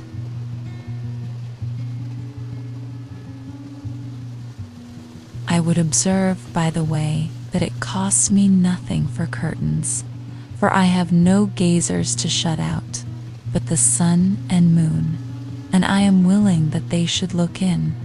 The moon will not sour milk, nor taint meat of mine, nor will the sun injure. My furniture will fade my carpet, and if he is sometimes too warm a friend, I find it still better economy to retreat behind some curtain which nature has provided, than to add a single item to the details of housekeeping. A lady once offered me a mat, but as I had no room to spare within the house, nor time to spare within or without to shake it, I declined it, preferring to wipe my feet on the sod before my door. It is best to avoid the beginnings of evil. Not long since I was present at the auction of a deacon's effects, for his life had not been ineffectual. The evil that men do lives after them. As usual, a great proportion was trumpery, which had begun to accumulate in his father's day. Among the rest was a dried tapeworm, and now, after lying half a century in his garret and other dust holes, these things were not burned. Instead of a bonfire or purifying destruction of them, there was an auction or increasing of them. The neighbors eagerly collected to view them, bought them all, and carefully transported them to their garrets and dust holes, to lie there till their estates are settled, when they will start again. When a man dies, he kicks the dust. The customs of some savage nations might, perchance, be profitably imitated by us, for they at least go through the semblance of casting their slough annually. They have the idea of the thing, whether they have the reality or not. Would it not be well if we were to celebrate such a busk or feast of first fruits, as Bartram describes to have been the custom of the Muckless Indians? When a town celebrates the busk, says he, having previously provided themselves with new clothes, new pots, pans, and other household utensils and furniture, they collect all their worn-out clothes and other despicable things, sweep and cleanse their houses, squares, and the whole town of their filth, which with all the remaining grain and other old provisions they cast together into one common heap, and consume it with fire. After having taken medicine and fasted for 3 days, all the fire in the town is extinguished. During this fast, they abstain from the gratification of every appetite and passion whatever. A general amnesty is proclaimed. All malefactors may return to their town. On the 4th morning, the high priest, by rubbing dry wood together, produces new fire in the public square, from whence every habitation in the town is supplied with the new and pure flame. They then feast on the new corn and fruits, and dance and sing for 3 days. And the 4 following days they receive visits and rejoice with their friends from neighboring towns, who have in like manner purified and prepared themselves. The Mexicans also practiced a similar purification at the end of every 52 years, in the belief that it was time for the world to come to an end. I have scarcely heard of a truer sacrament, that is, as the dictionary defines it, outward and visible sign of an inward and spiritual grace, than this. And I have no doubt that they were originally inspired directly from heaven to do thus, though they have no biblical record of the revelation.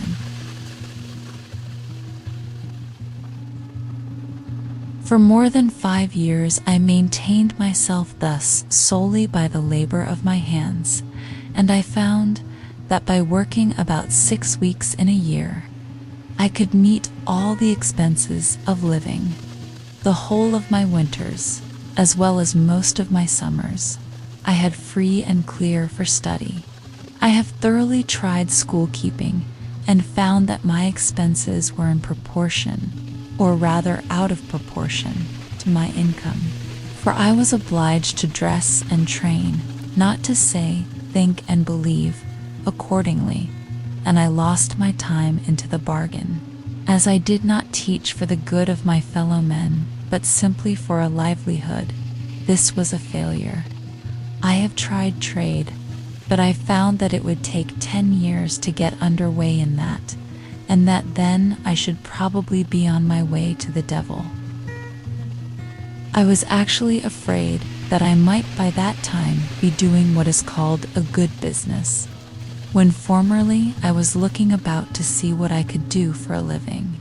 Some sad experience in conforming to the wishes of friends being fresh in my mind. To tax my ingenuity, I thought often and seriously of picking huckleberries. That surely I could do, and its small profits might suffice. For my greatest skill has been to want but little. So little capital it required, so little distraction. From my wonted moods, I foolishly thought. While my acquaintances went unhesitatingly into trade or the professions, I contemplated this occupation as most like theirs, ranging the hills all summer to pick the berries which came in my way, and thereafter carelessly dispose of them. So, to keep the flocks of Admetus, I also dreamed that I might gather the wild herbs, or carry evergreens to such villagers as loved to be reminded of the woods, even to the city, by hay-cart loads. But I have since learned that trade curses everything it handles, and though you trade in messages from heaven, the whole curse of trade attaches to the business. As I preferred some things to others, and especially valued my freedom, as I could fare hard and yet succeed well, I did not wish to spend my time in earning rich carpets or other fine furniture, or delicate cookery, or a house in the Grecian, or the Gothic style just yet. If there are any to whom it is no interruption to acquire these things, and who know how to use them when acquired, I relinquish to them the pursuit. Some are industrious, and appear to love labor for its own sake, or perhaps because it keeps them out of worse mischief. To such I have at present nothing to say. Those who would not know what to do with more leisure than they now enjoy, I might advise to work twice as hard as they do. Work till they pay for themselves, and get their free papers. For myself, I found that the occupation of a day laborer was the most independent of any, especially as it required only 30 or 40 days in a year to support one. The laborer's day ends with the going down of the sun, and he is then free to devote himself to his chosen pursuit, independent of his labor. But his employer, who speculates from month to month, has no respite from one end of the year to the other. In short, I am convinced, both by faith and experience, that to maintain oneself on this earth is not a hardship but a pastime, if we will live simply and wisely, as the pursuits of the simpler nations are still the sports of the more artificial. It is not necessary that a man should earn his living by the sweat of his brow, unless he sweats easier than I do. One young man of my acquaintance, who has inherited some acres, told me that he thought he should live as I did if he had the means. I would not have anyone adopt my mode of living on any account. For beside that, before he has fairly learned it, I may have found out another for myself. I desire that there may be as many different persons in the world as possible, but I would have each one be very careful to find out and pursue his own way, and not his father's or his mother's, or his neighbor's instead. The youth may build or plant or sail, only let him not be hindered from doing that which he tells me he would like to do.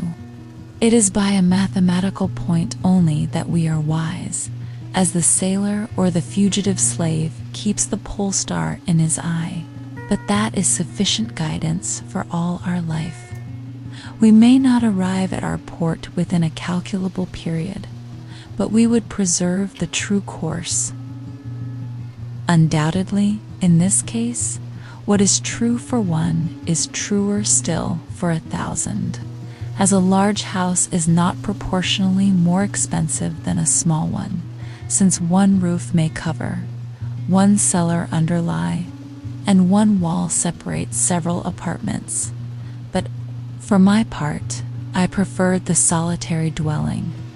Moreover, it will commonly be cheaper to build the whole yourself than to convince another of the advantage of the common wall. And when you have done this, the common partition, to be much cheaper, must be a thin one, and that other may prove a bad neighbor, and also not keep his side in repair.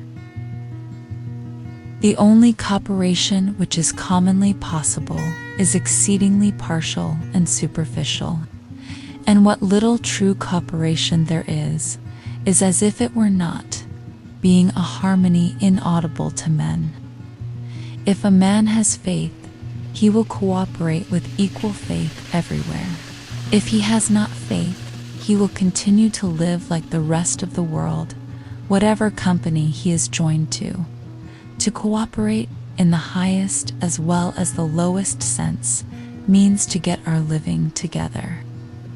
I heard it proposed lately that 2 young men should travel together over the world, the one without money, earning his means as he went, before the mast and behind the plow, the other carrying a bill of exchange in his pocket.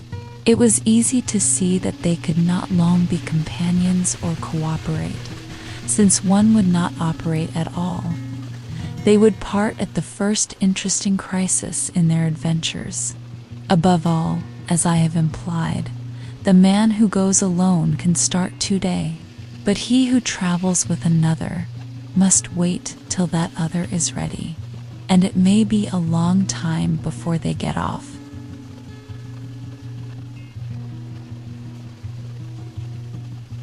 But all this is very selfish, I have heard some of my townsmen say. I confess that I have hitherto indulged very little in philanthropic enterprises. I have made some sacrifices to a sense of duty, and among others have sacrificed this pleasure. Also, there are those who have used all their arts to persuade me to undertake the support of some poor family in the town. And if I had nothing to do, for the devil finds employment for the idle, I might try my hand at some such pastime as that. However, when I have thought to indulge myself in this respect, and lay their heaven under an obligation by maintaining certain poor persons in all respects as comfortably as I maintain myself, and have even ventured so far as to make them the offer, they have one and all unhesitatingly preferred to remain poor. While my townsmen and women are devoted in so many ways to the good of their fellows, I trust that one at least may be spared to other and less humane pursuits. You must have a genius for charity as well as for anything else. As for doing good, that is one of the professions which are full. Moreover, I have tried it fairly, and, strange as it may seem, am satisfied that it does not agree with my constitution. Probably I should not consciously and deliberately forsake my particular calling to do the good which society demands of me, to save the universe from annihilation. And I believe that a like but infinitely greater steadfastness elsewhere is all that now preserves it. But I would not stand between any man and his genius. And to him who does this work, which I decline, with his whole heart and soul and life, I would say, persevere, even if the world call it doing evil, as it is most likely they will. I am far from supposing that my case is a peculiar one. No doubt many of my readers would make a similar defense.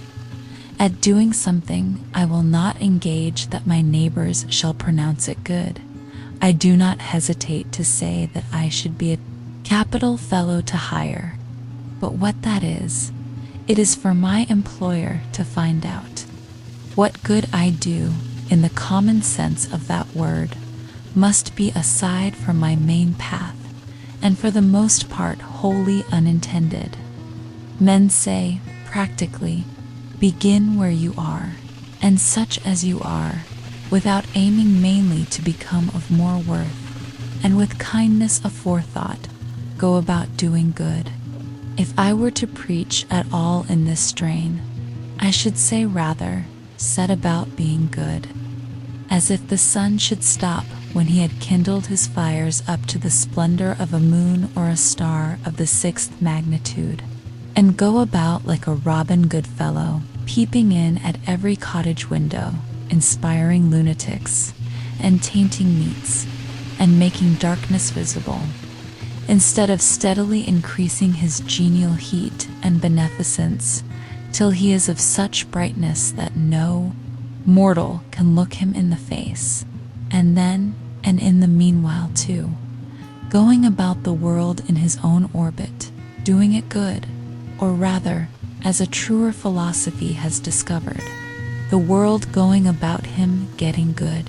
When Phaeton, wishing to prove his heavenly birth by his beneficence, he burned several blocks of houses in the lower streets of heaven, and scorched the surface of the earth, and dried up every spring, and made the great desert of Sahara, till at length Jupiter hurled him headlong to the earth with a thunderbolt. And the sun, through grief at his death, did not shine for a year. There is no odor so bad as that which arises from goodness tainted. It is human, it is divine, carrion. If I knew for a certainty that a man was coming to my house with the conscious design of doing me good, I should run for my life, as from that dry and parching wind of the African deserts called the simoom, which fills the mouth and nose and ears and eyes with dust till you are suffocated, for fear that I should get some of his good done to me, some of its virus mingled with my blood. No, in this case I would rather suffer evil the natural way. A man is not a good man to me because he will feed me if I should be starving, or warm me if I should be freezing, or pull me out of a ditch if I should ever fall into one. I can find you a Newfoundland dog that will do as much. Philanthropy is not love for one's fellow man in the broadest sense. Howard was no doubt an exceedingly kind and worthy man in his way, and has his reward. But, comparatively speaking, what are 100 Howards to us, if their philanthropy do not help us in our best estate, when we are most worthy to be helped? I never heard of a philanthropic meeting in which it was sincerely proposed to do any good to me, or the like of me. The Jesuits were quite balked by those Indians who, being burned at the stake, suggested new modes of torture to their tormentors. Being superior to physical suffering, it sometimes chanced that they were superior to any consolation which the missionaries could offer, and the law to do as you would be done by fell with less persuasiveness on the ears of those who, for their part, did not care how they were done by, who loved their enemies after a new fashion, and came very near freely, forgiving them all they did. Be sure that you give the poor the aid they most need, though it be your example which leaves them far behind. If you give money, spend yourself with it, and do not merely abandon it to them. We make curious mistakes sometimes. Often the poor man is not so cold and hungry as he is dirty and ragged and gross. It is partly his taste, and not merely his misfortune. If you give him money, he will perhaps buy more rags with it. I was wont to pity the clumsy Irish laborers who cut ice on the pond in such mean and ragged clothes, while I shivered in my more tidy and somewhat more fashionable garments, till one bitter cold day, one who had slipped into the water came to my house to warm him, and I saw him strip off 3 pairs of pants and 2 pairs of stockings, ere he got down to the skin, though they were dirty and ragged enough, it is true, and that he could afford to refuse the extra garments which I offered him. He had so many intra ones. This ducking was the very thing he needed. Then I began to pity myself, and I saw that it would be a greater charity to bestow on me a flannel shirt than a whole slop shack on hang. There are 1,000 hacking at the branches of evil to one who is striking at the root, and it may be that he who bestows the largest amount of time and money on the needy is doing the most, by his mode of life, to produce that misery which he strives in vain to relieve. It is the pious slave breeder devoting the proceeds of every 10th slave to buy a Sunday's liberty for the rest. Some show their kindness to the poor by employing them in their kitchens. Would they not be kinder if they employed themselves? There, you boast of spending a 10th part of your income in charity. Maybe you should spend the 9/10 so, and done with it. Society recovers only a 10th part of the property then. Is this owing to the generosity of him in whose possession it is found, or to the remissness of the officers of justice?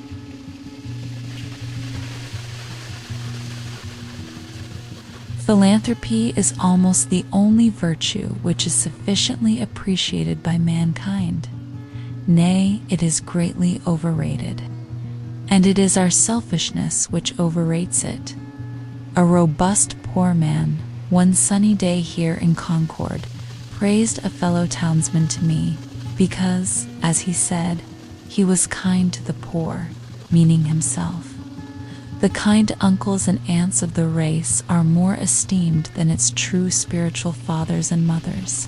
I once heard a reverend lecturer on England, a man of learning and intelligence, after enumerating her scientific, literary, and political worthies, Shakespeare, Bacon, Cromwell, Milton, Newton, and others, speak next of her Christian heroes, whom, as if his profession required it of him, he elevated to a place far above all the rest, as the greatest of the great.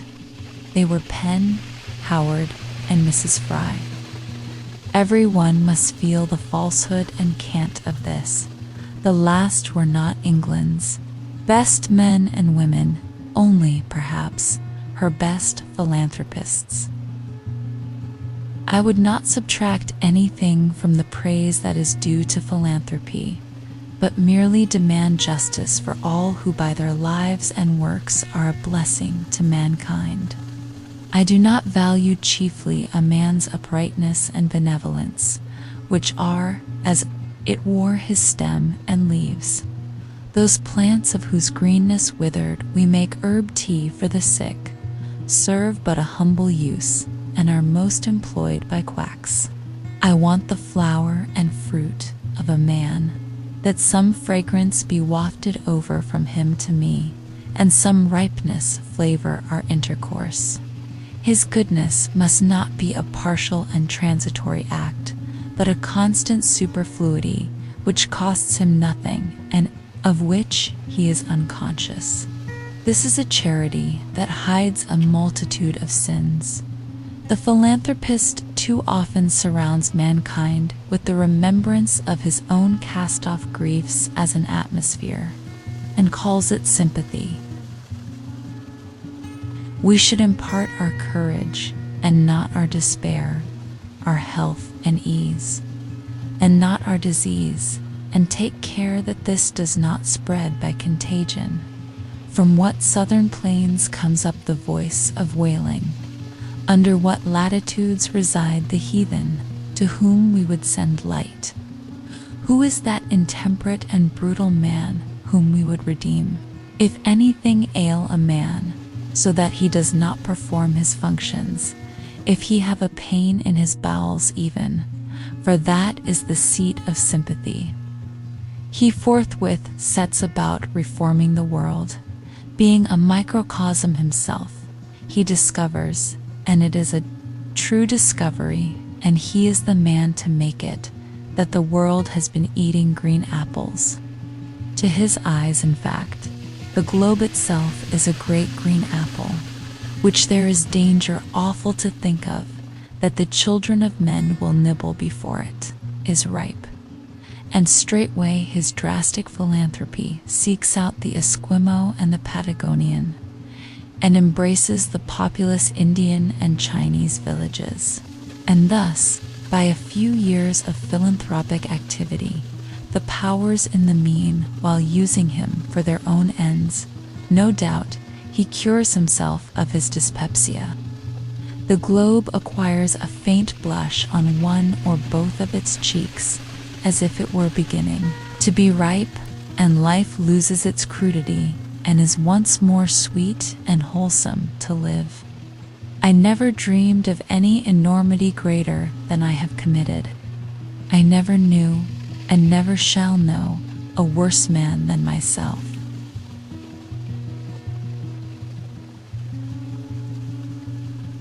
I believe that what so saddens the reformer is not his sympathy with his fellows in distress, but, though he be the holiest Son of God, is his private ail. Let this be righted. Let the spring come to him, the morning rise over his couch, and he will forsake his generous companions without apology. My excuse for not lecturing against the use of tobacco is that I never chewed it. That is a penalty which reformed tobacco chewers have to pay, though there are things enough I have chewed which I could lecture against. If you should ever be betrayed into any of these philanthropies, do not let your left hand know what your right hand does, for it is not worth knowing. Rescue the drowning and tie your shoestrings. Take your time and set about some free labor. Our manners have been corrupted by communication with the saints. Our hymn books resound with a melodious cursing of God and enduring him forever. One would say that even the prophets and redeemers had rather consoled the fears than confirmed the hopes of man. There is nowhere recorded a simple and irrepressible satisfaction with the gift of life, any memorable praise of God. All health and success does me good, however far off and withdrawn it may appear. All disease and failure helps to make me sad and does me evil, however much sympathy it may have with me or I with it. If, then, we would indeed restore mankind by truly Indian, botanic, magnetic, or natural means, let us first be as simple and well as nature ourselves, dispel the clouds which hang over our own brows, and take up a little life into our pores. Do not stay to be an overseer of the poor, but endeavor to become one of the worthies of the world. I read in the Gulistan, or flower garden, of Sheikh Sadi of Shiraz, that they asked a wise man, saying, "Of the many celebrated trees which the Most High God has created, lofty and umbrageous, they call none azad or free, excepting the cypress, which bears no fruit. What mystery is there in this?" He replied. "Each has its appropriate produce, an appointed season, during the continuance of which it is fresh and blooming, and during their absence dry and withered. To neither of which states is the cypress exposed, being always flourishing. And of this nature are the azids, or religious independence. Fix not thy heart on that which is transitory, for the Dijla or Tigris will continue to flow through Baghdad after the race of caliphs is extinct. If thy hand has plenty, be liberal as the date tree. But if it affords nothing to give away, be an azad, or free man, like the cypress."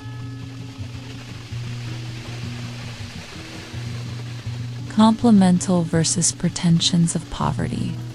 Thou dost presume too much, poor needy wretch, to claim a station in the firmament bus, thy humble cottage, or thy tub, nurses some lazy or pedantic virtuine, the cheap sunshine, or by shady springs, with roots and parterres, where thy right hand, tearing those humane passions from the mind, upon whose stalks fair blooming virtues flourish, degradeth nature, and benumbeth sense, and Gorgon-like, turns active men to stone. We not require the dull society of your necessitated temperance, or that unnatural stupidity that knows nor joy nor sorrow, nor your first falsely exalted passive fortitude of the active, this low abject brood that fix their seats in mediocrity, become your servile minds. But we advances act virtues only as admit excess, brave, bounteous acts, regal magnificence, all-seeing prudence, magnanimous that knows no bound, and that heroic virtue for which antiquity hath left no name, but patterns only, such as Hercules, Achilles, Theseus, back to thy loathed cell. And when thou seest the new enlightened sphere, study to know but what those worthies were.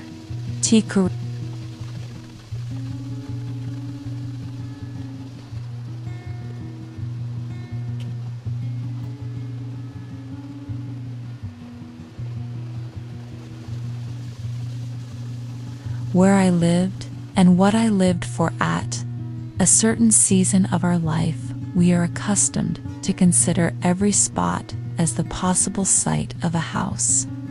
I have thus surveyed the country on every side within a dozen miles of where I live. In imagination, I have bought all the farms in succession, for all were to be bought, and I knew their price. I walked over each farmer's premises, tasted his wild apples, discoursed on husbandry with him, took his farm at his price, at any price, mortgaging it to him in my mind, even put a higher price on it, took everything but a deed of it, took his word for his deed, for I dearly love to talk, cultivated it, and him too to some extent, I trust, and withdrew when I had enjoyed it long enough, leaving him to carry it on. This experience entitled me to be regarded as a sort of real estate broker by my friends. Wherever I sat, there I might live, and the landscape radiated from me accordingly. What is a house but a seat? Better if a country seat. I discovered many a site for a house not likely to be soon improved, which some might have thought Too far from the village, but to my eyes the village was too far from it. Well, there I might live, I said. And there I did live, for an hour, a summer, and a winter life. Saw how I could let the years run off, buffet the winter through, and see the spring come in.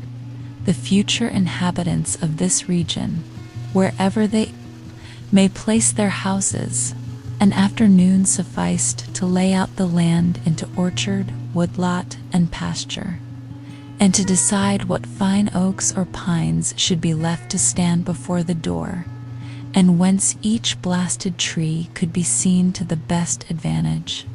And then I let it lie, fallow perchance, for a man is rich in proportion to the number of things which he can afford to. My imagination carried me so far that I even had the refusal of several farms. The refusal was all I wanted, but I never got my fingers burned by actual possession. The nearest that I came to actual possession was when I bought the Hollowell place and had begun to sort my seeds and collected materials with which to make a wheelbarrow to carry it on or off with. But before the owner gave me a deed of it, his wife, every man has such a wife, changed her mind and wished to keep it, and he offered me $10 to release him. Now, to speak the truth, I had but 10 cents in the world, and it surpassed my arithmetic to tell if I was that man who had 10 cents, or who had a farm, or $10, or all together. However, I let him keep the $10 and the farm too, for I had carried it far enough. Or rather, to be generous, I sold him the farm for just what I gave for it, and, as he was not a rich man, made him a present of $10, and still had my 10 cents and seeds and materials for a wheelbarrow left. I found thus that I had been a rich man without any damage to my poverty. But I retained the landscape, and I have since annually carried off what it yielded without a wheelbarrow. With respect to landscapes, I am monarch of all I survey. My right there is none to dispute. I have frequently seen a poet withdraw, having enjoyed the most valuable part of a farm, while the crusty farmer supposed that he had got a few wild apples only. Why, the owner does not know it for many years when a poet has put his farm in rhyme, the most admirable kind of invisible fence, has fairly impounded it, milked it, skimmed it, and got all the cream, and left the farmer only the skimmed milk. The real attractions of the Hollowell farm to me were its complete retirement, being about 2 miles from the village, half a mile from the nearest neighbor, and separated from the highway by a broad field. Its bounding on the river, the owner said, protected it by its fogs from frosts in the spring, though that was nothing to me. The gray color and ruinous state of the house and barn, and the dilapidated fences, which put such an interval between me and the last occupant. The hollow and lichen-covered apple trees, gnawed by rabbits, showing what kind of neighbors I should have, but above all, the recollection I had of it from my earliest voyages up the river, when the house was concealed behind a dense grove of red maples, through which I heard the house dog bark. I was in haste to buy it, before the proprietor finished getting out some rocks, cutting down the hollow apple trees, and grubbing up some young birches which had sprung up in the pasture, or, in short, had made any more of his improvements. To enjoy these advantages, I was ready to carry it on, like Atlas, to take the world on my shoulders. I never heard what compensation he received for that, and do all those things which had no other motive or excuse but that I might pay for it and be unmolested in my possession of it. For I knew all the while that it would yield the most abundant crop of the kind I wanted, if I could only afford to let it alone. But it turned out as I have said. All that I could say then, with respect to farming on a large scale, I have always cultivated a garden, was that I had had my seeds ready. Many think that seeds improve with age. I have no doubt that time discriminates between the good and the bad, and when at last I shall plant, I shall be less likely to be disappointed. But I would say to my fellows, once for all, as long as possible, live free and uncommitted. It makes but little difference whether you are committed to a farm or the county jail. Old Cato, whose De Re Rustica is my cultivator, says, and the only translation I have seen makes sheer nonsense of the passage: when you think of getting a farm, turn it thus in your mind, not to buy greedily, nor spare your pains. To look at it, and do not think it enough to go round at once. The oftener you go there, the more it will please you, if it is good. I think I shall not buy greedily, but go round and round it as long as I live, and be buried in it first, that it may please me the more at last. The present was my next experiment of this kind, which I purpose to describe more at length. For convenience, putting the experience of 2 years into one, as I have said, I do not propose to write an ode to dejection, but to brag as lustily as Chanticleer in the morning, standing on his roost, if only to wake my neighbors up. When first I took up my abode in the woods, that is, began to spend my nights as well as days there, which by accident was on Independence Day, or the 4th of July, 1845, my house was not finished for winter, but was merely a defense against the rain, without plastering or chimney, the walls being of rough, weather-stained boards, with wide chinks, which made it cool at night. The upright white-hewn studs and freshly planed door and window casings gave it a clean and airy look, especially in the morning, when its timbers were saturated with dew, so that I fancied that by noon some sweet gum would exude from them. To my imagination, it retained throughout the day more or less of this auroral character, reminding me of a certain house on a mountain which I had visited the year before. This was an airy and unplastered cabin, fit to entertain a traveling god, and where a goddess might trail her garments. The winds which passed over my dwelling were such as sweep over the ridges of mountains, bearing the broken strains, or celestial parts only, of terrestrial music. The morning wind forever blows. The poem of creation is uninterrupted, but few are the ears that hear it. Olympus is but the outside of the earth everywhere.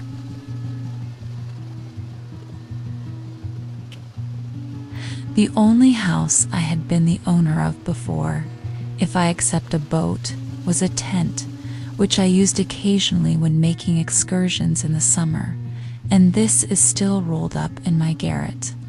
But the boat, after passing from hand to hand, has gone down the stream of time. With this more substantial shelter about me, I had made some progress towards settling in the world. This frame, so slightly clad, was a sort of crystallization around me, and reacted on the builder. It was suggestive somewhat. As a picture and outlines, I did not need to go outdoors to take the air, for the atmosphere within had lost none of its freshness. It was not so much within doors as behind a door where I sat, even in the rainiest weather. The Hervansa says, "An abode without birds is like a meat without seasoning." Such was not my abode, for I found myself suddenly neighbor to the birds, not by having imprisoned one, but having caged myself near them. I was not only nearer to some of those which commonly frequent the garden and the orchard, but to those wilder and more thrilling songsters of the forest which never or rarely serenade a villager: the wood thrush, the veery, the scarlet tanager, the field sparrow, the whippoorwill, and many others. I was seated by the shore of a small pond, about 1.5 miles south of the village of Concord and somewhat higher than it, in the midst of an extensive wood between that town and Lincoln, and about 2 miles south of that, our only field known to fame, Concord Battleground. But I was so low in the woods that the opposite shore, 1/2 mile off, like the rest, covered with wood, was my most distant horizon. For the first week, whenever I looked out on the pond, it impressed me like a tarn high up on the side of a mountain, its bottom far above the surface of other lakes. And, as the sun arose, I saw it throwing off its nightly clothing of mist, and here and there, by degrees, its soft ripples or its smooth reflecting surface was revealed, while the mists, like ghosts, were stealthily withdrawing in every direction into the woods, as at the breaking up of some nocturnal conventicle. The very dew seemed to hang upon the trees later into the day than usual, as on the sides of mountains. This small lake was of most value as a neighbor in the intervals of a gentle rainstorm in August, when both air and water being perfectly still, but the sky overcast mid-afternoon had all the serenity of evening, and the wood thrush sang around, and was heard from shore to shore. A lake like this is never smoother than at such a time, and the clear portion of the air above it being shallow and darkened by clouds, the water full of light and reflections, becomes a lower heaven itself, so much the more important. From a hilltop nearby, where the wood had been recently cut off, there was a pleasing vista southward across the pond, through a wide indentation in the hills which form the shore there, where their opposite sides sloping toward each other, suggested a stream flowing out in that direction through a wooded valley, but stream there was none. That way I looked between and over the near green hills to some distant and higher ones in the horizon, tinged with blue. Indeed, by standing on tiptoe, I could catch a glimpse of some of the peaks of the still bluer and more distant mountain ranges in the northwest, those true blue coins from heaven's own mint, and also of some portion of the village.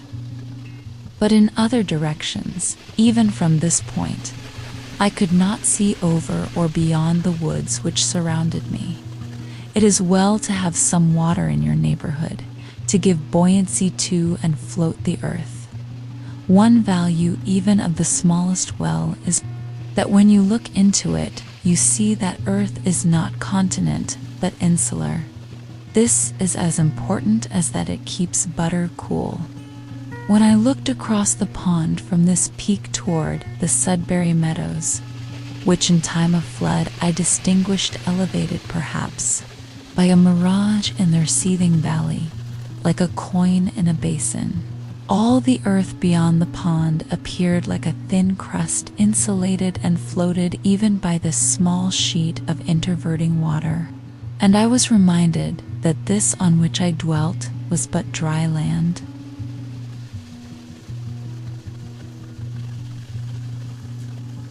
Though the view from my door was still more contracted, I did not feel crowded or confined in the least. There was pasture enough for my imagination. The low shrub oak plateau to which the opposite shore arose stretched away toward the prairies of the west and the steppes of Tartary, affording ample room for all the roving families of men. There are none happy in the world but beings who enjoy freely a vast horizon, said Damodara, when his herds required new and larger pastures. Both place and time were changed, and I dwelt nearer to those parts of the universe and to those eras in history which had most attracted me. Where I lived was as far off as many a region viewed nightly by astronomers. We are wont to imagine rare and delectable places in some remote and more celestial corner of the system, behind the constellation of Cassiopeia's chair, far from noise and disturbance.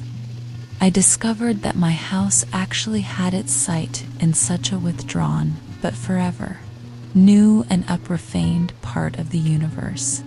If it were worth the while to settle in those parts near to the Pleiades or the Hyades, to Aldebaran or Altair, then I was really there, or at an equal remoteness from the life which I had left behind, dwindled and twinkling with as fine a ray, to my nearest neighbor, and to be seen only in moonless nights by him. Such was that part of creation where I had squatted. There was a shepherd that did live, and held his thoughts as high as were the mounts whereon his flocks did hourly feed him by. What should we think of the shepherd's life if his flocks always wandered to higher pastures than his thoughts? Every morning was a cheerful invitation to make my life of equal simplicity, and I may say innocence, with nature herself. I have been as sincere a worshipper of Aurora as the Greeks. I got up early and bathed in the pond.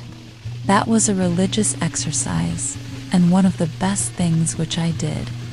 They say that characters were engraven on the bathing tub of King Chingthang to this effect: renew thyself completely each day. Do it again and again and forever again. I can understand that. Morning brings back the heroic ages. I was as much affected by the faint hum of a mosquito making its invisible and unimaginable tour through my apartment at earliest dawn, when I was sitting with door and windows open, as I could be by any trumpet that ever sang of fame. It was Homer's Requiem, itself an Iliad and Odyssey in the air, singing its own wrath and wanderings.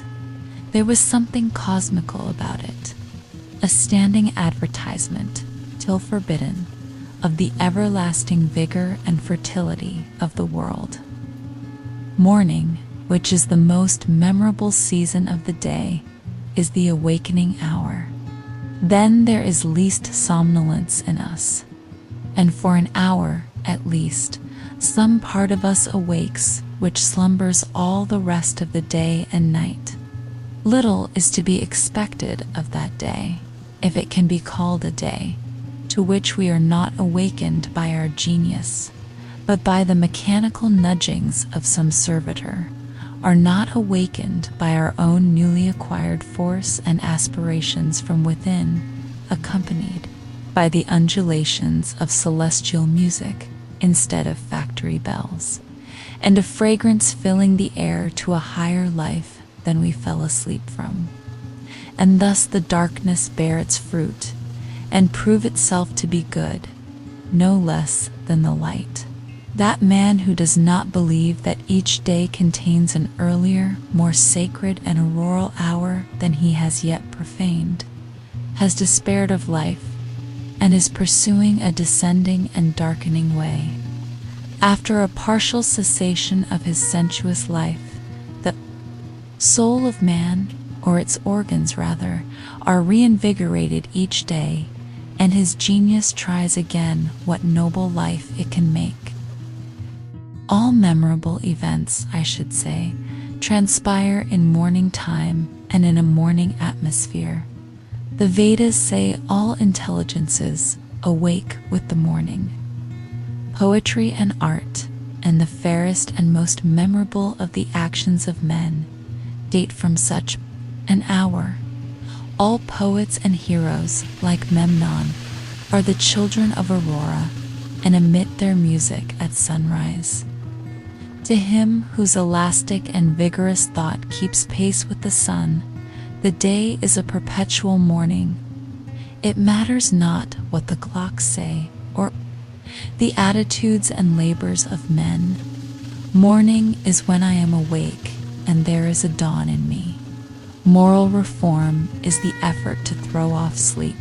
Why is it that men give so poor an account of their day if they have not been slumbering? They are not such poor calculators. If they had not been overcome with drowsiness, they would have performed something. The millions are awake enough for physical labor, but only 1 in a million is awake enough for effective intellectual exertion. Only 1 in 100 millions to a poetic or divine life. To be awake is to be alive. I have never yet met a man who was quite awake. How could I have looked him in the face?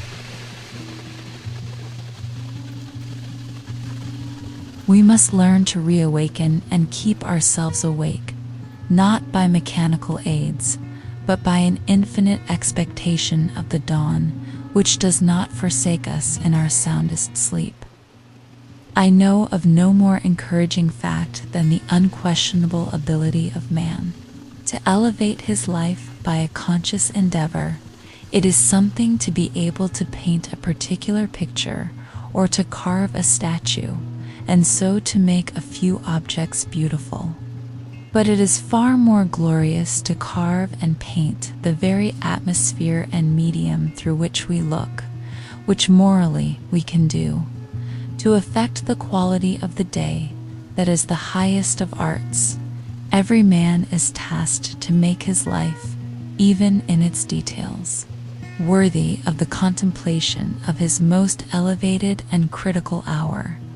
If we refused, or rather used up, such paltry information as we get, the oracles would distinctly inform us how this might be done.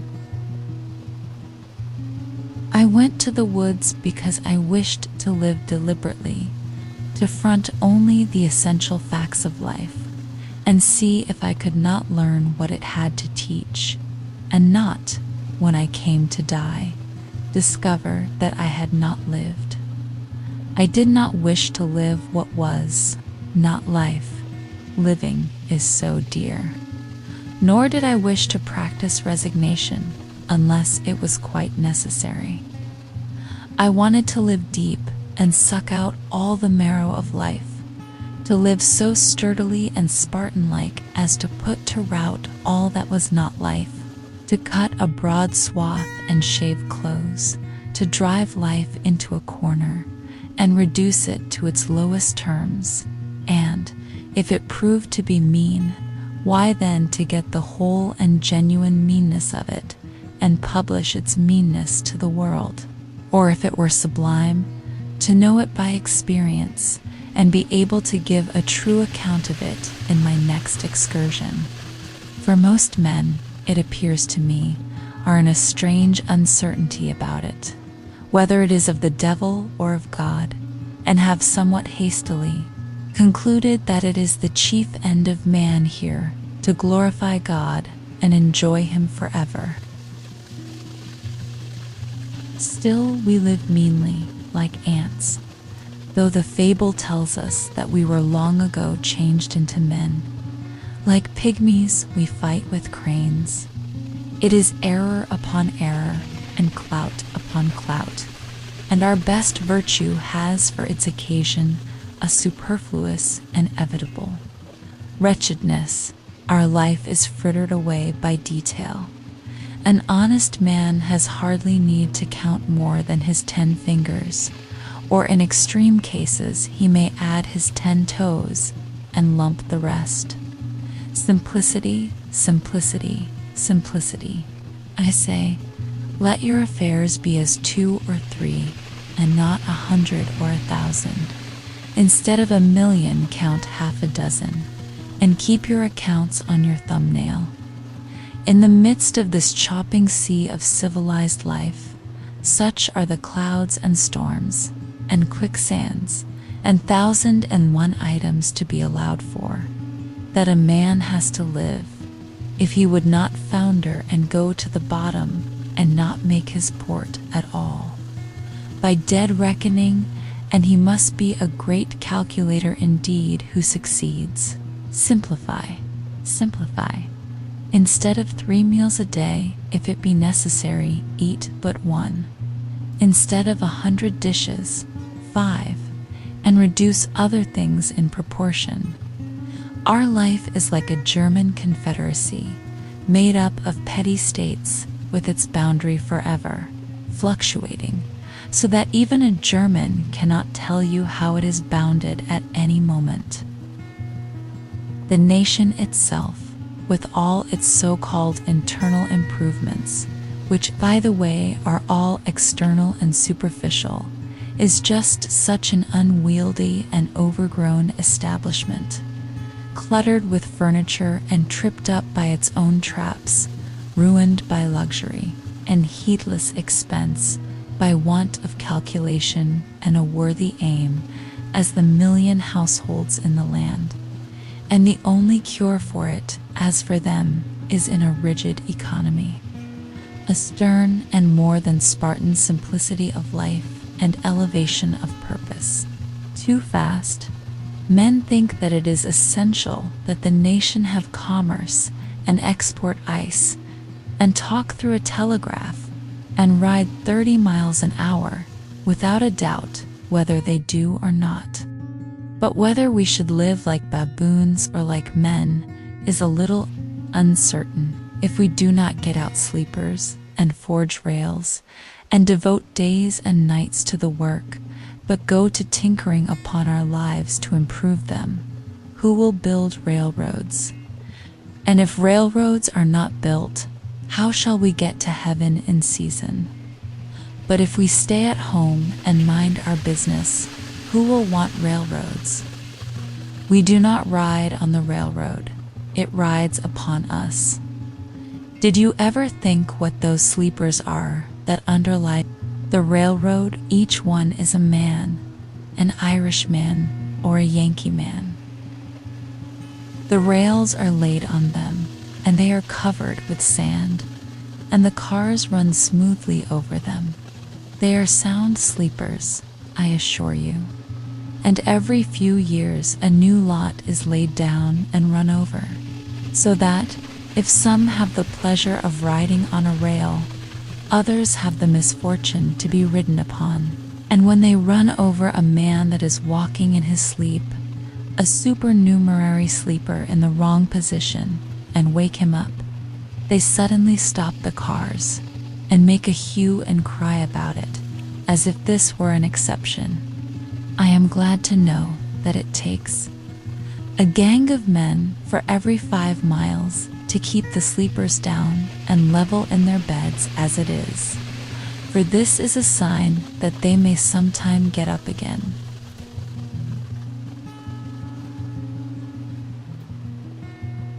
Why should we live with such hurry and waste of life? We are determined to be starved before we are hungry. Men say that a stitch in time saves 9, and so they take 1,000 stitches today to save 9 tomorrow. As for work, we haven't any of any consequence. We have the St. Vitus dance and cannot possibly keep our heads still. If I should only give a few pulls at the parish bell rope, as for a fire, that is, without setting the bell, there is hardly a man on his farm in the outskirts of Concord. Notwithstanding that press of engagements which was his excuse so many times this morning, nor a boy, nor a woman, I might almost say, but would forsake all and follow that sound, not mainly to save property from the flames, but, if we will confess the truth, much more to see it burn, since burn it must, and we, be it known, did not set it on fire, or to see it put out, and have a hand in it, if that is done as handsomely. Yes, even if it were the parish church itself. Hardly a man takes a half-hour's nap after dinner, but when he wakes, he holds up his head and asks, "What's the news?" As if the rest of mankind had stood his sentinels. Some give directions to be waked every half hour, doubtless for no other purpose. And then, to pay for it, they tell what they have dreamed. After a night's sleep, the news is as indispensable as the breakfast. Pray tell me anything new that has happened to a man anywhere on this globe, and he reads it over his coffee and rolls, that a man has had his eyes gouged out this morning on the Waikato River, never dreaming the while that he lives in the dark, unfathomed mammoth cave of this world, and has but the rudiment of an eye himself. For my part, I could easily do without the post office. I think that there are very few important communications made through it. To speak critically, I never received more than 1 or 2 letters in my life. I wrote this some years ago, that were worth the postage. The penny post is commonly an institution through which you seriously offer a man that penny for his thoughts, which is so often safely offered in jest, and I am sure that I never read any memorable news in a newspaper. If we read of one man robbed or murdered or killed by accident, or one house burned, or one vessel wrecked, or one steamboat blown up, or one cow run over on the Western Railroad, or one mad dog killed, or one lot of grasshoppers in the winter, we never need read of another. One is enough. If you are acquainted with the principle, what do you care for a myriad instances and applications? To a philosopher, all news, as it is called, is gossip, and they who edit and read it are old women over their tea, yet not a few are greedy after this gossip. There was such a rush, as I hear the other day at one of the offices, to learn the foreign news by the last arrival, that several large squares of plate glass belonging to the establishment were broken by the pressure news, which I seriously think a ready wit might write a 12-month or 12 years beforehand with sufficient accuracy. As for Spain, for instance, if you know how to throw in Don Carlos and the Infanta, and Don Pedro and Seville and Granada, from time to time in the right proportions, they may have changed the names a little since I saw the papers, and served up a bullfight when other entertainments fail, it will be true to the letter, and give us as good an idea of the exact state or ruin of things in Spain as the most succinct and lucid reports, under this head in the newspapers. And as for England, almost the last significant scrap of news from that quarter was the Revolution of 1649, and if you have learned the history of her crops for an average year, you never need attend to that thing again, unless your speculations are of a merely pecuniary character. If one may judge who rarely looks into the newspapers, nothing new does ever happen in foreign parts, a French Revolution not excepted. What news? How much more important to know what that is which was never old. Kihuhiu, great dignitary of the state of Wei, sent a man to Count Su to know his news. Count Su caused the messenger to be seated near him and questioned him in these terms. "What is your master doing?" The messenger answered with respect. "My master desires to diminish the number of his faults, but he cannot come to the end of them." The messenger being gone, the philosopher remarked, "What a worthy messenger! What a worthy messenger!" The preacher, instead of vexing the ears of drowsy farmers on their day of rest at the end of the week, for Sunday is the fit conclusion of an ill-spent week, and not the fresh and brave beginning of a new one, with this one other draggle-tail of a sermon, should shout with thundering voice, "Pause, avast! Why so seeming fast, but deadly slow?" Shams and delusions are esteemed for soundest truths, while reality is fabulous. If men would steadily observe realities only, and not allow themselves to be deluded, life, to compare it with such things as we know, would be like a fairy tale, and the Arabian Nights' entertainments. If we respected only what is inevitable and has a right to be, music and poetry would resound along the streets. When we are unhurried and wise, we perceive that only great and worthy things have any permanent and absolute existence, that petty fears and petty pleasures are but the shadow of the reality. This is always exhilarating and sublime. By closing the eyes and slumbering and consenting to be deceived by shows, men establish and confirm their daily life of routine and habit everywhere, which still is built on purely illusory foundations. Children who play life discern its true law and relations more clearly than men, who fail to live it worthily, but who think that they are wiser by experience, that is, by failure. I have read in a Hindu book that there was a king's son who, being expelled in infancy from his native city, was brought up by a forester, and, growing up to maturity in that state, imagined himself to belong to the barbarous race with which he lived.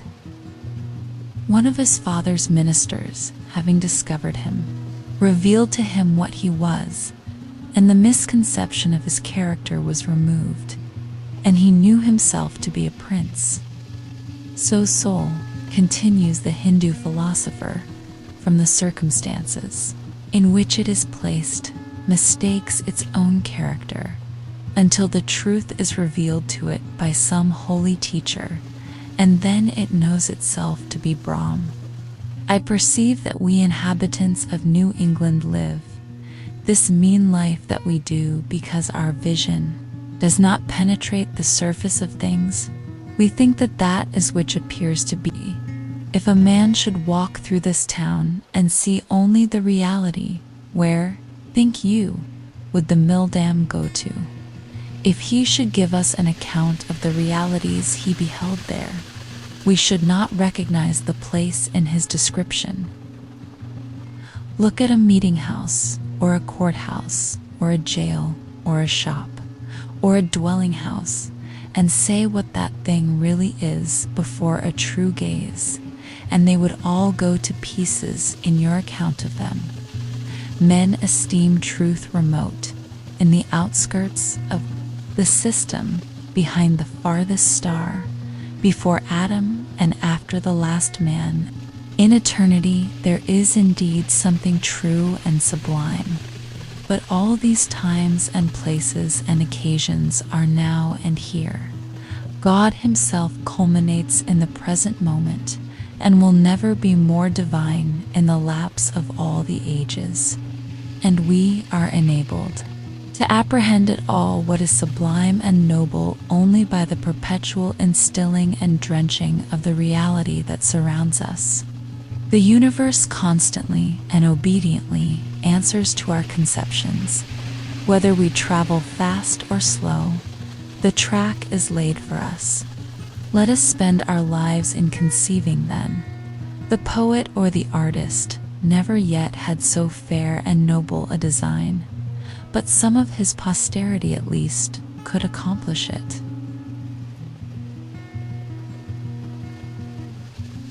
Let us spend one day as deliberately as nature, and not be thrown off the track by every nutshell and mosquito's wing that falls on the rails. Let us rise early and fast, or break fast, gently and without perturbation. Let company come and let company go. Let the bells ring and the children cry, determined to make a day of it. Why should we knock under and go with the stream? Let us not be upset and overwhelmed in that terrible rapid and whirlpool called a dinner situated in the meridian shallows. Weather this danger and you are safe, for the rest of the way is downhill.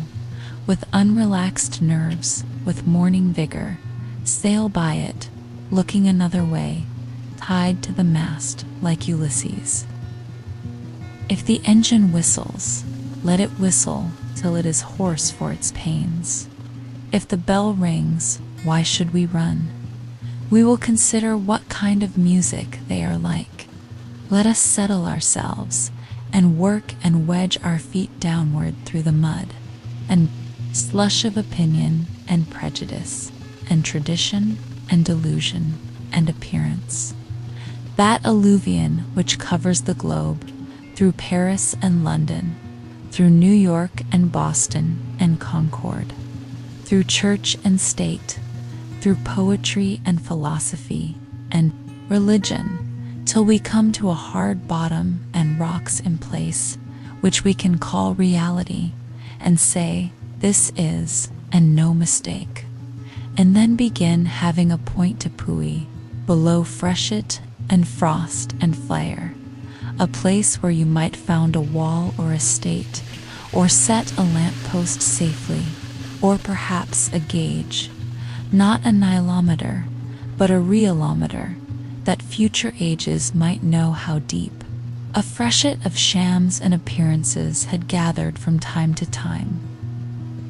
If you stand right fronting and face to face to a fact, you will see the sun glimmer on both its surfaces, as if it were a scimitar, and feel its sweet edge dividing you through the heart and marrow, and so you will happily conclude your mortal career, be it life or death. We crave only reality. If we are really dying, let us hear the rattle in our throats and feel cold in the extremities. If we are alive, let us go about our business. Time is but the stream I go a-fishing in. I drink at it, but while I drink I see the sandy bottom and detect how shallow it is. Its thin current slides away, but eternity remains. I would drink deeper, fish in the sky whose bottom is pebbly. With stars I cannot count one. I know not the first letter of the alphabet. I have always been regretting that I was not as wise as the day I was born. The intellect is a cleaver. It discerns and rifts its way into the secret of things. I do not wish to be any more busy with my hands than is necessary. My head is hands and feet. I feel all my best faculties concentrated in it. My instinct tells me that my head is an organ for burrowing, as some creatures use their snout and forepaws, and with it I would mine and burrow my way through these hills. I think that the richest vein is somewhere hereabouts, so by the divining rod and thin, rising vapors I judge, and here I will begin to mine.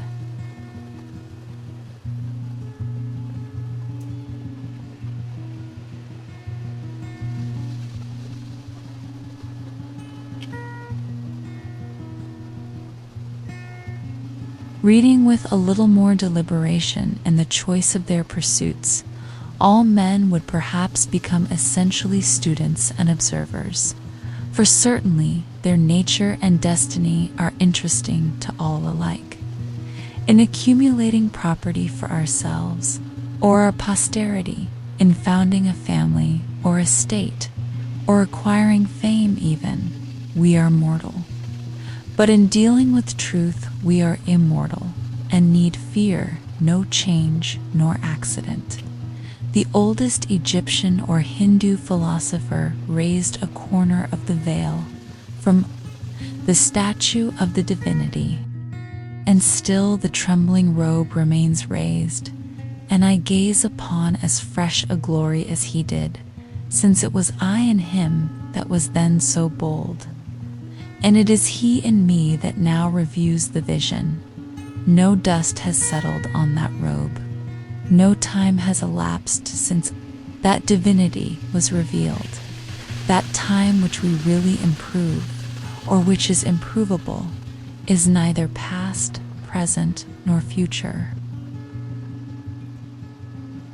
My residence was more favorable, not only to thought, but to serious reading, than a university.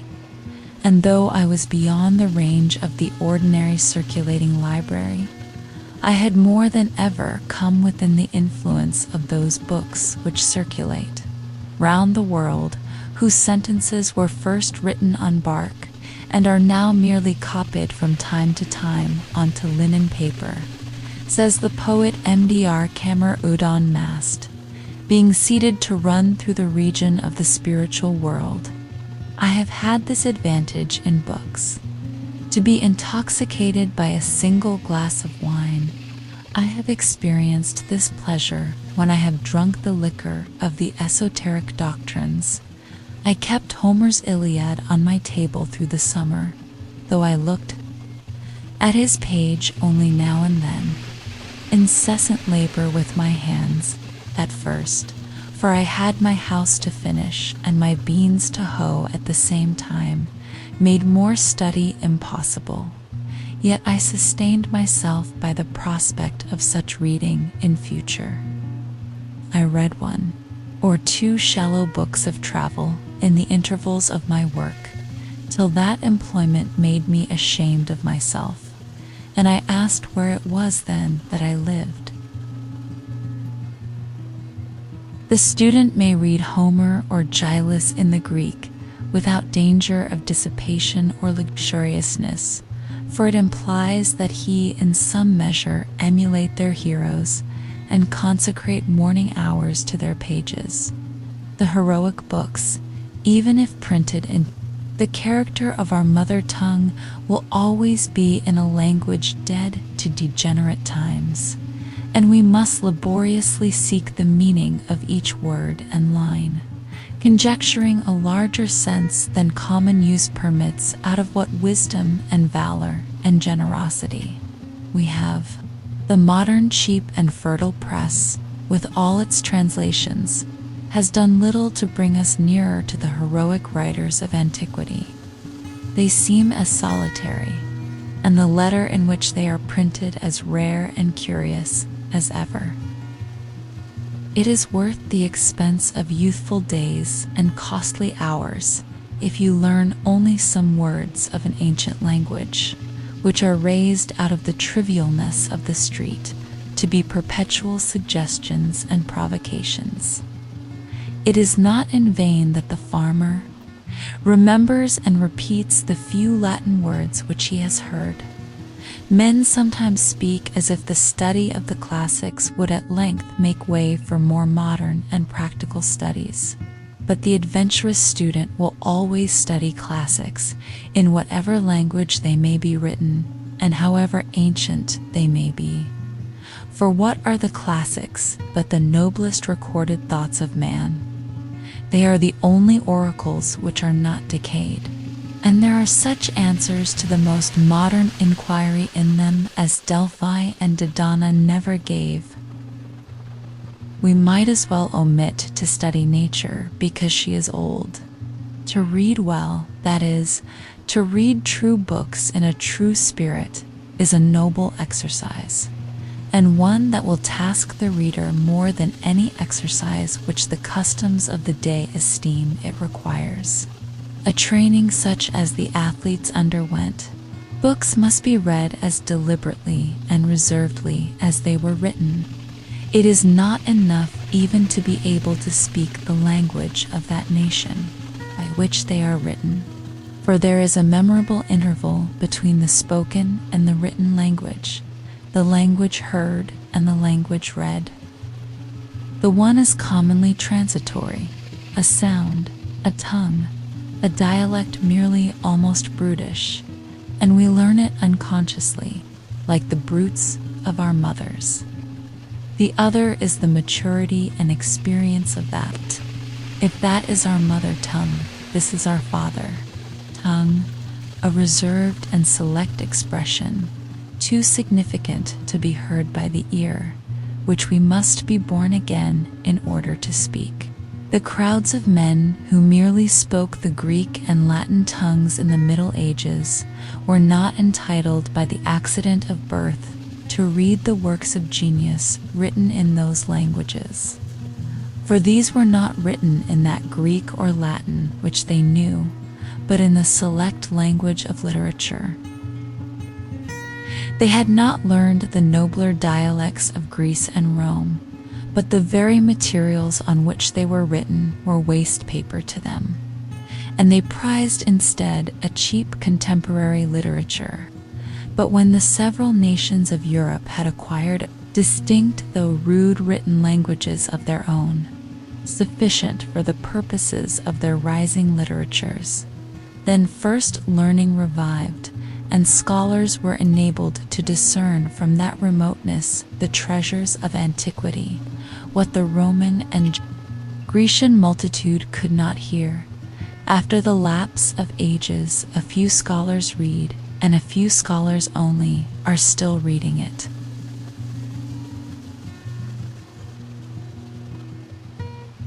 However much we may admire the orator's occasional bursts of eloquence, the noblest written words are commonly as far behind or above the fleeting spoken language as the firmament with its stars is behind the clouds. There are the stars, and they who can may read them. The astronomers forever comment on and observe them. They are not exhalations like our daily colloquies and vaporous breath. What is called eloquence in the forum is commonly found to be rhetoric in the study. The orator yields to the inspiration of a transient occasion and speaks to the mob before him, to those who can hear him. But the writer, whose more equable life is his occasion, and who would be distracted by the event and the crowd which inspire the orator, speaks to the intellect and health of mankind, to all in any age who can understand him. No wonder that Alexander carried the Iliad with him on his expeditions in a precious casket. A written word is the choicest of relics. It is something at once more intimate with us and more universal than any other work of art. It is the work of art nearest to life itself. It may be translated into every language, and not only be read, but actually breathed from all human lips. Not be represented on canvas or in marble only, but be carved out of the breath of life itself. The symbol of an ancient man's thought becomes a modern man's speech. 2,000 summers have imparted to the monuments of Grecian literature, as to her marbles, only a maturer golden and autumnal tint, for they have carried their own serene and celestial atmosphere into all lands to protect them against the corrosion of time. Books are the treasured wealth of the world and the fit inheritance of generations and nations. Books, the oldest and the best, stand naturally and rightfully on the shelves of every cottage. They have no cause of their own to plead, but while they enlighten and sustain the reader, his common sense will not refuse them. Their authors are a natural and irresistible aristocracy in every society. And, more than kings or emperors, exert an influence on mankind.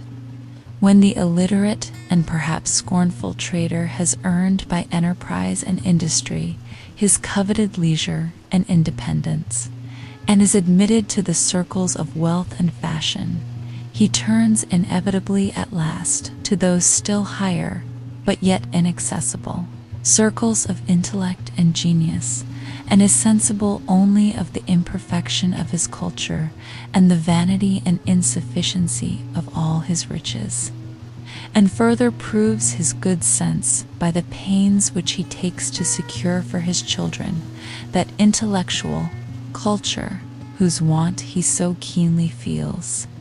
And thus it is that he becomes the founder of a family. Those who have not learned to read the ancient classics in the language in which they were written must have a very imperfect knowledge of the history of the human race, for it is remarkable that no transcript of them has ever been made into any modern tongue, unless our civilization itself may be regarded as such a transcript.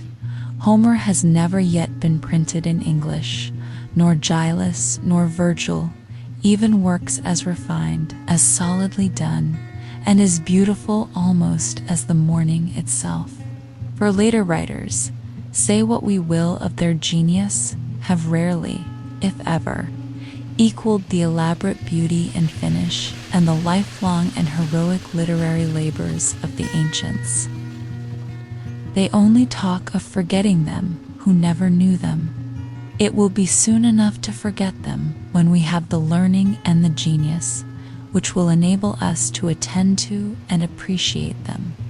That age will be rich indeed when those relics which we call classics, and the still older and more than classic but even less known scriptures of the nations, shall have still further accumulated, when the Vaticans shall be filled with Vedas and Zendavestas and Bibles, with Homers and Dantes, and Shakespeare's, and all the centuries to come shall have successively deposited their trophies in the forum of the world. By such a pile we may hope to scale heaven at last. The works of the great poets have never yet been read by mankind, for only great poets can read them. They have only been read as the multitude read the stars, at most astrologically, not astronomically. Most men have learned to read to serve a paltry convenience, as they have learned to cipher in order to keep accounts and not be cheated in trade. But of reading as a noble intellectual exercise they know little or nothing.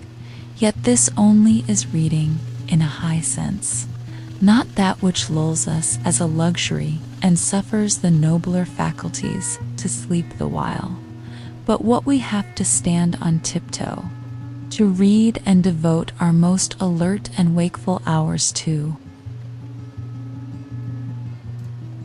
I think that having learned our letters, we should read the best that is in literature, and not be forever repeating our ABFs and words of one syllable in the 4th or 5th classes, sitting on the lowest and foremost form all our lives. Most men are satisfied if they read or hear read, and perchance have been convicted by the wisdom of one good book, the Bible, and for the rest of their lives vegetate and dissipate their faculties in what is called easy reading.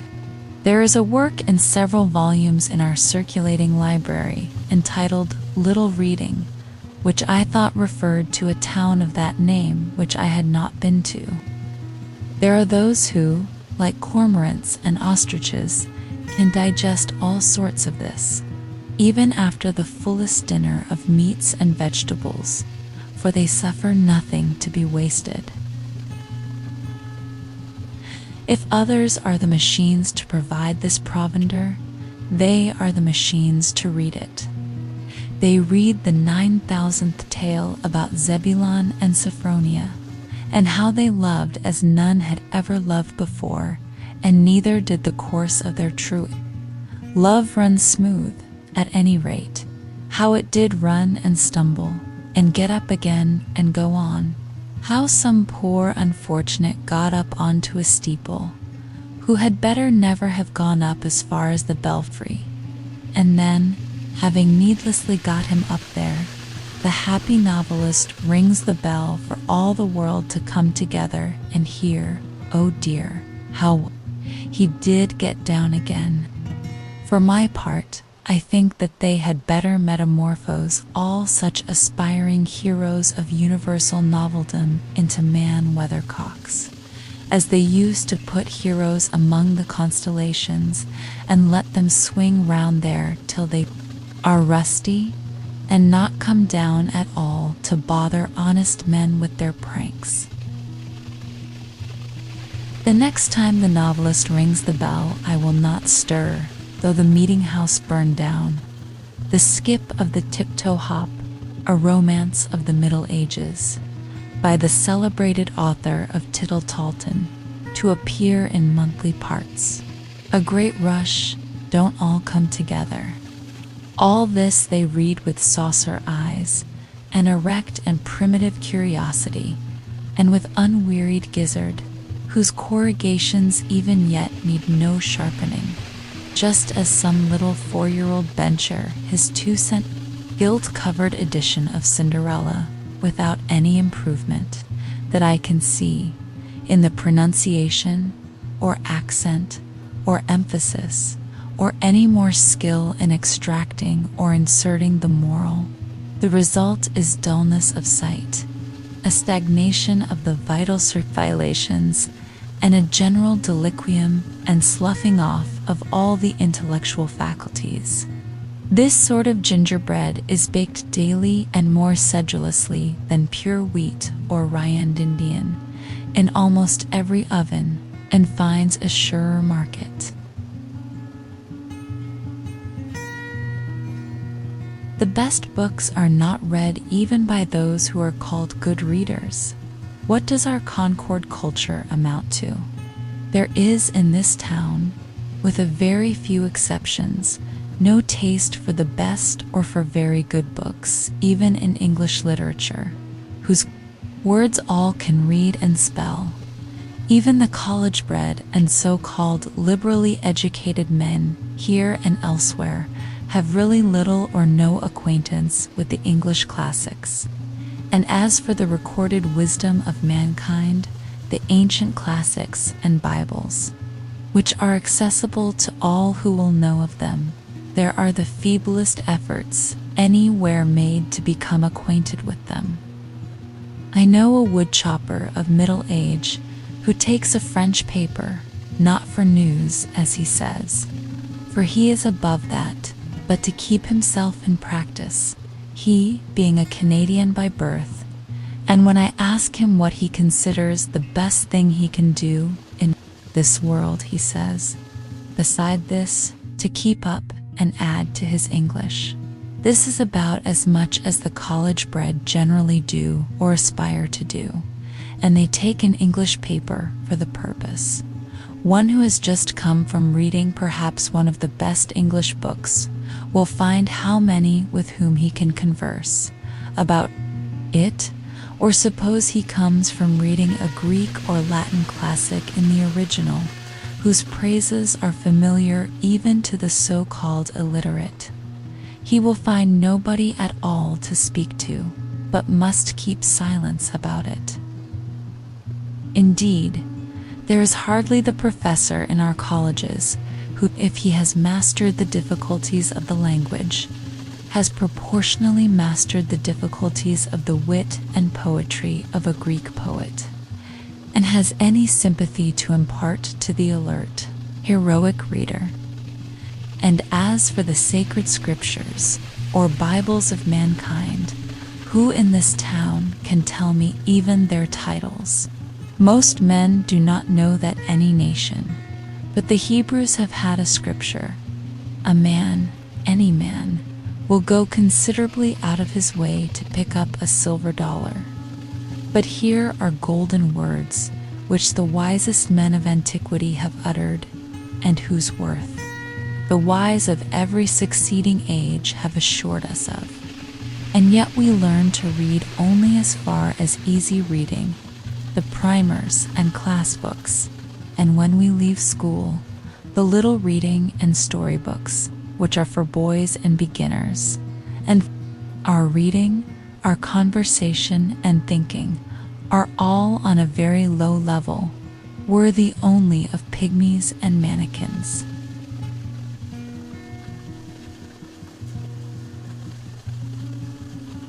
I aspire to be acquainted with wiser men than this our Concord soil has produced, whose names are hardly known here. Or shall I hear the name of Plato and never read his book, as if Plato were my townsman and I never saw him, my next neighbor, and I never heard him speak or attended to the wisdom of his words. But how actually is it? His dialogues, which contain what was immortal in him, lie on the next shelf, and yet I never read them. We are underbred and low-lived and illiterate, and in this respect I confess I do not make any very broad distinction between the illiterateness of my townsman who cannot read at all, and the illiterateness of him who has learned to read only what is for children and feeble intellects. Should be as good as the worthies of antiquity, but partly by first knowing how good they were. We are a race of tit men, and soar but little higher in our intellectual flights than the columns of the daily paper. It is not all books that are as dull as their readers. There are probably words addressed to our condition exactly, which, if we could really hear and understand, would be more salutary than the morning or the spring to our lives, and possibly put a new aspect on the face of things for us. How many a man has dated a new era in his life from the reading of a book? The book exists for us perchance, which will explain our miracles and reveal new ones, that at present unutterable things we may find somewhere uttered. These same questions that disturb and puzzle and confound us have in their turn occurred to all the wise men. Not one has been omitted, and each has answered them according to his ability, by his words and his life. Moreover, with wisdom we shall learn liberality. The solitary hired man on a farm in the outskirts of Concord, who has had his second birth and peculiar religious experience, and is driven, as he believes, into the silent gravity and exclusiveness by his faith, may think it is not true. But Zoroaster, thousands of years ago, traveled the same road and had the same experience. But he, being wise, knew it to be universal and treated his neighbors accordingly, and is even said to have invented and established worship among men. Let him humbly commune with Zoroaster then, and through the liberalizing influence of all the worthies, with Jesus Christ himself, and let our church go by the board. We boast that we belong to the 19th century and are making the most rapid strides of any nation. But consider how little this village does for its own culture. I do not wish to flatter my townsmen, nor to be flattered by them, for that will not advance either of us. We need to be provoked, goaded like oxen, as we are, into a trot. We have a comparatively decent system of common schools, schools for infants only, but excepting the half-starved lyceum in the winter, and latterly the puny beginning of a library suggested by the state, no school for ourselves. We spend more on almost any article of bodily aliment or ailment than on our mental aliment. It is time that we had uncommon schools, that we did not leave off our education when we begin to be men and women. It is time that villages were universities, and their elder inhabitants the fellows of universities. With leisure they are, indeed, so well off to pursue liberal studies the rest of their lives. Shall the world be confined to one Paris or one Oxford forever? Cannot students be boarded here and get a liberal education under the skies of Concord? Can we not hire some Abelard to lecture to us? Alas, what with foddering the cattle and tending the store, we are kept from school too long, and our education is sadly neglected. In this country, the village should, in some respects, take the place of the nobleman of Europe. It should be the patron of the fine arts. It is rich enough. It wants only the magnanimity and refinement. It can spend money enough on such things as farmers and traders value. But it is thought utopian to propose spending money for things which more intelligent men know to be of far more worth. This town has spent $17,000 on a townhouse. Thank fortune or politics, but probably it will not spend so much on living wit, the true meat to put into that shell, in 100 years. The $125 annually subscribed for a lyceum in the winter is better spent than any other equal sum raised in the town.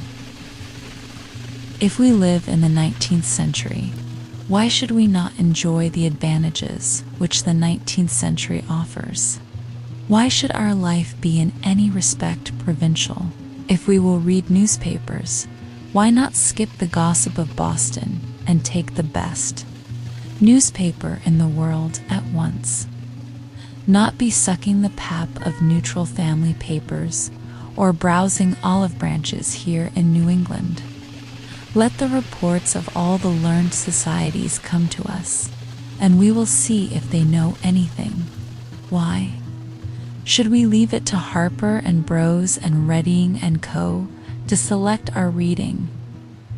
As the nobleman of cultivated taste surrounds himself with whatever conduces to his culture, genius, learning, wit, books, paintings, statuary, music, philosophical instruments, and the like.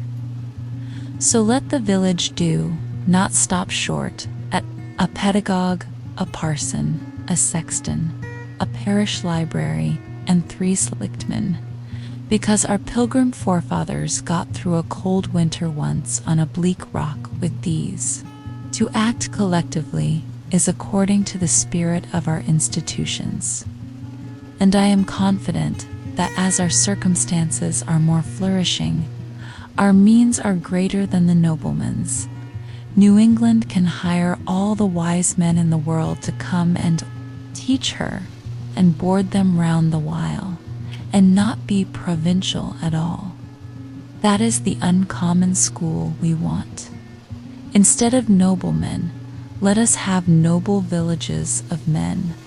If it is necessary, omit one bridge over the river, go round a little there, and throw one arch at least over the darker gulf of ignorance which surrounds us.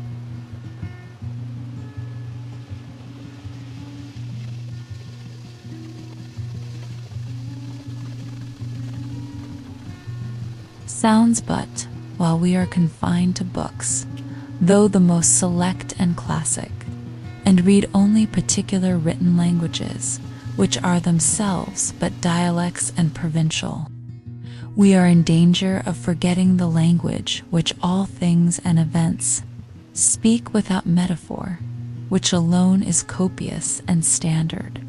Much is published, but little printed.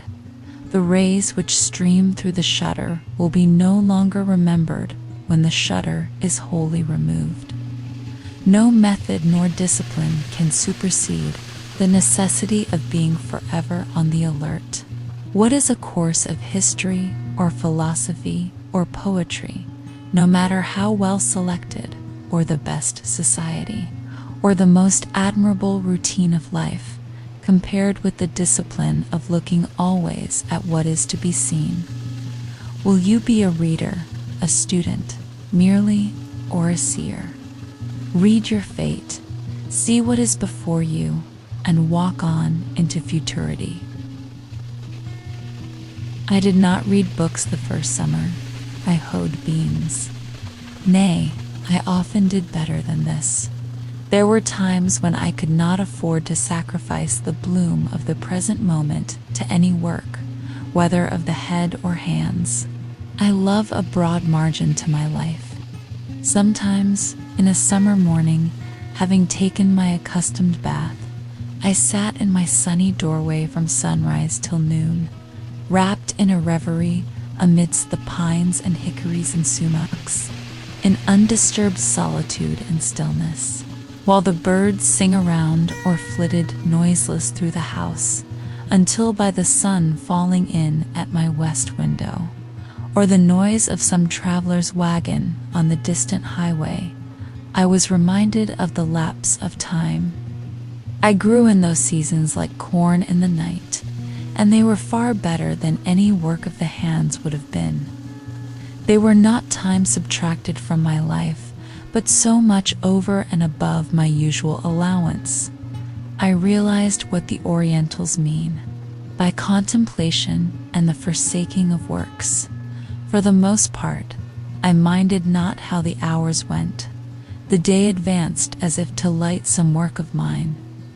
It was morning, and lo, now it is evening, and nothing memorable is accomplished.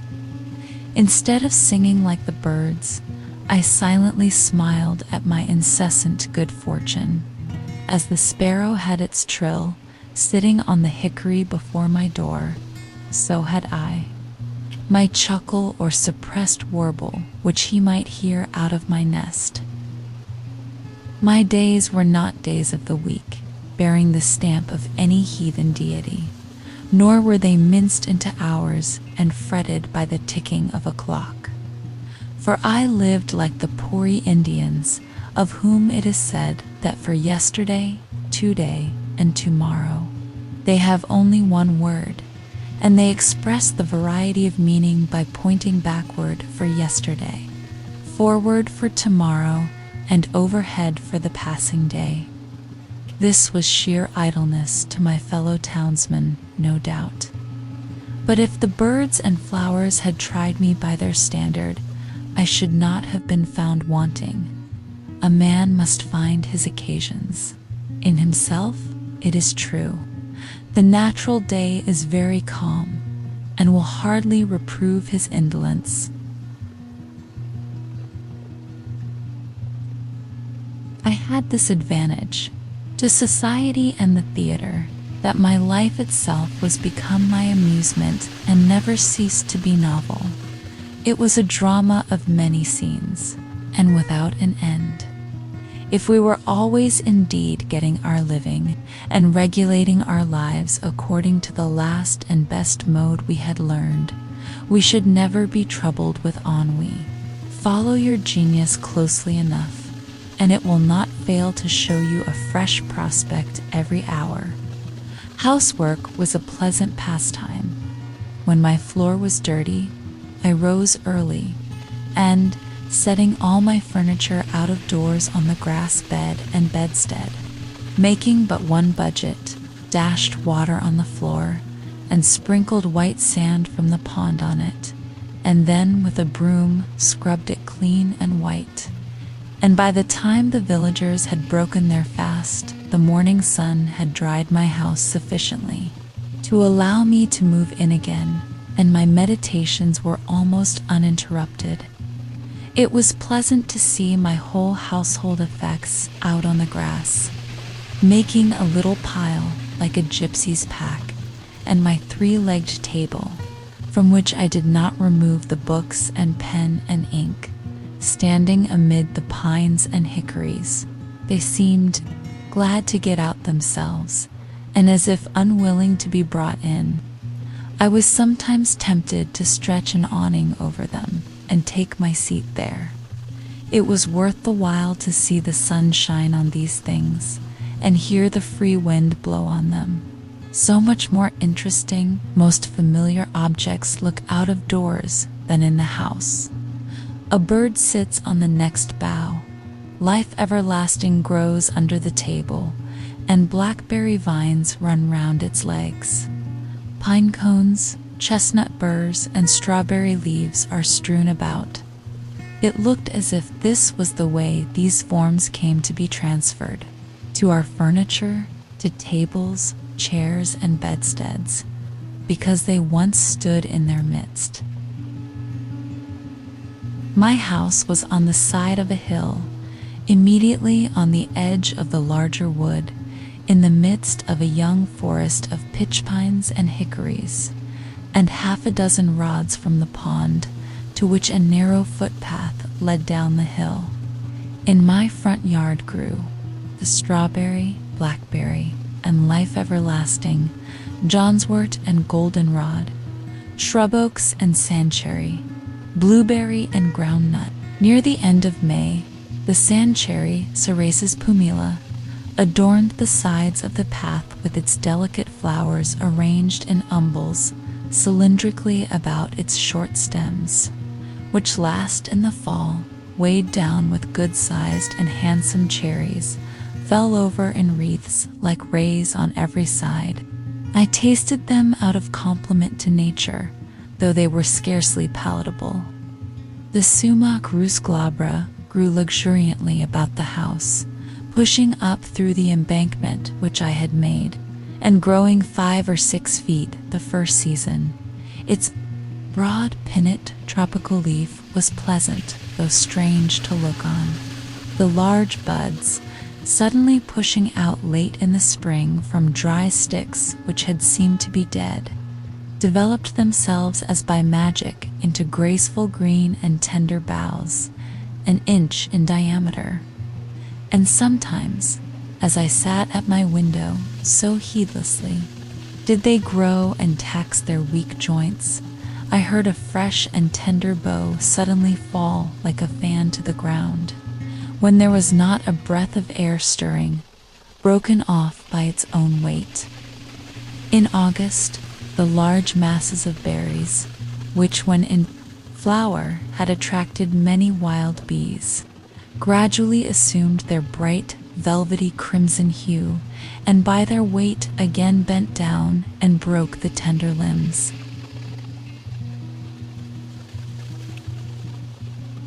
As I sit at my window this summer afternoon, hawks are circling about my clearing. The tantivy of wild pigeons, flying by 2s and 3s athwart my view, or perching restless on the white pine boughs behind my house, gives a voice to the air. A fishhawk dimples the glassy surface of the pond and brings up a fish. A mink steals out of the marsh before my door and seizes a frog by the shore. The sedge is bending under the weight of the reed birds flitting hither and thither, and for the last half hour I have heard the rattle of railroad cars, now dying away and then reviving like the beat of a partridge, conveying travelers from Boston to the country.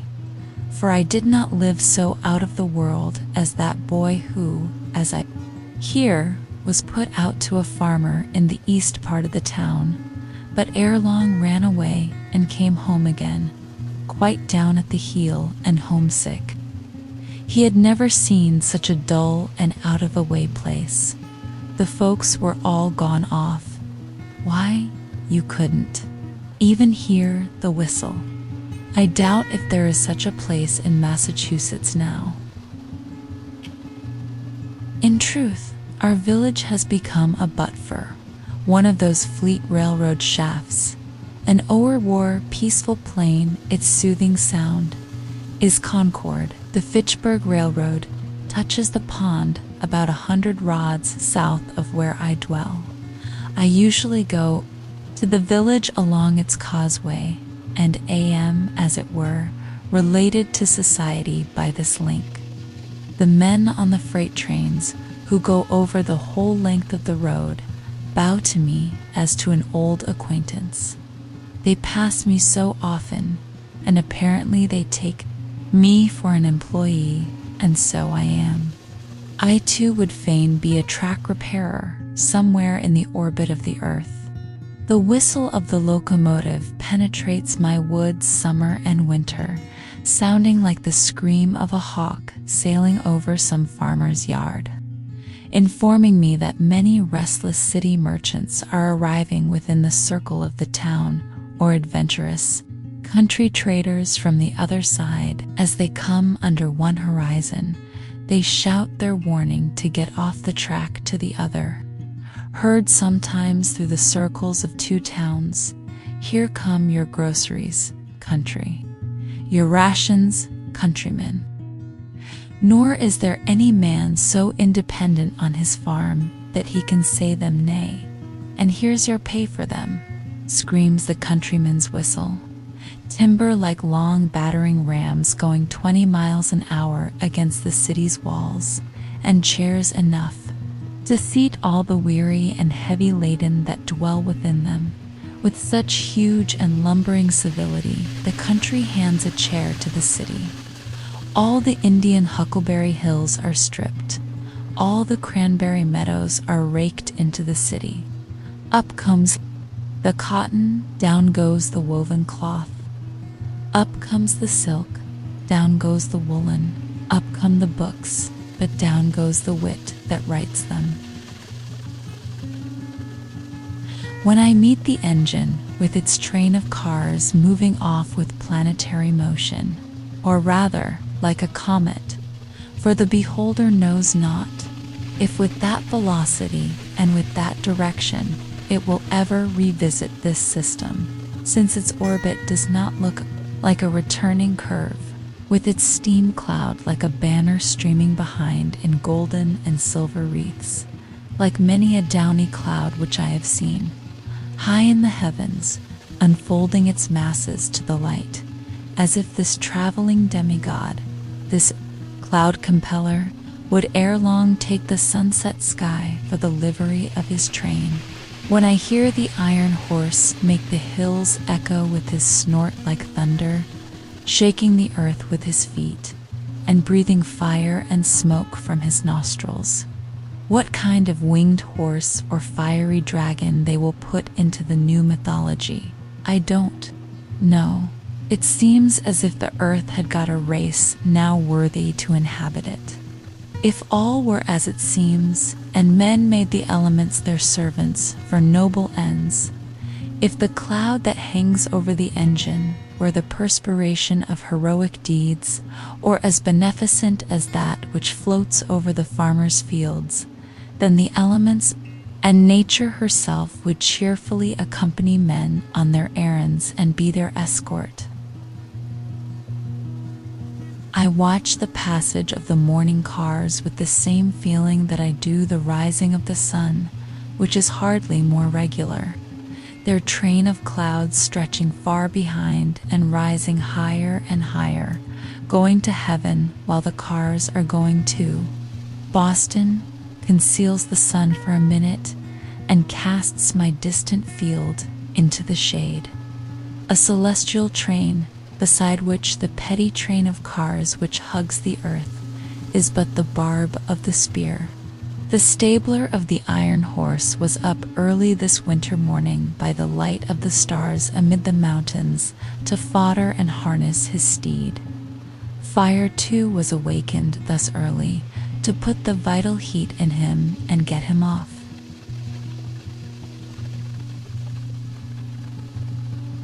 If the enterprise were as innocent as it is early, if the snow lies deep, they strap on his snowshoes, and with the giant plow a furrow from the mountains to the seaboard, in which the cars, like a following drill barrow, sprinkle all the restless men and floating merchandise in the country for seed. All day the fire steed flies over the country, stopping only that his master may rest, and I am awakened by his tramp and defiant snort at midnight, when in some remote glen in the woods he fronts the elements encased in ice and snow, and he will reach his stall only with the morning star to start once more on his travels without rest or slumber. Or perchance, at evening, I hear him in his stable blowing off the superfluous energy of the day, that he may calm his nerves and cool his liver and brain for a few hours of iron slumber. If the enterprise were as heroic and commanding as it is protracted and unwearied.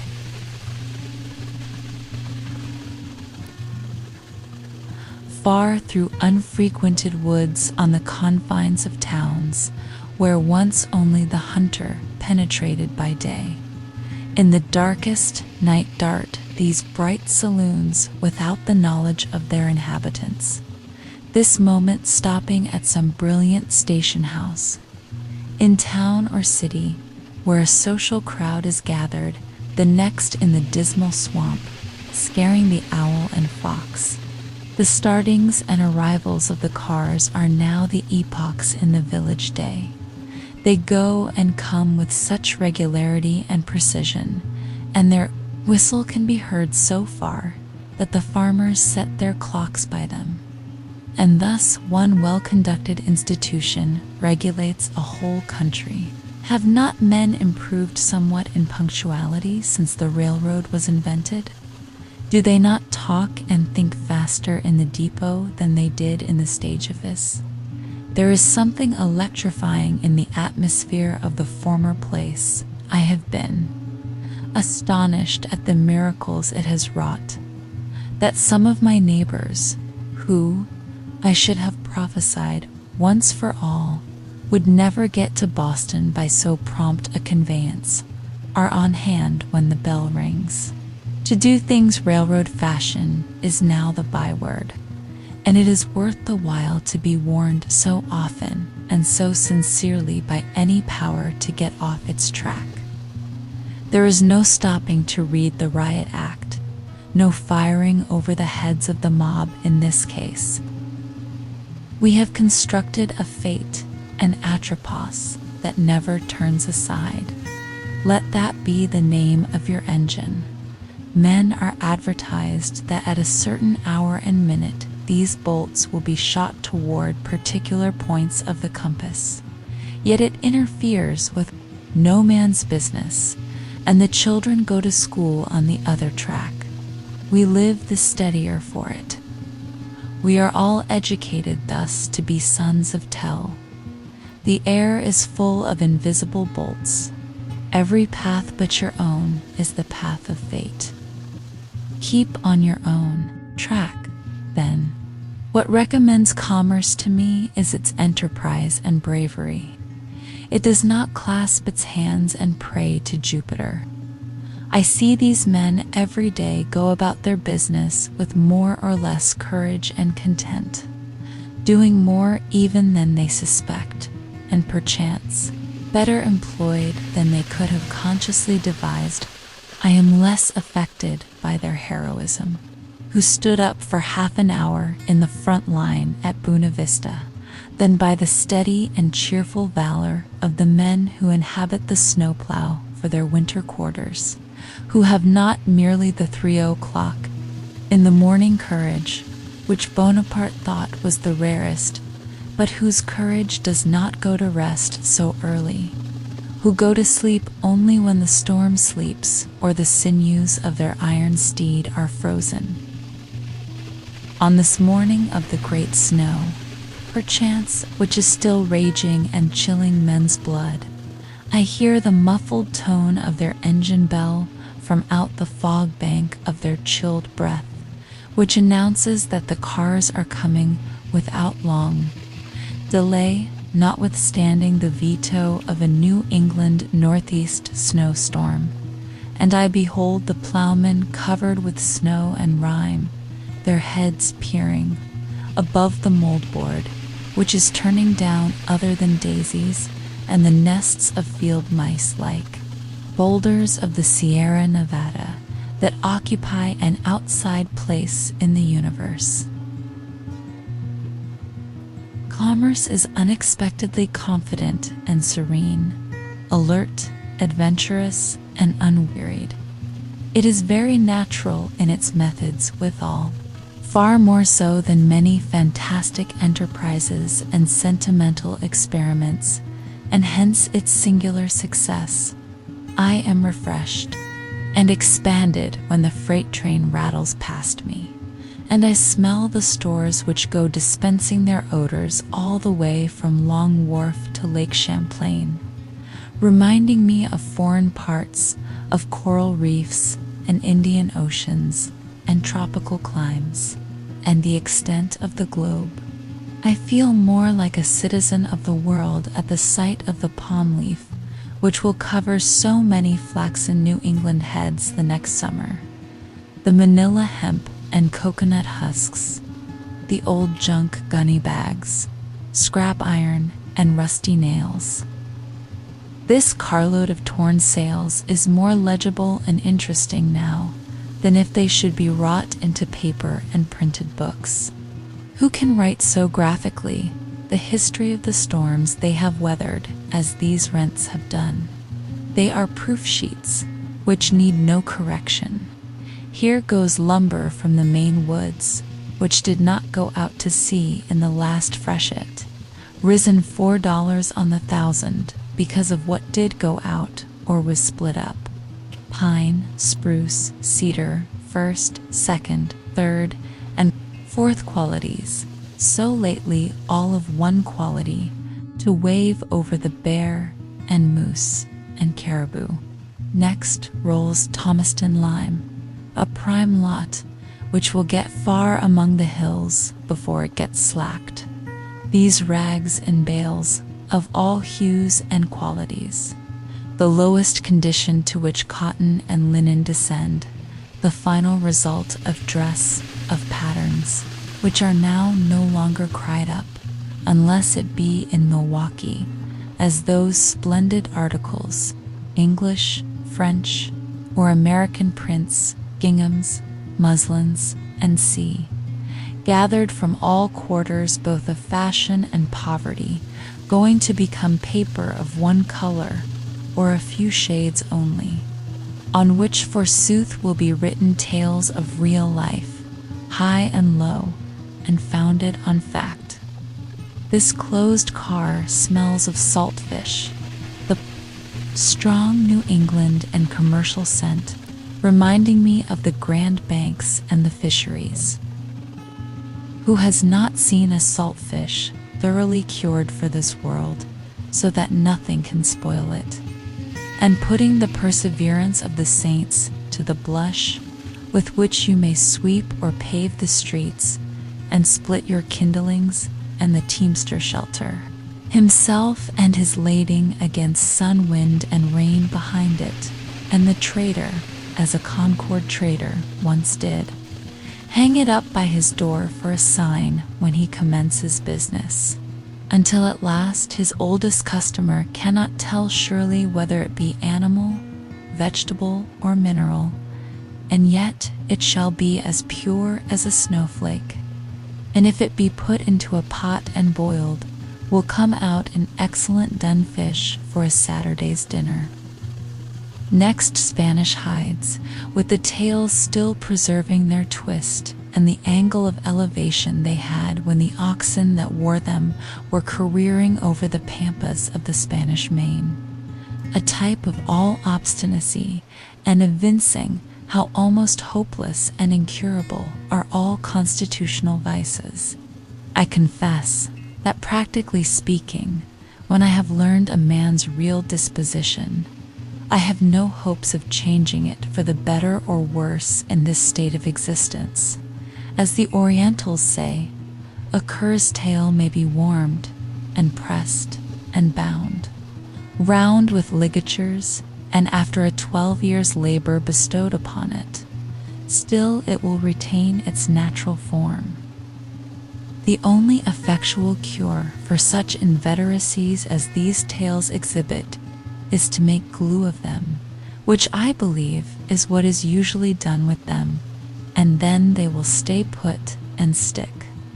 Here is a hogshead of molasses or of brandy directed to John Smith, Cuttingsville, Vermont, some trader among the green mountains who imports for the farmers near his clearing, and now perchance stands over his bulkhead and thinks of the last arrivals on the coast, how they may affect the price for him, telling his customers this moment, as he has told them 20 times before this morning, that he expects some by the next train of prime quality. It is advertised in the Cuttingsville Times.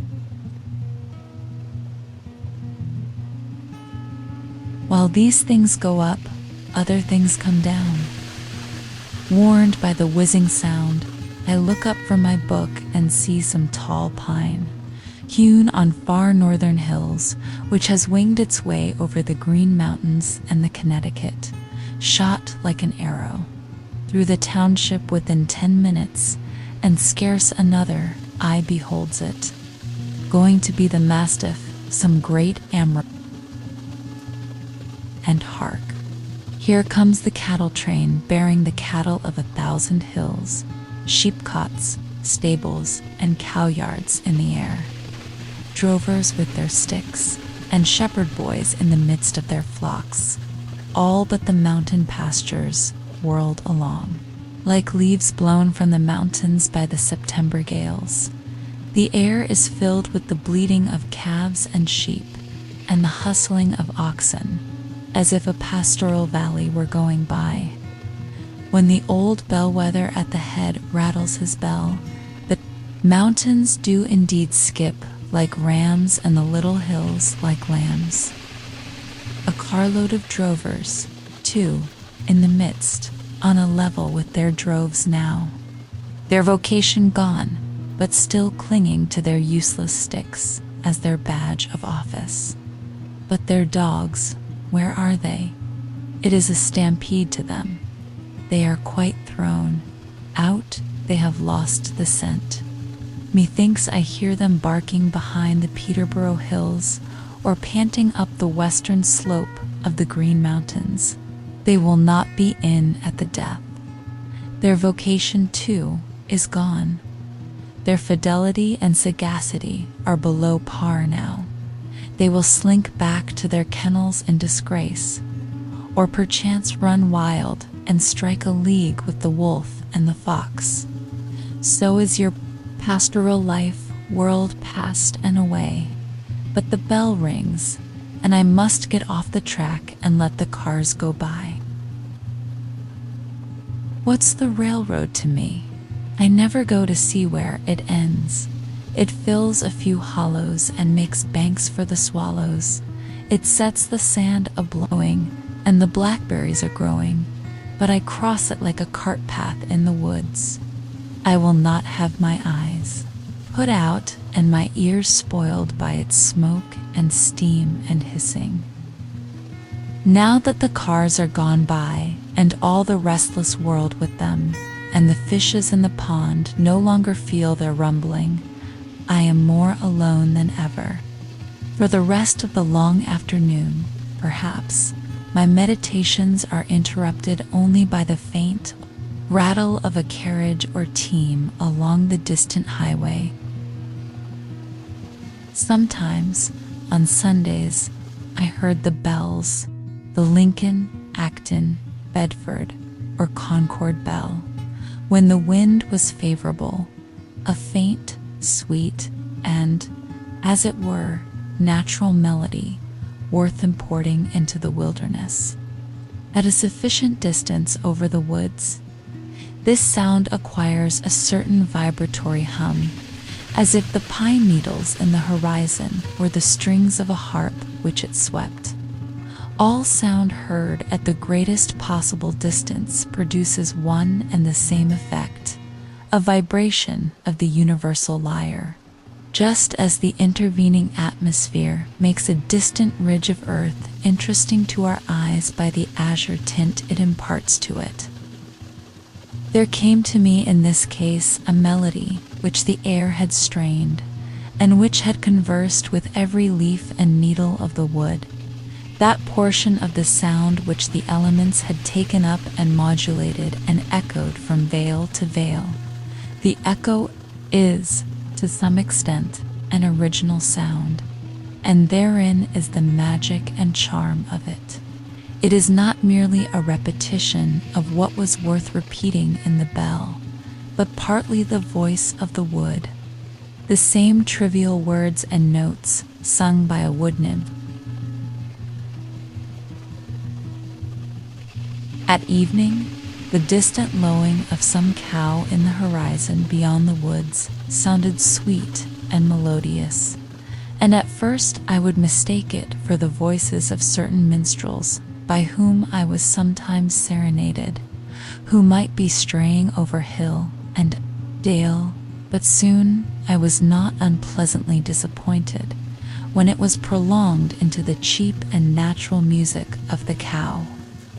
I do not mean to be satirical, but to express my appreciation of those youths singing when I state that I perceived clearly that it was akin to the music of the cow, and they were at length one articulation of nature, regularly at 7:30 in one part of the summer. After the evening train had gone by, the whippoorwills chanted their vespers for half an hour, sitting on a stump by my door or upon the ridgepole of the house. They would begin to sing almost with as much precision as a clock, within 5 minutes of a particular time referred to the setting of the sun every evening. I had a rare opportunity to become acquainted with their habits. Sometimes I heard 4 or 5 at once in different parts of the wood, by accident one a bar behind another, and so near me that I distinguished not only the cluck after each note, but often that singular buzzing sound like a fly in a spider's web, only proportionally louder. Sometimes one would circle round and round me in the woods a few feet distant, as if tethered by a string, when probably I was near its eggs. They sang at intervals throughout the night, and were again as musical as ever just before and about dawn. When other birds are still, the screech owls take up the strain. Like mourning women, their ancient ululu, their dismal scream is truly Ben Johnsonian, wise midnight hags. It is no honest and blunt to-wit-to-who of the poets, but, without jesting, a most solemn graveyard ditty, the mutual consolations of suicide lovers, remembering the pangs and the delights of supernal love in the infernal groves. Yet I love to hear their wailing, their doleful responses trilled along the woodside, reminding me sometimes of music and singing birds, as if it were the dark and tearful side of music, the regrets and sighs that would fain be sung. They are the spirits, the low spirits and melancholy forebodings, of fallen souls that once in human shape night-walked the earth and did the deeds of darkness, now expiating their sins with their wailing hymns or threnodies in the scenery of their transgressions. They give me a new sense of the variety and capacity of that nature which is our common dwelling.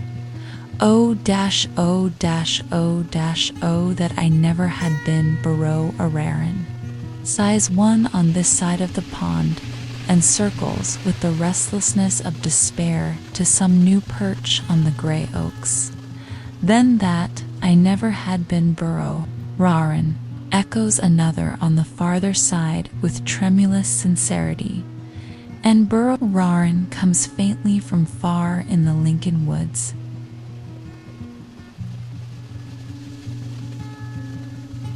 I was also serenaded by a hooting owl. Near at hand, you could fancy it the most melancholy sound in nature, as if she meant by this to stereotype and make permanent in her choir the dying moans of a human being. Some poor weak relic of mortality, who has left hope behind and howls like an animal, yet with human sobs on entering the dark valley, made more awful by by a certain gurgling melodiousness. I find myself beginning with the letters GL when I try to imitate it, expressive of a mind which has reached the gelatinous, mildewy stage in the mortification of all healthy and courageous thought. It reminded me of ghouls and idiots and insane howlings. But now one answers from far woods in a strain made really melodious by distance. Hoo, hurrer, hoo. And indeed, for the most part, it suggested only pleasing associations, whether heard by day or night, summer or winter. I rejoice that there are owls. Let them do the idiotic and maniacal hooting for men. It is a sound admirably suited to swamps and twilight woods which no day illustrates, suggesting a vast and undeveloped nature which men have not recognized. They represent the stark twilight and unsatisfied thoughts which all have seen all day. The sun has shone on the surface of some savage swamp, where the single spruce stands hung with usnea lichens, and small hawks circulate above, and the chickadee lisps amid the evergreens, and the partridge and rabbit skulk beneath. But now a more dismal and fitting day dawns, and a different race of creatures awakes to express the meaning of nature there. Late in the evening, I heard the distant rumbling of wagons over bridges, a sound heard farther than almost any other at night, the baying of dogs, and sometimes again the lowing of some disconsolate cow in a distant barnyard. In the mean, while all the shore rang with the trump of bullfrogs, the sturdy spirits of ancient wine-bibbers and wassailers, still unrepentant, trying to sing a catch in their Stygian lake, if the Walden nymphs will pardon the comparison. For though there are almost no weeds, who would fain keep up the hilarious rules of their old festal tables, though their voices have waxed hoarse and solemnly grave, mocking at mirth, and the wine has lost its flavor and become only liquor to distend their paunches and sweet. Intoxication never comes to drown the memory of the past, but mere saturation and waterloggedness and distension. The most aldermanic, with his chin upon a heart leaf, which serves for a napkin to his drooling chaps, under this northern shore quaffs a deep draught of the once scorned water, and passes round the cup with the ejaculation T ararunk, T ararunk, T ararunk, and straightway comes over the water from some distant cove, the same password repeated, where the next in seniority and girth has gulped down to his mark. And when this observance has made the circuit of the shores, then ejaculates the master of ceremonies with satisfaction, T ararunk, and each in his turn repeats the same down to the least distended, leakiest and flabbiest paunched, that there be no mistake. And then the bowl goes round again and again until the sun disperses. The morning mist, and only the patriarch is not under the pond, but vainly bellowing trunk from time to time and pausing for a reply.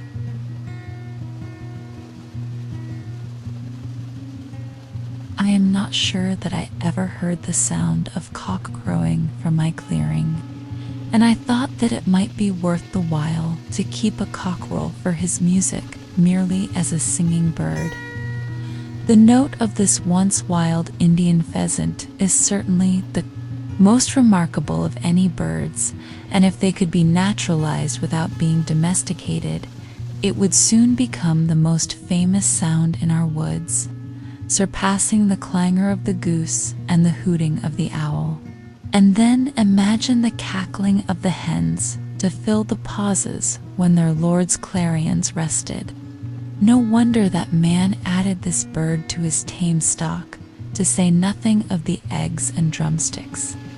To walk in a winter morning in a wood where these birds abounded, their native woods, and hear the wild cockerels crow on the trees, clear and shrill for miles over the resounding earth, drowning the feebler notes of other birds.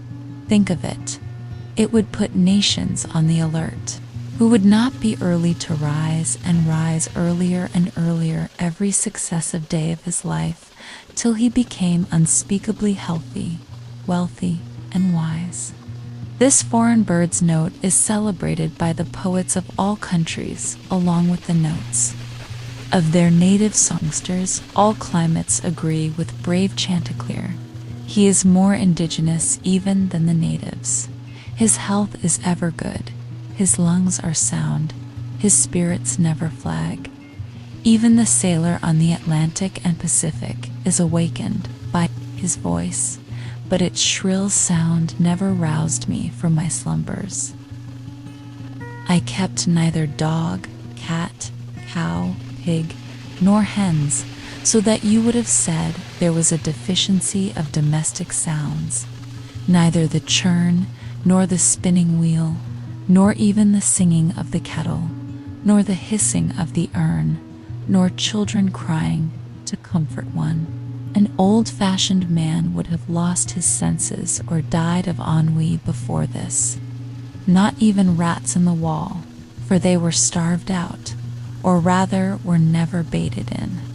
Only squirrels on the roof and under the floor, a whippoorwill on the ridge, pole a blue jay screaming beneath the window, a hare or a woodchuck under the house, a screech owl or a cat owl behind it, a flock of wild geese or a laughing loon on the pond, and a fox to bark in the night. Not even a lark or an oriole, those mild plantation birds, ever visited my clearing. No cockerels to crow, nor hens to cackle in the yard. No yard, but unfenced nature reaching up to your very sills. A young forest growing up under your meadows, and wild sumacs and blackberry vines breaking through into your cellar. Sturdy pitch, pines rubbing and creaking against the shingles for want of room, their roots reaching quite under the house. Instead of a scuttle or a blind blown off in the gale, a pine tree snapped off or torn up by the roots behind your house for fuel. Instead of no path to the front yard gate in the great snow, no gate, no front yard, and no path to the civilized world.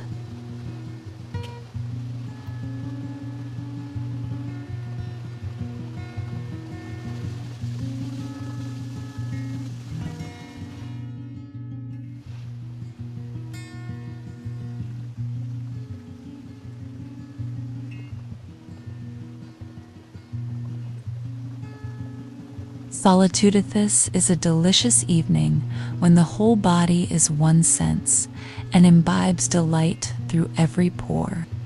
I go and come with a strange liberty in nature, a part of herself, as I walk along the stony shore of the pond in my shirt sleeves. Though it is cool as well as cloudy and windy, and I see nothing special to attract me, all the elements are unusually congenial to me. The bullfrogs trump to usher in the night, and the note of the whippoorwill is borne on the rippling wind. From over the water, sympathy with the fluttering alder and poplar leaves almost takes away my breath. Yet, like the lake, my serenity is rippled but not ruffled. These small waves raised by the evening wind are as remote from storm as the smooth, reflecting surface.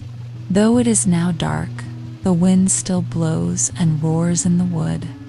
The waves still dash, and some creatures lull the rest with their notes.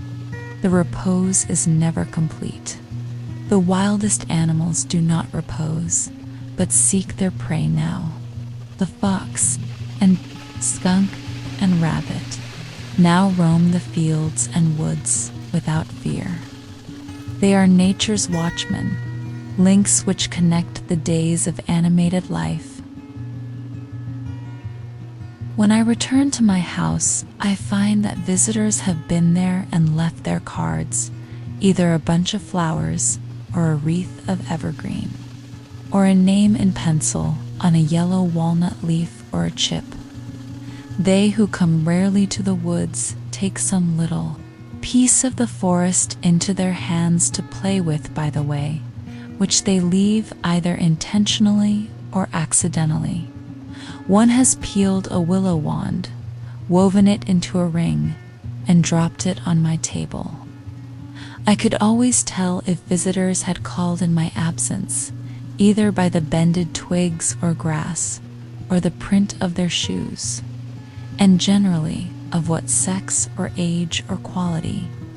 They were by some slight trace left, as a flower dropped, or a bunch of grass plucked and thrown away, even as far off as the railroad, half a mile distant, or by the lingering odor of a cigar or pipe.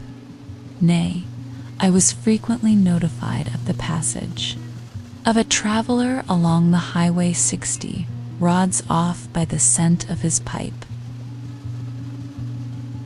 There is commonly sufficient space about us. Our horizon is never quite at our elbows.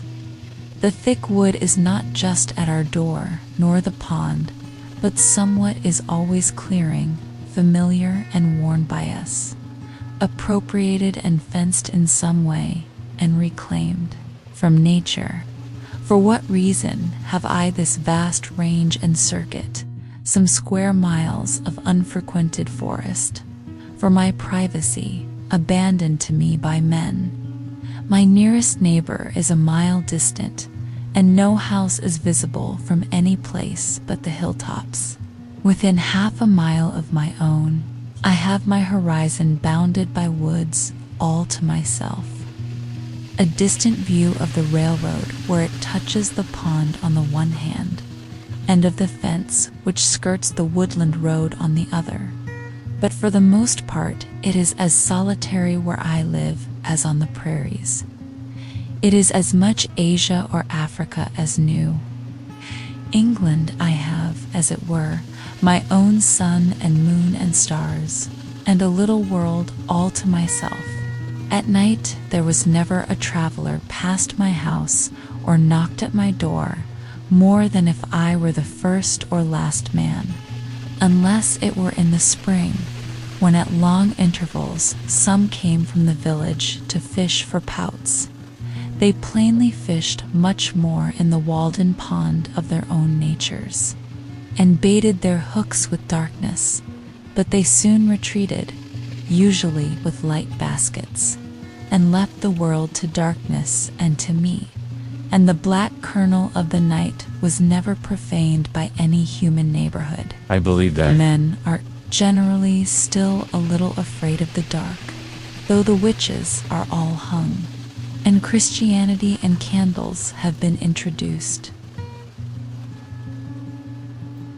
Yet I experienced sometimes that the most sweet and tender, the most innocent and encouraging society may be found in any natural object. Even for the poor misanthrope and most melancholy man, there can be no very black melancholy to him. Lives in the midst of nature and has his senses still. There was never yet such a storm, but it was Jolyon music to a healthy and innocent ear. Nothing can rightly compel a simple and brave man to a vulgar sadness. While I enjoy the friendship of the seasons, I trust that nothing can make life a burden to me. The gentle rain which waters my beans and keeps me in the house today is not drear and melancholy, but good for me too, though it prevents my hoeing. Them it is of far more worth than my hoeing, if it should continue so long as to cause the seeds to rot in the ground and destroy the potatoes in the lowlands. It would still be good for the grass on the uplands, and, being good for the grass, it would be good for me. Sometimes when I compare myself with other men, it seems as if I were more favored by the gods than they, beyond any deserts that I am conscious of, as if I had a warrant and surety at their hands which my fellows have not, and were especially guided and guarded. I do not flatter myself, but if it be possible, they flatter me. I have never felt lonesome or in the least oppressed by a sense of solitude, but once, and that was a few weeks after I came to the woods, when, for an hour, I doubted if the near neighborhood of man was not essential to a serene and healthy life. To be alone was something unpleasant, but I was at the same time conscious of a slight insanity in my mood and seemed to foresee my recovery. In the midst of a gentle rain, while these thoughts prevailed, I was suddenly sensible of such sweet and beneficent society in nature, in the very pattering of the drops, and in every sound and sight around my house, an infinite and unaccountable friendliness all at once, like an atmosphere sustaining me, as made the fancied advantages of human neighborhood insignificant, and I have never thought of them since. Every little pine needle expanded and swelled with sympathy and befriended me. I was so distinctly made aware of the presence of something kindred to me, even in scenes which we are accustomed to call wild and dreary, and also that the nearest of blood to me and humanist was not a person nor a villager, that I thought no place could ever be strange to me again. Mourning untimely consumes the sad. Few are their days in the land of the living, beautiful daughter of Topsker. Some of my pleasantest hours were during the long rainstorms in the spring or fall, which confined me to the house for the afternoon, as well as the forenoon, soothed by their ceaseless roar and pelting, when an early twilight ushered in a long evening in which many thoughts had time to take root and unfold themselves. In those driving northeast rains which tried the village houses so, when the maids stood ready, with mop and pail in front entries, to keep the deluge out, I sat behind my door in my little house, which was all entry, and thoroughly enjoyed its protection. In one heavy thunder shower, the lightning struck a large pitch pine across the pond, making a very conspicuous and perfectly regular spiral groove from top to bottom, an inch or more deep, and 4 or 5 inches wide, as you would groove a walking stick. I passed it again the other day, and was struck with awe on looking up and beholding that mark, now more distinct than ever, where a terrific and resistless bolt came down out of the harmless sky 8 years ago. Men frequently say to me, "I should think you would feel lonesome down there, and want to be nearer to folks, rainy and snowy days and nights especially." I am tempted to reply to such, this whole earth which we inhabit is but a point in space. How far apart, think you, dwell the 2 most distant inhabitants of yonder star, the breadth of whose disk cannot be appreciated by our instruments? Why should I feel lonely? Is not our planet in the Milky Way? This which you put seems to me not to be the most important question. What sort of space is that which separates a man from his fellows and makes him solitary? I have found that no exertion of the legs can bring to minds much nearer to one another. What do we want most to dwell near to? Not too many men, surely. The depot, the post office, the bar room, the meeting house, the schoolhouse, the grocery, Beacon Hill, or the 5 points where men most congregate, but to the perennial source of our life, whence in all our experience we have found that to issue as the willow stands near the water and sends out its roots in that direction. This will vary with different natures, but this is the place where a wise man will dig his cellar. I one evening overtook one of my townsmen, who has accumulated what is called a handsome property, though I never got a fair view of it, on the Walden road, driving a pair of cattle to market, who inquired of me how I could bring my mind to give up so many of the comforts of life. I answered that I was very sure I liked it passably well. I was not joking, and so I went home to my bed and left him to pick his way through the darkness and the mud to Brighton, or Brighttown, which place he would reach some time in the morning.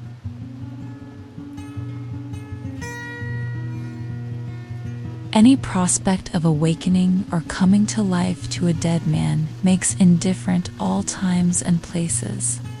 The place where that may occur is always the same and indescribably pleasant to all our senses. For the most part, we allow only outlying and transient circumstances to make our occasions. They are, in fact, the cause of our distraction. Nearest to all things is that power which fashions their being. Next to us, the grandest laws are continually being executed. Next to us is not the workman whom we have hired, with whom we love so well to talk, but the workman whose work we are. How vast and profound is the influence of the subtle powers of heaven and of earth. We seek to perceive them, and we do not see them. We seek to hear them, and we do not hear them. Identified with the substance of things, they cannot be separated from them. They cause that in all the universe, men purify and sanctify their hearts, and clothe themselves in their holiday garments to offer sacrifices and oblations to their ancestors.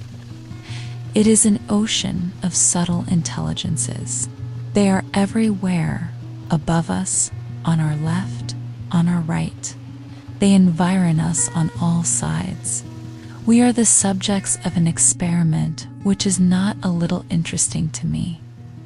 Can we not do without the society of our gossips a little while under these circumstances, have our own thoughts to cheer us? Confucius says truly, virtue does not remain as an abandoned orphan. It must of necessity have neighbors. With thinking we may be beside ourselves in a sane sense. By a conscious effort of the mind, we can stand aloof from actions and their consequences, and all things, good and bad, go by us like a torrent.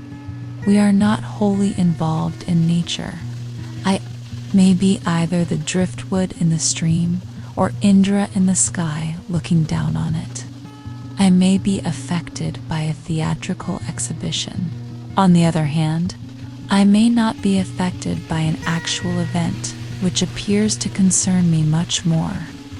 I only know myself as a human entity, the scene, so to speak, of thoughts and affections, and am sensible of a certain doubleness by which I can stand as remote from myself as from another. However intense my experience, I am conscious of the presence and criticism of a part of me which, as it were, is not a part of me, but spectator, sharing no experience, but taking note of it. And that is no more I than it is you. When the play, it may be the tragedy, of life is over, the spectator goes his way. It was a kind of fiction, a work of the imagination only, so far as he was concerned.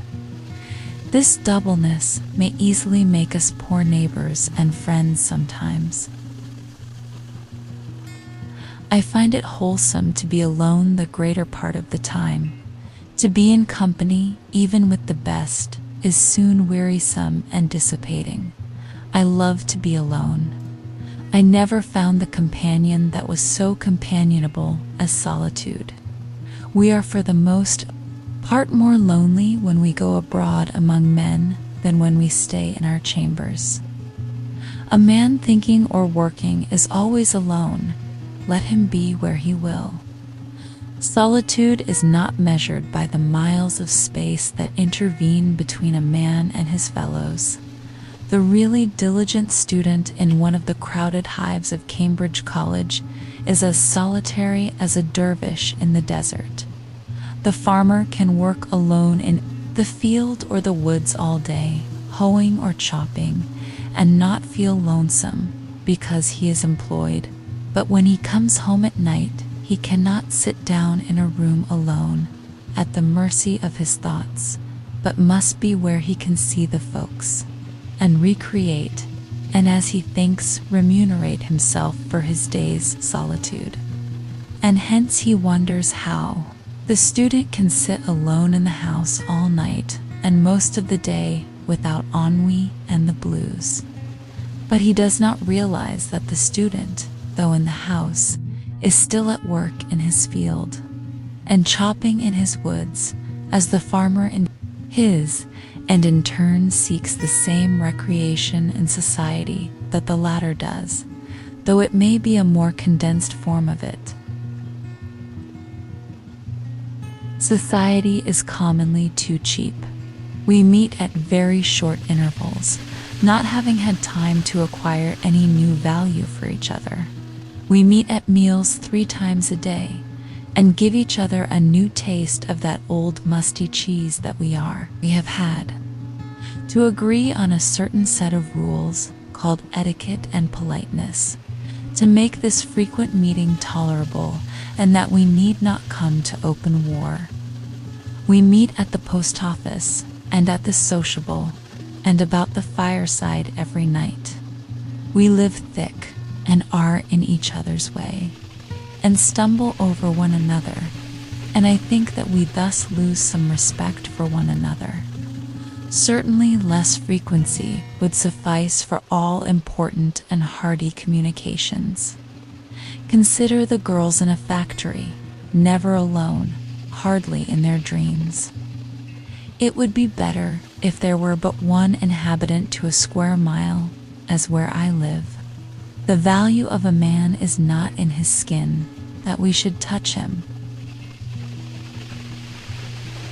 I have heard of a man lost in the woods and dying of famine and exhaustion at the foot of a tree, whose loneliness was relieved by the grotesque visions with which, owing to bodily weakness, his diseased imagination surrounded him, and which he believed to be real.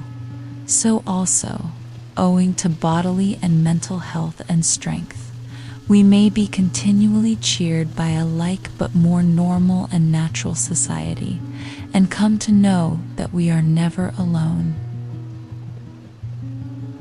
I have a great deal of company in my house, especially in the morning when nobody calls.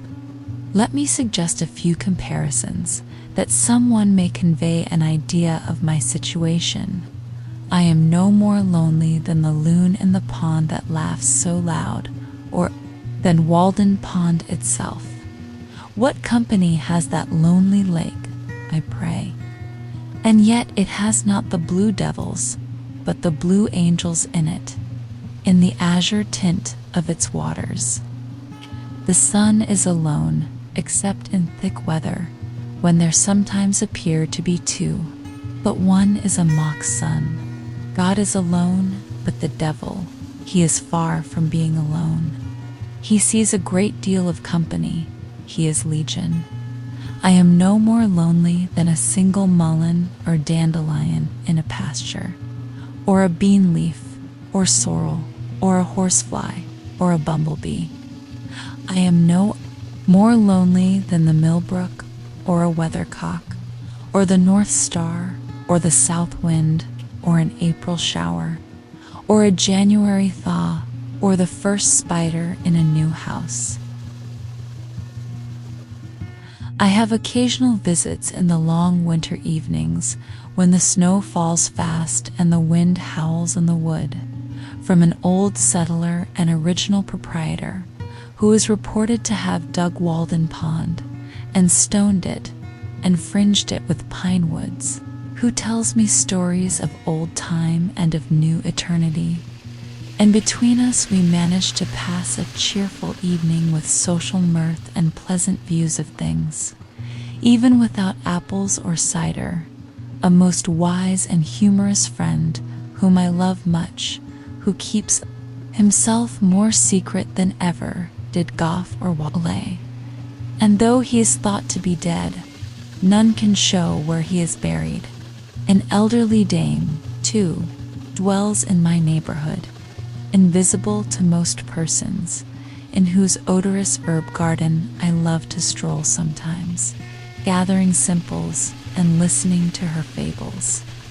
For she has a genius of unequaled fertility, and her memory runs back farther than mythology, and she can tell me the original of every fable, and on what fact every one is founded, for the incidents occurred when she was young. A ruddy and lusty old dame, who delights in all weathers and seasons, and is likely to outlive all her children yet. The indescribable innocence and beneficence of nature, of sun and wind and rain, of summer and winter, such health, such cheer they afford forever, and such sympathy have they ever with our race, that all nature would be affected, and the sun's brightness fade, and the winds would sigh humanely, and the clouds rain tears, and the woods shed their leaves, and put on mourning in midsummer. If any man should ever, for a just cause, grieve, shall I not have intelligence with the earth? Am I not partly leaves and vegetable mold myself? What is the pill which will keep us well, serene, contented? Not my or thy great-grandfather's, but our great-grandmother Nature's universal, vegetable botanic medicines, by which she has kept herself young always, outlived so many old pars in her day, and fed her health with their decaying fatness. For my panacea, instead of one of those quack vials of a mixture dipped from Acheron and the Dead Sea, which come out of those long, shallow, black schooner-looking wagons, which we sometimes see made to carry bottles, let me have a draught of undiluted morning air. Morning air. If men will not drink of this at the fountainhead of the day, why, then, we must even bottle up some and sell it in the shops, for the benefit of those who have lost their subscription ticket to morning time in this world. But remember, it will not keep quite till noonday even in the coolest cellar, but drive out the Stoppel's long air, that, and follow westward the steps of Aurora. I am no worshipper of Hygeia, who was the daughter of that old herb doctor Sclopius, and who is represented on monuments holding a serpent in one hand, and in the other a cup out of which the serpent sometimes drinks, but rather of Hebe cupbearer. To Jupiter, who was the daughter of Juno and wild lettuce, and who had the power of restoring gods and men to the vigor of youth, she was probably the only thoroughly sound-conditioned, healthy, and robust young lady that ever walked the globe, and wherever she came, it was spring.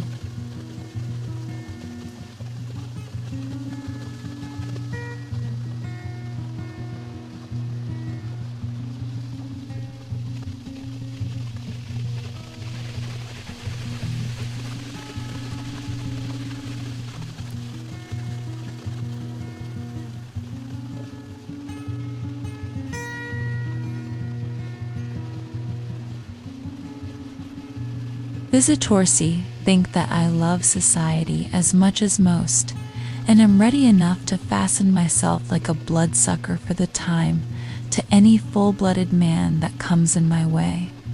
I am naturally no hermit, but might possibly sit out the sturdest frequenter of the barroom, if my business called me thither. I had 3 chairs in my house, 1 for solitude, 2 for friendship, 3 for society. When visitors came in larger and unexpected numbers, there was but the 3rd chair for them all. But they generally economized the room by standing up. It is surprising how many great men and women a small house will contain.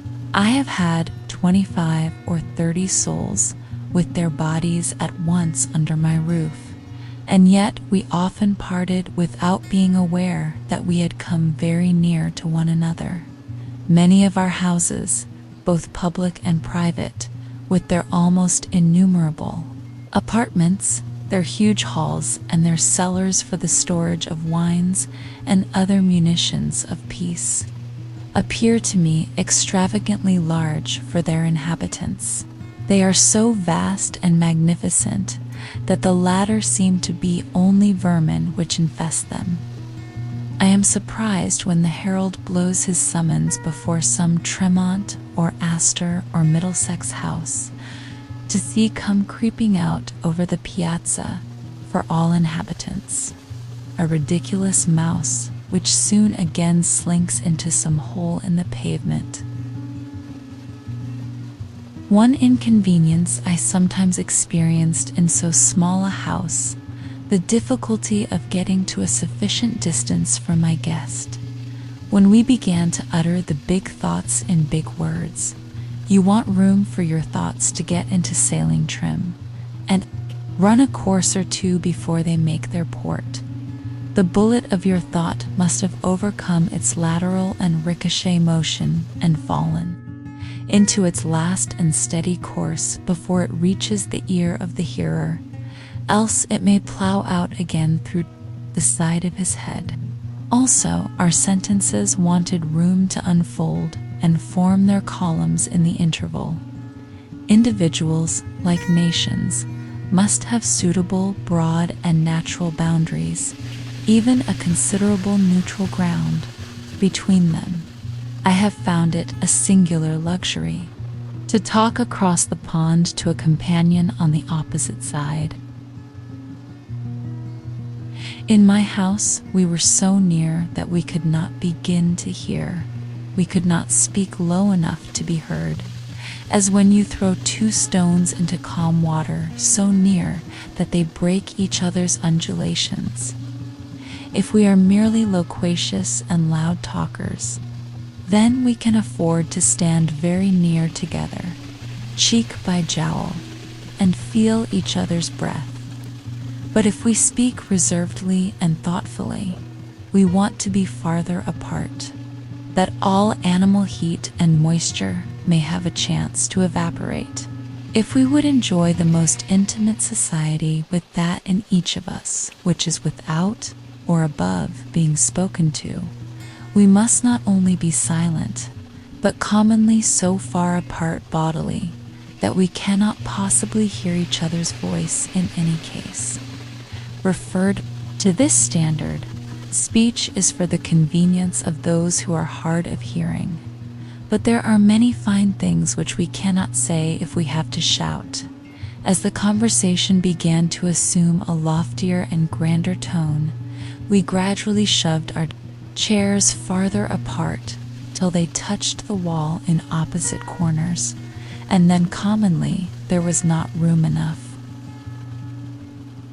My best room, however, my withdrawing room, always ready for company, on whose carpet the sun rarely fell, was the pine wood behind my house. Thither in summer days, when distinguished guests came, I took them, and a priceless domestic swept the floor and dusted the furniture and kept the things in order. If one guest came, he sometimes partook of my frugal meal, and it was no interruption to conversation to be stirring a hasty pudding or watching the rising and maturing of a loaf of bread in the ashes in the meanwhile. But if 20 came and sat in my house, there was nothing said about dinner, though there might be bread enough for 2, more than if eating were a forsaken habit. But we naturally practiced abstinence, and this was never felt to be an offense against hospitality, but the most proper and considerate course. The waste and decay of physical life, which so often needs repair, seemed miraculously retarded in such a case, and the vital vigor stood its ground. I could entertain thus 1,000 as well as 20.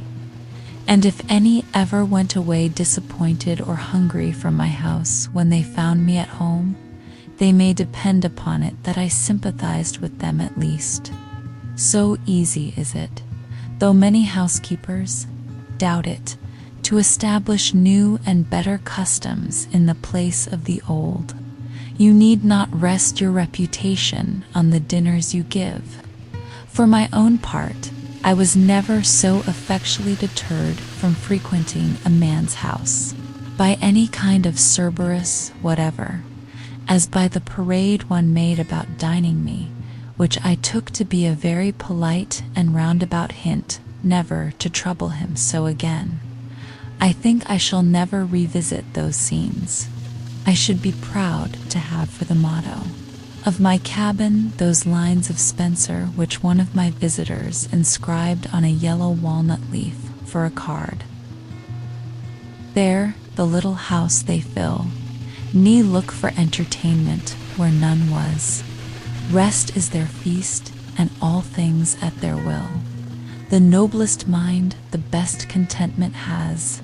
When Winslow, afterward governor of the Plymouth colony, went with a companion on a visit of ceremony to Massasoit on foot through the woods, and arrived tired and hungry at his lodge.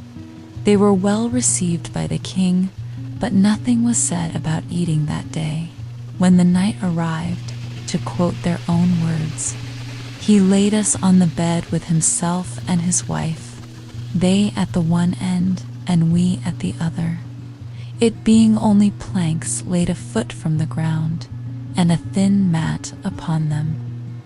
2 more of his chief men, for want of room, pressed by and upon us, so that we were worse weary of our lodging than of our journey. At 1 o'clock the next day, Massasoit brought 2 fishes that he had shot, about thrice as big as a bream. These being boiled, there were at least 40 looked for a share in them. The most 8 of them.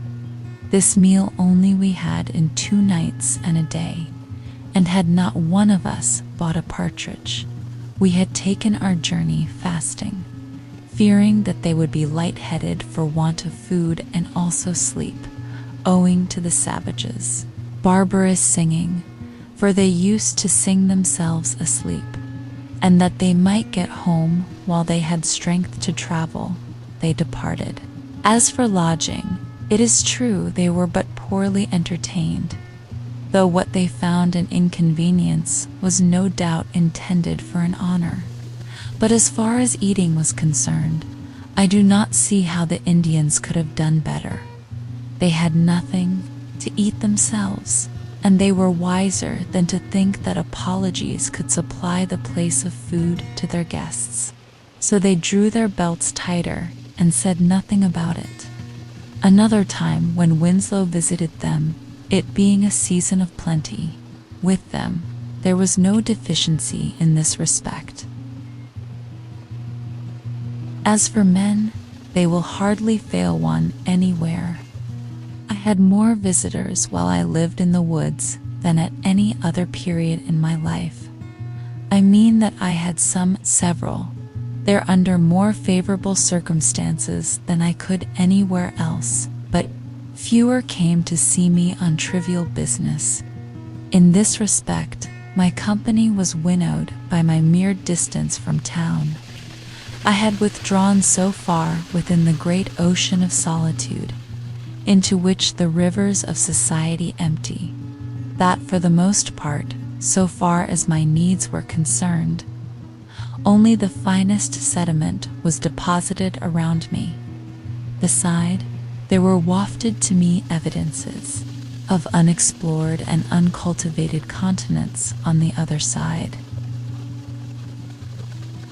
Who should come to my lodge this morning but a true Homeric or Paphlagonian man? He had so suitable and poetic a name that I am sorry I cannot print it here. A Canadian, a wood chopper and postmaker, who can hold 50 posts in a day, who made his last supper on a woodchuck which his dog caught. He too has heard of Homer, and, if it were not for books, would not know what to do rainy days, though perhaps he has not read one wholly through for many rainy seasons. Some priest who could pronounce the Greek itself taught him to read his verse in the Testament in his native parish far away, and now I must translate to him while he holds the book. Achilles' reproof to Patroclus for his sad countenance. Why are you in tears, Patroclus, like a young girl? Or have you alone heard some news from Phtia? They say that Menoetius lives yet, son of Actor, and Peleus lives, son of Pachus, among the Myrmidons, either of whom having died, we should greatly grieve. He says, that's great. He has a great bundle of white toque bark under his arm for a sick man, gathered this Sunday morning. I suppose there's no harm in going after such a thing today, says he. To him Homer was a great writer, though what his writing was about he did not know. A more simple and natural man it would be hard to find. Vice and disease, which cast such a somber moral hue over the world, seemed to have hardly any existence. For him, he was about 28 years old, and had left Canada and his father's house a dozen years before to work in the States, and earn money to buy a farm with at last, perhaps in his native country. He was cast in the coarsest mold, a stout but sluggish body, yet gracefully carried, with a thick, sunburnt neck, dark, bushy hair, and dull, sleepy blue eyes, which were occasionally lit up with expression. He wore a flat gray cloth cap, a dingy wool-colored greatcoat, and cowhide boots. He says, that's great. He has a great bundle of white toque bark under his arm for a sick man, gathered this Sunday morning. I suppose there's no harm in going after such a thing today, says he. To him Homer was a great writer, though what his writing was about he did not know. A more simple and natural man it would be hard to find. Vice and disease, which cast such a somber moral hue over the world, seemed to have hardly any existence. For him, he was about 28 years old, and had left Canada and his father's house a dozen years before to work in the States, and earn money to buy a farm with at last, perhaps in his native country. He was cast in the coarsest mold, a stout but sluggish body, yet gracefully carried, with a thick, sunburnt neck, dark, bushy hair, and dull, sleepy blue eyes, which were occasionally lit up with expression. He wore a flat gray cloth cap, a dingy wool-colored greatcoat, and cowhide boots. He was a skillful chopper, and indulged in some flourishes and ornaments in his art. He cut his trees level and close to the ground, that the sprouts which came up afterward might be more vigorous and a sled might slide over the stumps, and instead of leaving a whole tree to support his corded wood, he would pare it away to a slender stake or splinter, which you could break off with your hand at last. He interested me because he was so quiet and solitary and so happy withal, a well of good humor and contentment which overflowed at his eyes. His mirth was without alloy. Sometimes I saw him at his work in the woods, felling trees, and he would greet me with a laugh of inexpressible satisfaction and a salutation in Canadian French, though he spoke English as well.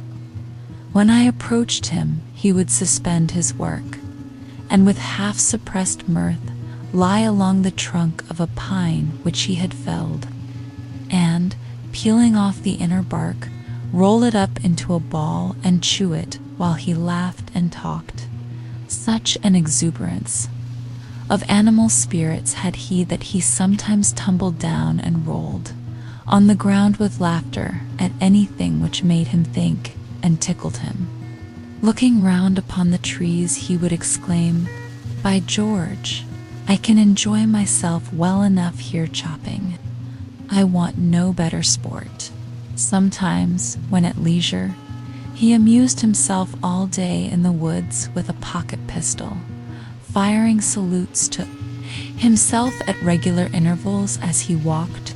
In the winter he had a fire, by which at noon he warmed his coffee in a kettle, and as he sat on a log to eat his dinner, the chickadees would sometimes come round and alight on his arm and peck at the potato in his fingers. And he said that he liked to have the little fellers about him. In him the animal man chiefly was developed. In physical endurance and contentment, he was cousin to the pine and the rock. I asked him once if he was not sometimes tired at night after working all day, and he answered, with a sincere and serious look, "Gorapit, I never was tired in my life." But the intellectual and what is called spiritual man in him were slumbering as in an infant. He had been instructed only in that innocent and ineffectual way in which the Catholic priests teach the Aborigines, by which the pupil is never educated to the degree of consciousness, but only to the degree of trust and reverence. And a child is not made a man, but kept a child. When nature made him, she gave him a strong body and contentment for his portion, and propped him on every side with reverence and reliance, that he might live out his 80 years and 10 a child. He was so genuine and unsophisticated that no introduction would serve to introduce him more than if you introduced a woodchuck to your neighbor. He had got to find him out as you did. He would not play any part. Men paid him wages for work, and so helped to feed and clothe him, but he never exchanged opinions with them. He was so simply and naturally humble, if he can be called humble, who never aspires that humility was no distinct quality in him, nor could he conceive of it. Wiser men were demigods to him. If you told him that such a one was coming, he did as if he thought that anything so grand would expect nothing of himself, but take all the responsibility on itself, and let him be forgotten still. He never heard the sound of praise. He particularly reverenced the writer and the preacher.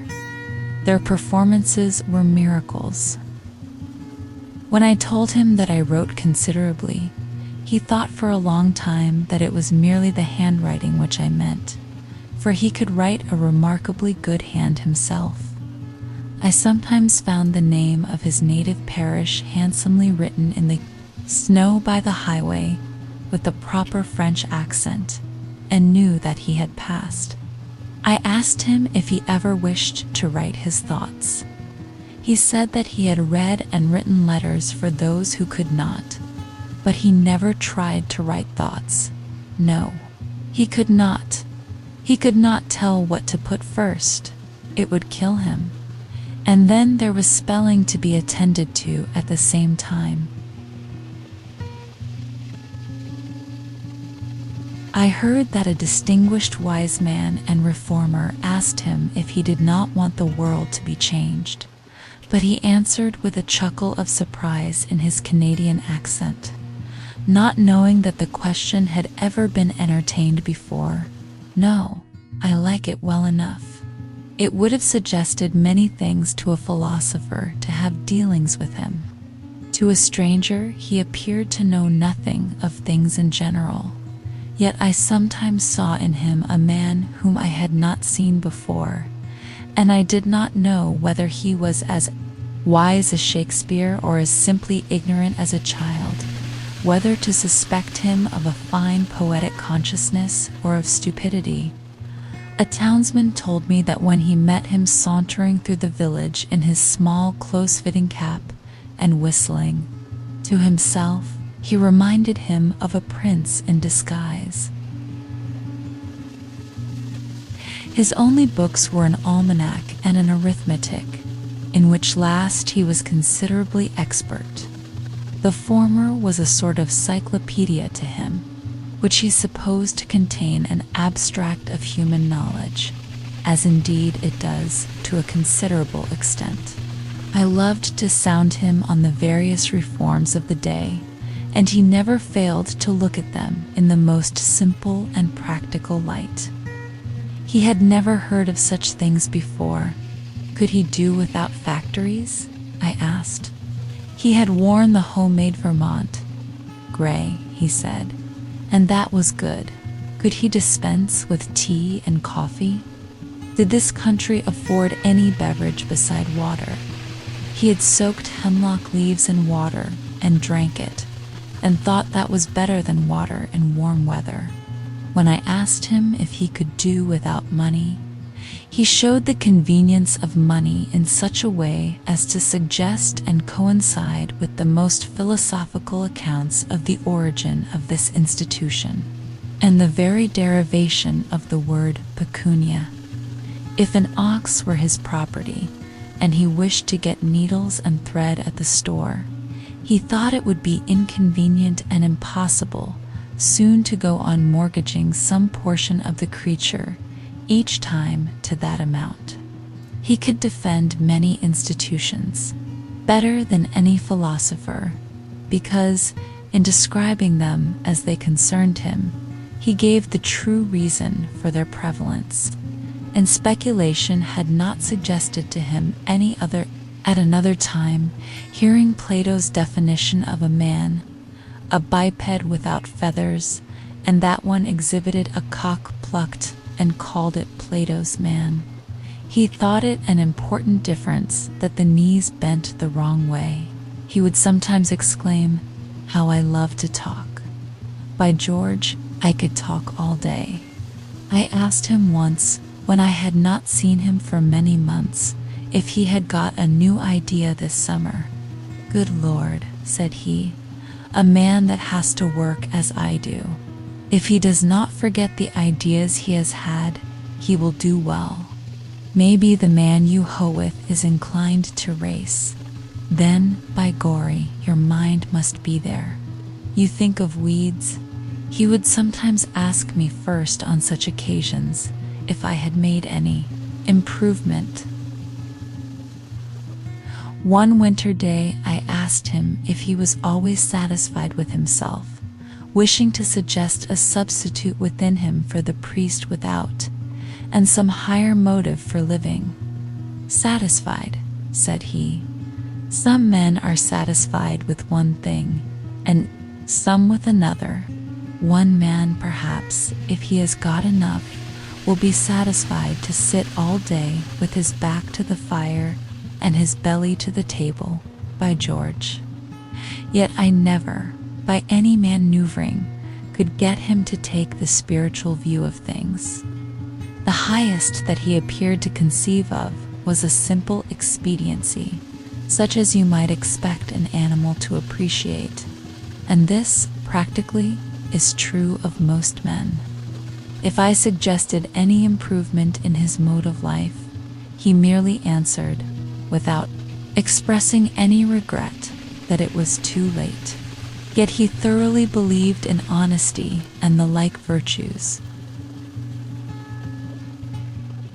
There was a certain positive originality, however slight, to be detected in him, and I occasionally observed that he was thinking for himself and expressing his own opinion, a phenomenon so rare that I would any day walk 10 miles to observe it, and it amounted to the re-origination of many of the institutions of society.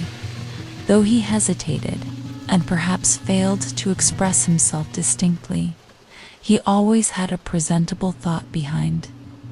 Yet his thinking was so primitive and immersed in his animal life that, though more promising than a merely learned man's, it rarely ripened to anything which can be reported. He suggested that there might be men of genius in the lowest grades of life, however permanently humble and illiterate, who take their own view always, or do not pretend to see at all, who are as bottomless even as Walden Pond was thought to be, though they may be dark and muddy.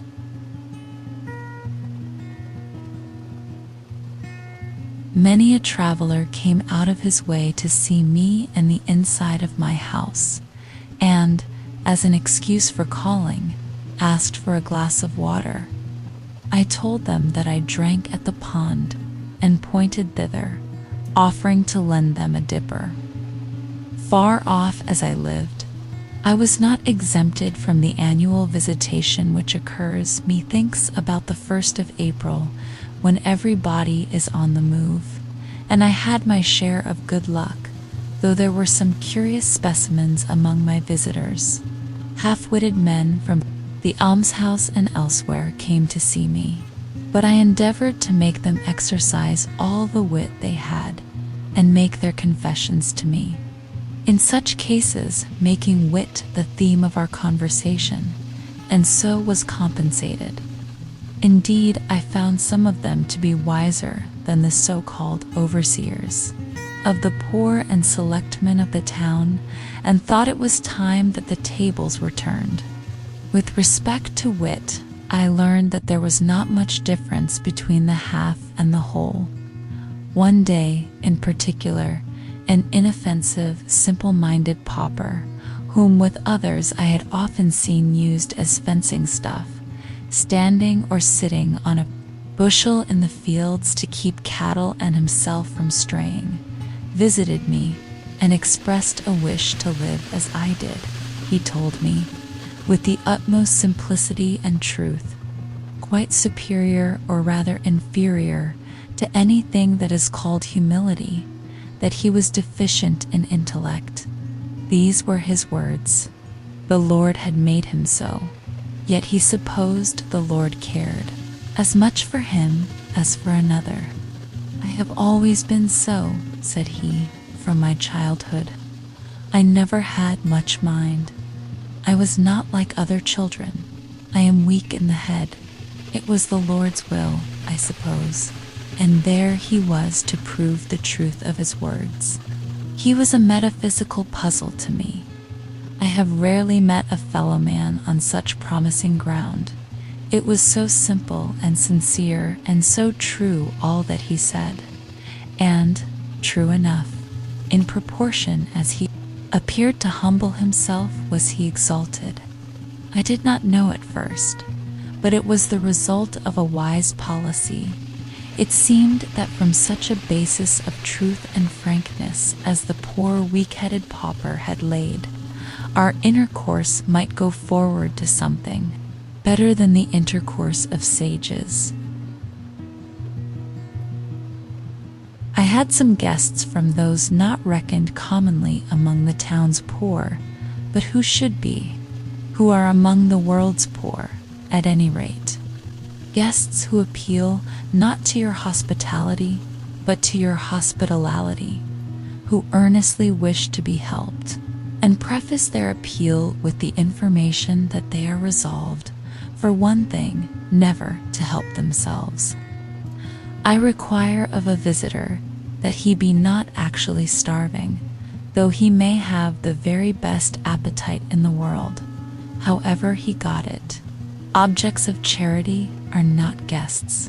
Men who did not know when their visit had terminated, though I went about my business again, answering them from greater and greater remoteness.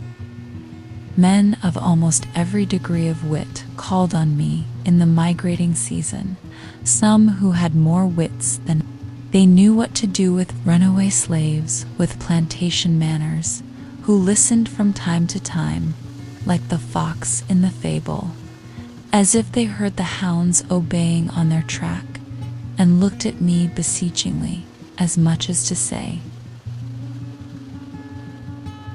"O Christian, will you send me back?" One real runaway slave, among the rest, whom I helped to forward toward the North Star. Men of one idea, like a hen with one chicken, and that a duckling. Men of 1,000 ideas and unkempt heads, like those hens which are made to take charge of 100 chickens, all in pursuit of one bug, a score of them lost in every morning's dew, and become frizzled and mangy in consequence. Men of ideas instead of legs, a sort of intellectual centipede that made you crawl all over. One man proposed a book in which visitors should write their names, as at the White Mountains, but, alas, I have too good a memory to make that necessary. I could not but notice some of the peculiarities of my visitors. Girls and boys and young women generally seemed glad to be in the woods. They looked in the pond and at the flowers, and improved their time. Men of business, even farmers, thought only of solitude and employment, and of the great distance at which I dwelt from something or other. And though they said that they loved a ramble in the woods occasionally, it was obvious that they did not. Restless, committed men, whose time was all taken up in getting a living or keeping it. Ministers who spoke of God as if they enjoyed a monopoly of the subject, who could not bear all kinds of opinions. Doctors, lawyers, uneasy housekeepers who pried into my cupboard and bed when I was out. How came Mrs. to know that my sheets were not as clean as hers? Young men who had ceased to be young and had concluded that it was safest to follow the beaten track of the professions. All these generally said that it was not possible to do so much good in my position. There was the rub. The old and infirm and the timid, of whatever age or sex, thought most of sickness and sudden accident and death. To them, life seemed full of danger. What danger is there if you don't think of any? And they thought that a prudent man would carefully select the safest position where Dr. B might be on hand at a moment's warning. To them, the village was literally a community, a league for mutual defense, and you would suppose that they would not go a huckleberrying without a medicine chest. The amount of it is, if a man is alive, there is always danger that he may die, though the danger must be allowed to be less in proportion as he is deadened live to begin with. A man sits as many risks as he runs. Finally, there were the self-styled reformers. This is the house that I built. This is the man that lives in the house that I built. But they did not know that the third line was, these are the folks that worry the man that lives in the house that I built. I did not fear the harriers, for I kept no chickens. But I feared the men harriers rather. I had more cheering visitors than the last. Children come a-bearing, railroad men taking a Sunday morning walk in clean shirts, fishermen and hunters, poets and philosophers. In short, all honest pilgrims, who came out to the woods for freedom's sake and really left the village behind. I was ready to greet with, welcome Englishman, for I had had communication with that race.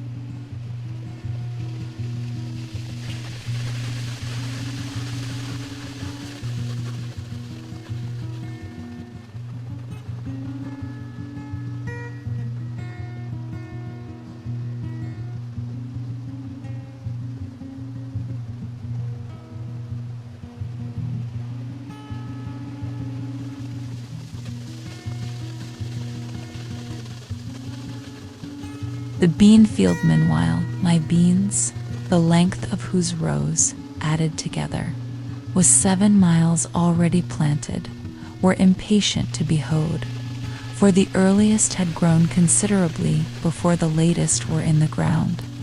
Indeed, they were not easy to be put off. What was the meaning of this, so steady and self-respecting, this small Herculean labor? I knew not. I came to love my rows, my beans, though so many more than I wanted. They attached me to the earth, and so I got strength like Antaeus. But why should I raise them? Only heaven knows. This was my curious labor all summer, to make this portion of the earth's surface, which had yielded only cinquefoil blackberries. John's wort. What shall I learn of beans or beans of me? I cherish them, I hoe them. Early and late I have an eye to them. And this is my day's work. It is a fine broadleaf to look on. My auxiliaries are the dews and rains which water this dry soil. And what fertility is in the soil itself, which for the most part is lean and effete. My enemies are worms, cool days, and most of all woodchucks. The last have nibbled for me 1/4 of an acre clean. But what right had I to oust John's wort, the rest, and break up their ancient herb garden? Soon, however, the remaining beans will be too tough for them, and go forward to meet new foes. When I was 4 years old, as I well remember, I was brought from Boston to this my native town through these very woods and this field to the pond. It is one of the oldest scenes stamped on my memory. And now to-night my flute has waked, echoes over that very water. The pines still stand here, older than I. Or, if some have fallen, I have cooked my supper with their stumps, and a new growth is rising all around, preparing another aspect for new infant eyes. Almost the same Johnswort springs from the same perennial root in this pasture, and even I have at length helped to clothe that fabulous landscape of my infant dreams. And one of the results of my presence and influence is seen in these bean leaves, corn blades, and potato vines. I planted about 2.5 acres of upland, and as it was only about 15 years since the land was cleared, and I myself had got out 2 or 3 cords of stumps, I did not give it any manure. But in the course of the summer it appeared, by the arrowheads which I turned up in hoeing, that an extinct nation had anciently dwelt here and planted corn and beans, ere white men came to clear the land, and so, to some extent, had exhausted the soil for this very crop. Before yet any woodchuck or squirrel had run across the road, or the sun had got above the shrub oaks, while all the dew was on. Though the farmers warned me against it, I would advise you to do all your work if possible while the dew is on. I began to level the ranks of haughty weeds in my bean field and throw dust upon their heads. Early in the morning I worked barefooted, dabbling like a plastic artist in the dewy and crumbling sand, but later in the day the sun blistered my feet. There the sun lighted me to hoe beans, pacing slowly backward and forward over that yellow, gravelly upland, between the long green rows, 15 rods, the one end terminating in a shrub oak copse, where I could rest in the shade, the other in a blackberry field where the green berries deepened their tints by the time I had made another bout.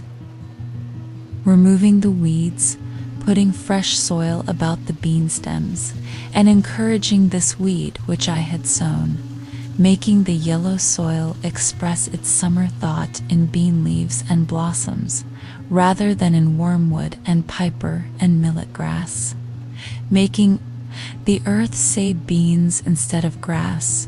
This was my daily work. As I had little aid from horses or cattle, or hired men or boys, or improved implements of husbandry, I was much slower, and became much more intimate with my beans than usual. But labor of the hands, even when pursued to the verge of drudgery, is perhaps never the worst form of idleness. It has a constant and imperishable moral, and to the scholar it yields a classic result.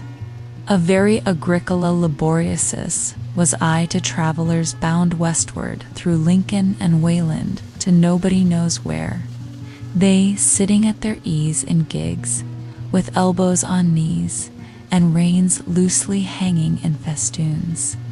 I, the homestaying laborious native of the soil. But soon my homestead was out of their sight and thought. It was the only open and cultivated field for a great distance on either side of the road. So they made the most of it. And sometimes the man in the field heard more of travelers' gossip and comment, "Peas so late." For I continued to plant when others had begun to hoe. The ministerial husbandman had not suspected it. "Corn, my boy, for fodder. Corn for fodder. Does he live there?" asks the black bonnet of the gray coat, and the hard-featured farmer reins up his grateful dobbin to inquire what you are doing where he sees no manure in the furrow, and recommends a little chip dirt, or any little waste stuff, or it may be ashes or plaster. But here were 2 acres and a half of furrows, and only a hoe for cart and 2 hands to draw it, there being an aversion to other carts and horses, and chipped dirt far away. Fellow travelers, as they rattled by, compared it aloud with the fields, which they had passed, so that I came to know how I stood in the agricultural world. This was one field not in Mr. Coleman's report. And by the way, who estimates the value of the crop which nature yields in the still wilder fields unimproved by man? The crop of English hay is carefully weighed, the moisture calculated, the silicates and the potash. But in all dells and pond holes in the woods and pastures and swamps grows a rich and various crop, only unreaped by man. Mine was, as it were, the connecting link between wild and cultivated fields. As some states are civilized, and others half-civilized, and others savage or barbarous, so my field was, though not in a bad sense, a half-cultivated field. They were beans cheerfully returning to their wild and primitive state that I cultivated, and my hoe played the Ransday vashes for them.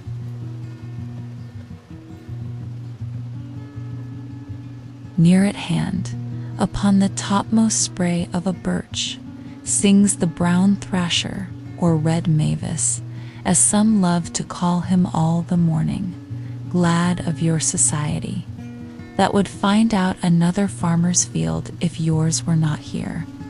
While you are planting the seed, he cries, drop it, cover it up, pull it up, pull it up, pull it up. But this was not corn, and so it was safe from such enemies as he. You may wonder what his rigmarole, his amateur Paganini performances on 1 string or on 20, have to do with your planting. and yet prefer it to leached ashes or plaster. It was a cheap sort of top dressing in which I had entire faith. As I drew a still fresher soil about the rows with my hoe, I disturbed the ashes of unchronicled nations who in primeval years lived under these heavens, and their small implements of war and hunting were brought to the light of this modern day. They lay mingled with other natural stones, some of which bore the marks of having been burned by Indian fires, and some by the sun, and also bits of pottery and glass brought hither by the recent cultivators of the soil. When my hoe tinkled against the stones, that music echoed to the woods and the sky, and was an accompaniment to my labor, which yielded an instant and immeasurable crop. It was no longer beans that I hoed, nor I that hoed beans. And I remembered, with as much pity as pride, if I remembered at all, my acquaintances who had gone to the city to attend the oratorios. The nighthawk circled overhead in the sunny afternoons for I sometimes made a day of it like a mote in the eye, or in heaven's eye, falling from time to time with a swoop and a sound as if the heavens were rent, torn at last to very rags and tatters, and yet a seamless cope remained. Small imps that fill the air and lay their eggs on the ground on bare sand or rocks on the tops of hills, where few have found them. Graceful and slender, like ripples caught up from the pond, as leaves are raised by the wind to float in the heavens, such kindredship is in nature. The hawk is aerial brother of the wave which he sails over and surveys, those his perfect air-inflated wings answering to the elemental unfledged pinions of the sea. Or sometimes I watched a pair of henhawks circling high in the sky, alternately soaring and descending, approaching and leaving one another as if they were the embodiment of my own thoughts. Or I was attracted by the passage of wild pigeons from this wood to that, with a slight quivering winnowing sound and carrier haste. Or from under a rotten stump my hoe turned up a sluggish portentous and outlandish spotted salamander, a trace of Egypt and the Nile, yet our contemporary. When I paused to lean on my hoe, these sounds and sights I heard and saw anywhere in the row, a part of the inexhaustible entertainment which the country offers. On gala days, the town fires its great guns, which echo like pop guns to these woods, and some waifs of martial music occasionally penetrate thus far. To me, away there in my bean field at the other end of the town, the big guns sounded as if a puffball had burst. And when there was a military turnout of which I was ignorant, I have sometimes had a vague sense all the day of some sort of itching and disease in the horizon, as if some eruption would break out there soon, either scarlatina or cankerash, until at length some more favorable puff of wind, making haste over the fields and up the Wayland road, brought me information of the trainers. It seemed by the distant hum as if somebody's bees had swarmed, and that the neighbors, according to Virgil's advice, by a faint tintinnabulum upon the most sonorous of their domestic utensils, were endeavoring to call them down into the hive again. And when the sound died quite away, and the hum had ceased, and the most favorable breezes told no tale, I knew that they had got the last drone of them all safely into the Middlesex hive, and that now their minds were bent on the honey with which it was smeared. I felt proud to know that the liberties of Massachusetts and of our fatherland were in such safe keeping, and as I turned to my hoeing again, I was filled with an inexpressible confidence. and pursued my labor cheerfully with a calm trust in the future. When there were several bands of musicians, it sounded as if all the village was a vast bellows, and all the buildings expanded and collapsed alternately with a din.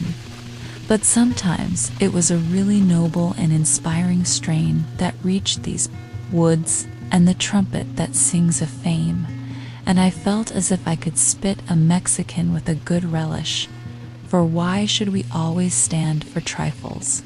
And looked round for a woodchuck or a skunk to exercise my chivalry upon. These martial strains seemed as far away as Palestine, and reminded me of a march of crusaders in the horizon, with a slight Tantivian tremulous motion of the elm tree tops which overhang the village. This was one of the great days, though the sky had from my clearing only the same everlastingly great look that it wears daily, and I saw no difference in it. It was a singular experience, that long acquaintance which I cultivated with beans, what with planting and hoeing and harvesting and threshing, and picking over and selling them. The last was the hardest of all, I might add, eating, for I did taste. I was determined to know beans. When they were growing, I used to hoe from 5 o'clock in the morning till noon, and commonly spent the rest of the day about other affairs.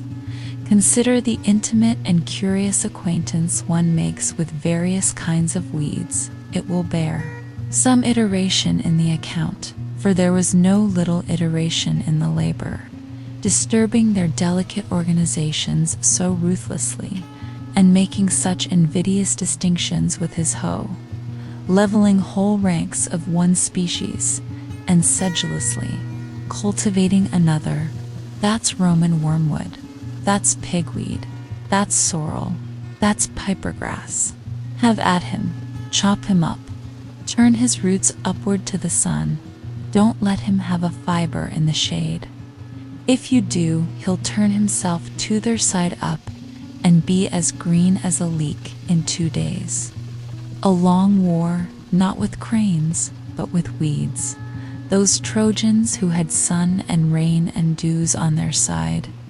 Daily the beans saw me come to their rescue, armed with a hoe, and thin the ranks of their enemies, filling up the trenches with weedy dead. Many a lusty, crest-waving Hector, that towered a whole foot above his crowding comrades, fell before my weapon and rolled in the dust.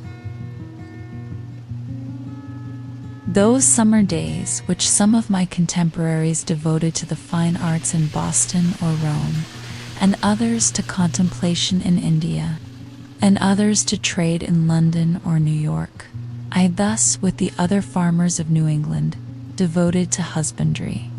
Not that I wanted beans to eat, for I am by nature a Pythagorean, so far as beans are concerned, whether they mean porridge or voting, and exchanged them for rice. But, perchance, as some must work in fields if only for the sake of tropes and expression, to serve a parable maker one day, it was on the whole a rare amusement, which, continued too long, might have become a dissipation. Though I gave them no manure, and did not hoe them all once, I hoed them unusually well as far as I went, and was paid for it in the end, there being, in truth, as Evelyn says, no compost or litation whatsoever comparable to this continual motion, repastination, and turning of the mold with the spade. The earth, he adds elsewhere, especially if fresh, has a certain magnetism in it, by which it attracts the salt, power, or virtue, call it either, which gives it life, and is the logic of all the labor and stir we keep about it, to sustain us. All dungings and other sordid temperings being but the vicar's succeediness to this improvement. Moreover, this being one of those worn-out and exhausted layfields which enjoy their Sabbath, had perchance, as Sir Kenelm Nigby thinks, likely attracted vital spirits from the air. I harvested 12 bushels of beans, but to be more particular, for it is complained that Mr. Coleman has reported chiefly the expensive experiments of gentlemen farmers, my outgoes were for a hoe, $0, 5 for plowing, harrowing and furrowing, 7.50 too much, beans for seed, 3.12, potatoes for seed, 1.33 peas for seed, 0.40, turnip seed, 0.06, white line for crow fence, 0.02, horse cultivator and boy 3, hours 1.00, asterisk horse and cart to get crop, 0.75 in all, 14.72. My income was patrum familias vendessum, nan emesum, esse portet, from asterisk 9 bushels and 12 quarts of beans sold, $16.94, 5 large potatoes, 2.509 small, 2.25 grass, 1.00 stalks, 0.7 in all, $23.44, leaving a pecuniary profit, asterisk, as I have elsewhere said, of 8.71. This is the result of my experience in raising beans. Plant the common small white bush bean about the 1st of June, in rows 3 feet by 18 inches apart, being careful to select fresh round and unmixed seed. First, look out for worms, and supply vacancies by planting anew. Then look out for woodchucks if it is an exposed place, for they will nibble off the earliest tender leaves almost clean as they go. And again, when the young tendrils make their appearance, they have notice of it, and will shear them off with both buds and young pods, sitting erect like a squirrel. But above all, harvest as early as possible if you would escape frosts and have a fair and saleable crop. You may save much loss by this means. This further experience also I gained.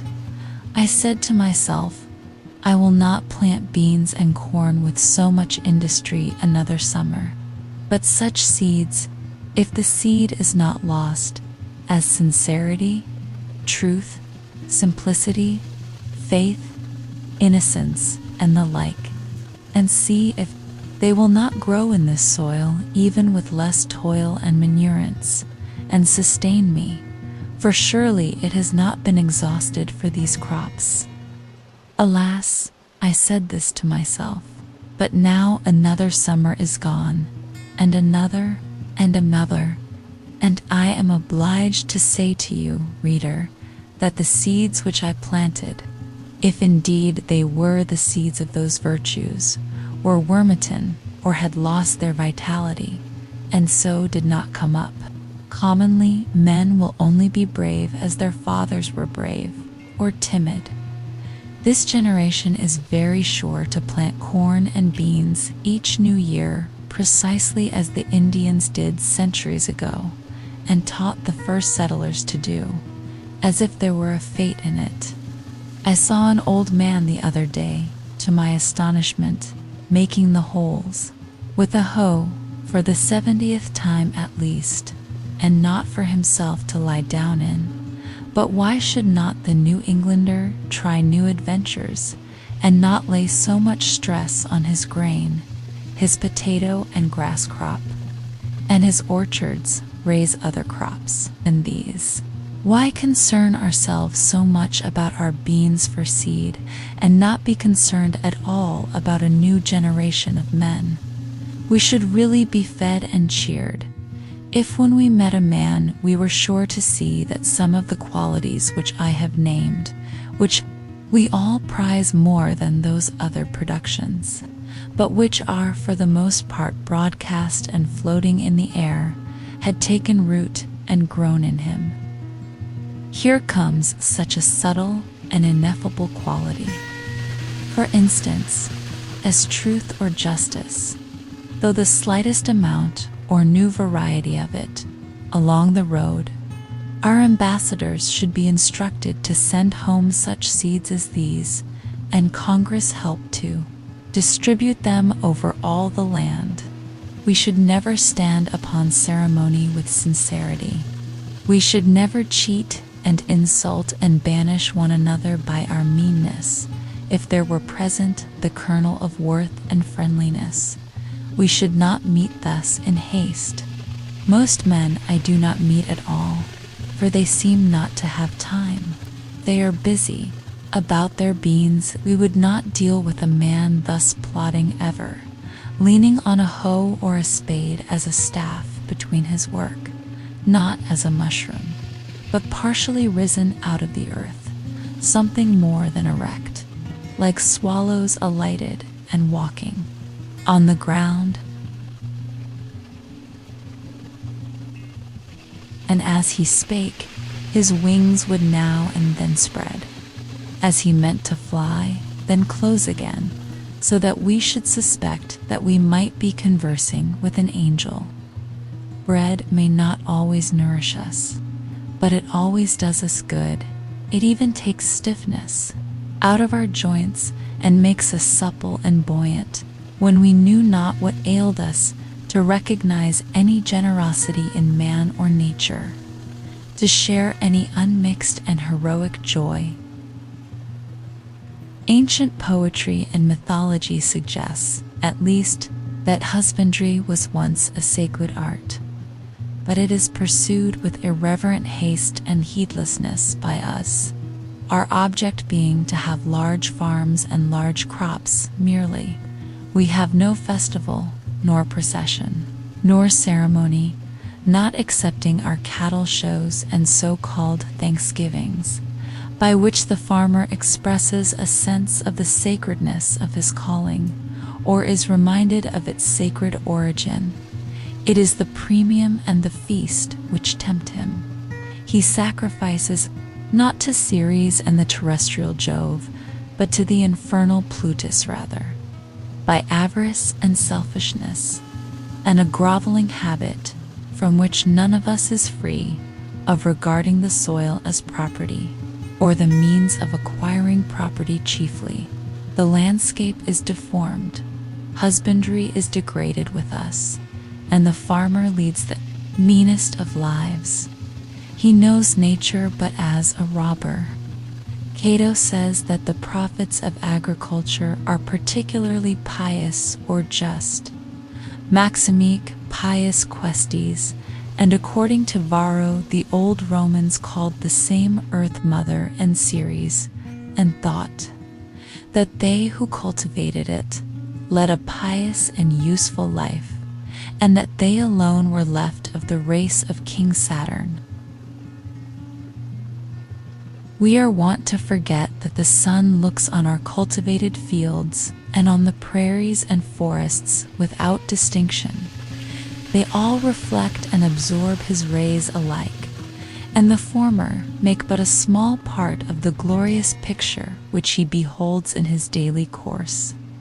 In his view, the earth is all equally cultivated, like a garden. Therefore, we should receive the benefit of his light and heat, with a corresponding trust and magnanimity.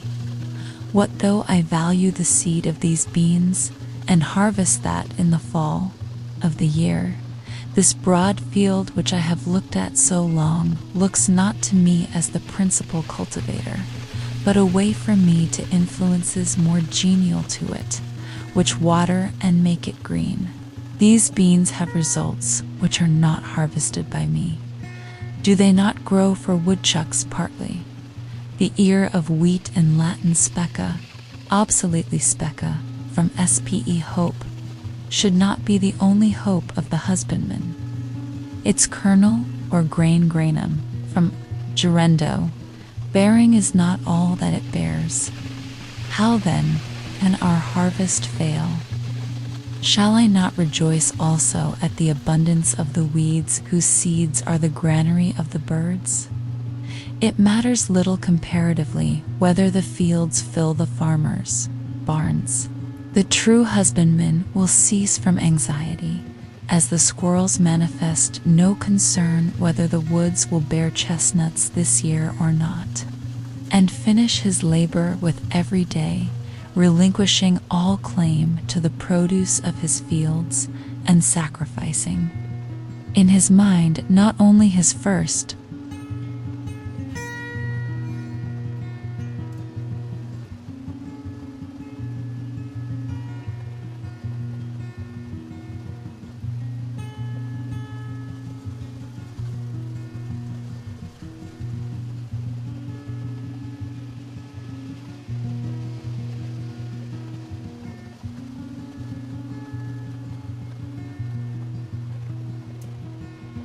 the village after hoeing, or perhaps reading and writing in the forenoon. I usually bathed again in the pond, swimming across one of its coves for a stint, and washed the dust of labor from my person, or smoothed out the last wrinkle which study had made, and for the afternoon was absolutely free. Every day or two I strolled to the village to hear some of the gossip which is incessantly going on there, circulating either from mouth to mouth or from newspaper to newspaper, and which, taken in homeopathic doses, was really as refreshing in its way as the rustle of leaves and the peeping of frogs.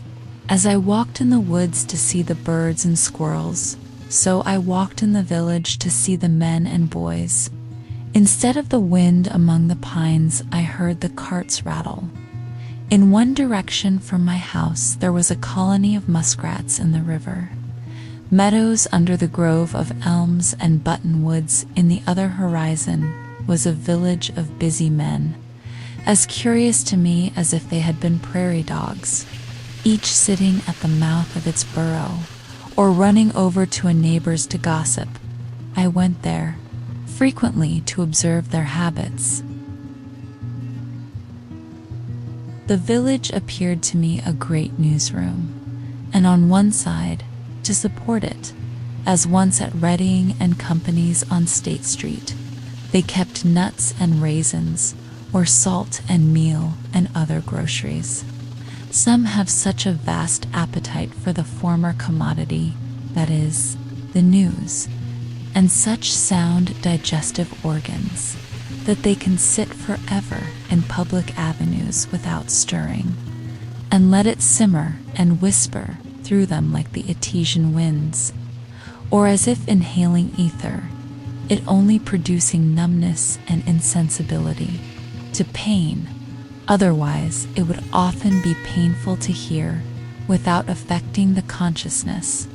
I hardly ever failed, when I rambled through the village, to see a row of such worthies, either sitting on a ladder sunning themselves, with their bodies inclined forward and their eyes glancing along the line this way and that, from time to time with a voluptuous expression, or else leaning against a barn with their hands in their pockets, like caryatides, as if to prop it up.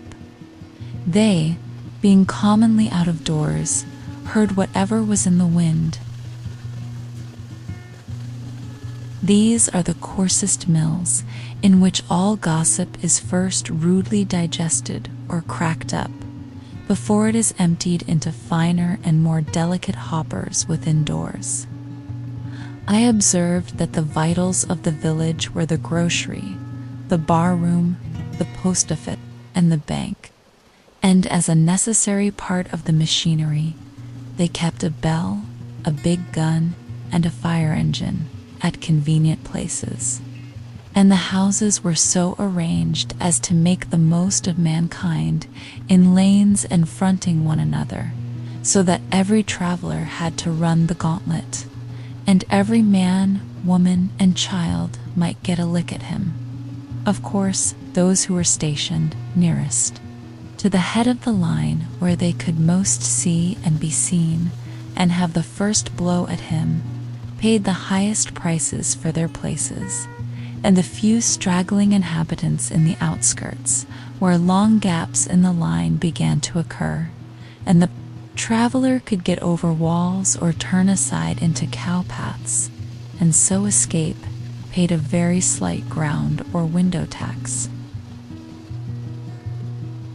Signs were hung out on all sides to allure him, some to catch him by the appetite, as the tavern and victualling cellar, some by the fancy, as the dry goods store and the jewelers, and others by the hair or the feet or the skirts, as the barber, the shoemaker, or the tailor. Besides, there was a still more terrible standing invitation to call at every one of these houses, and company expected about these times. For the most part, I escaped wonderfully from these dangers, either by proceeding at once boldly and without deliberation to the goal, as is recommended to those who run the gauntlet, or by keeping my thoughts on high things, like Orpheus, who, loudly singing the praises of the gods to his lyre, drowned the voices of the sirens, and kept out of danger. Sometimes I bolted suddenly, and nobody could tell my whereabouts, for I did not stand much about gracefulness, and never hesitated at a gap in a fence. I was even accustomed to make an eruption into some houses where I was well entertained, and after learning the kernels and very last sieve full of news, what had subsided, the prospects of war and peace, and whether the world was likely to hold together much longer, I was led out through the rear avenues, and so escaped to the woods again. It was very pleasant, when I stayed late in town, to launch myself into the night, especially if it was dark and tempestuous, and set sail from some bright village parlor or lecture room with a bag of rye or Indian meal upon my shoulder, for my snug harbor in the woods, having made all tight without and withdrawn under hatches with a merry crew of thoughts, leaving only my outer man at the helm, or even tying up the helm when it was plain sailing. I had many a genial thought by the cabin fire as I sailed. I was never cast away nor distressed in any weather, though I encountered some severe storms. It is darker in the woods, even in common nights, than most suppose. I frequently had to look up at the opening between the trees above the path in order to learn my route, and, where there was no cart path, to feel with my feet the faint track which I had worn, or steer by the known relation of particular trees which I felt with my hands. Passing between two pines, for instance, not more than 18 inches apart in the midst of the woods, invariably in the darkest night.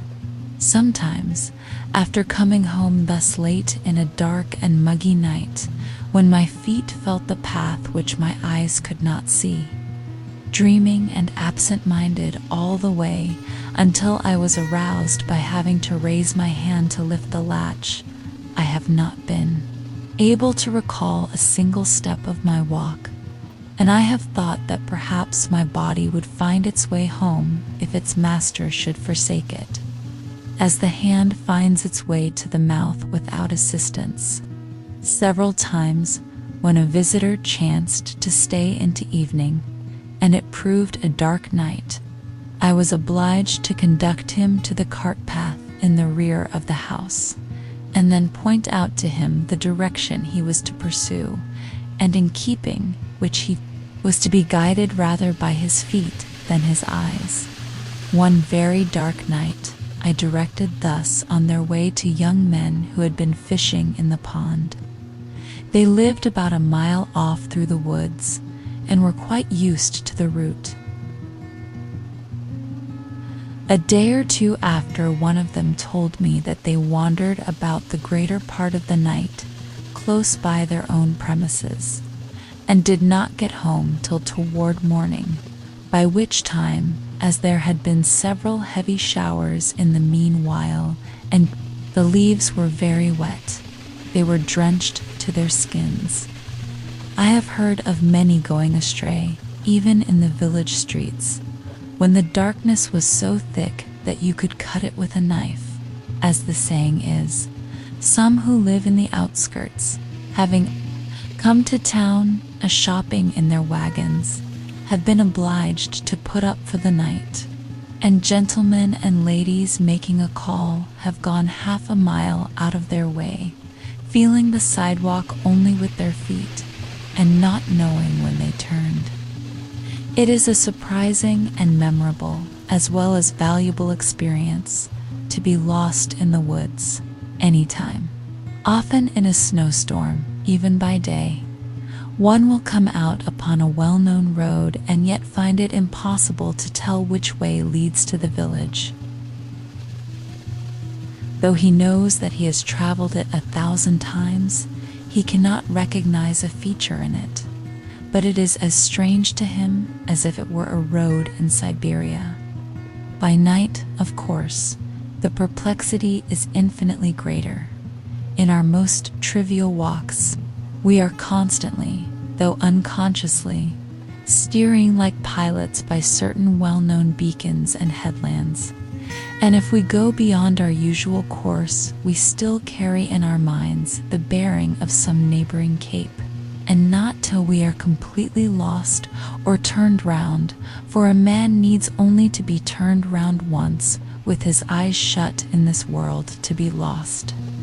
Do we appreciate the vastness and strangeness of nature? Every man has to learn the points of compass again as often as he awakes, whether from sleep or any abstraction. Not till we are lost, in other words, not till we have lost the world, do we begin to find ourselves.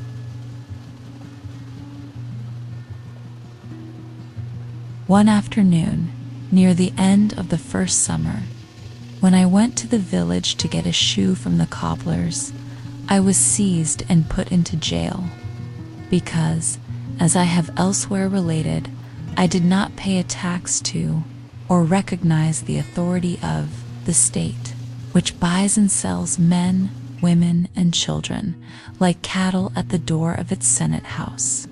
I had gone down to the woods for other purposes, but wherever a man goes, men will pursue and paw him with their dirty institutions, and, if they can, constrain him to belong to their desperate oddfellow society. It is true, I might have resisted forcibly with more or less effect, might have run amok against society. But I preferred that society should run amok against me, it being the desperate party.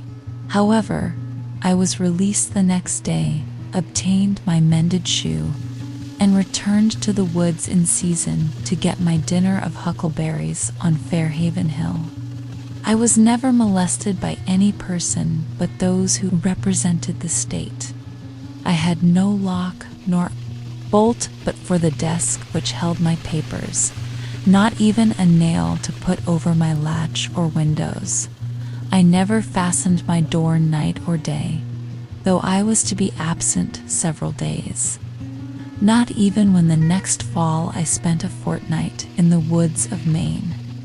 And yet my house was more respected than if it had been surrounded by a file of soldiers. The tired rambler could rest and warm himself by my fire, the literary amuse himself with the few books on my table, or the curious, by opening my closet door, see what was left of my dinner, and what prospect I had of a supper. Yet Though many people of every class came this way to the pond, I suffered no serious inconvenience from these sources, and I never missed anything but one small book, a volume of Homer, which perhaps was improperly gilded, and this I trust. A soldier of our camp has found by this time. I am convinced that if all men were to live as simply as I then did, thieving and robbery would be unknown. These take place only in communities where some have got more than is sufficient, while others have not enough. The Pope's Homers would soon get properly distributed. Nec bellafurunt Figinus estabat, dum cephas antedapes. Nor wars did men molest, when only beechen bowls were in request. You who govern public affairs, what need have you to employ punishments? Love virtue, and the people will be virtuous.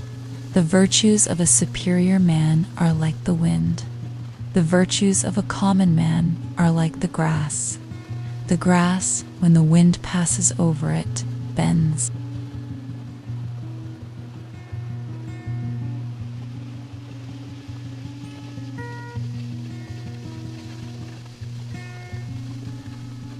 Tonight's story comes to an end. I hope you've had a peaceful and relaxing time. But the journey through Walden is far from over. If you're still awake, continue exploring the next chapter right now. Part 2 is waiting for you. You can find the next part right here on Bedtime Stories with Lana. I'm here every night, ready to tell you the most soothing stories. Thank you for listening. Now, just relax, close your eyes, and let your thoughts drift into a peaceful night's sleep. Sweet dreams. I'm Lana, and I'll see you right now in the next part.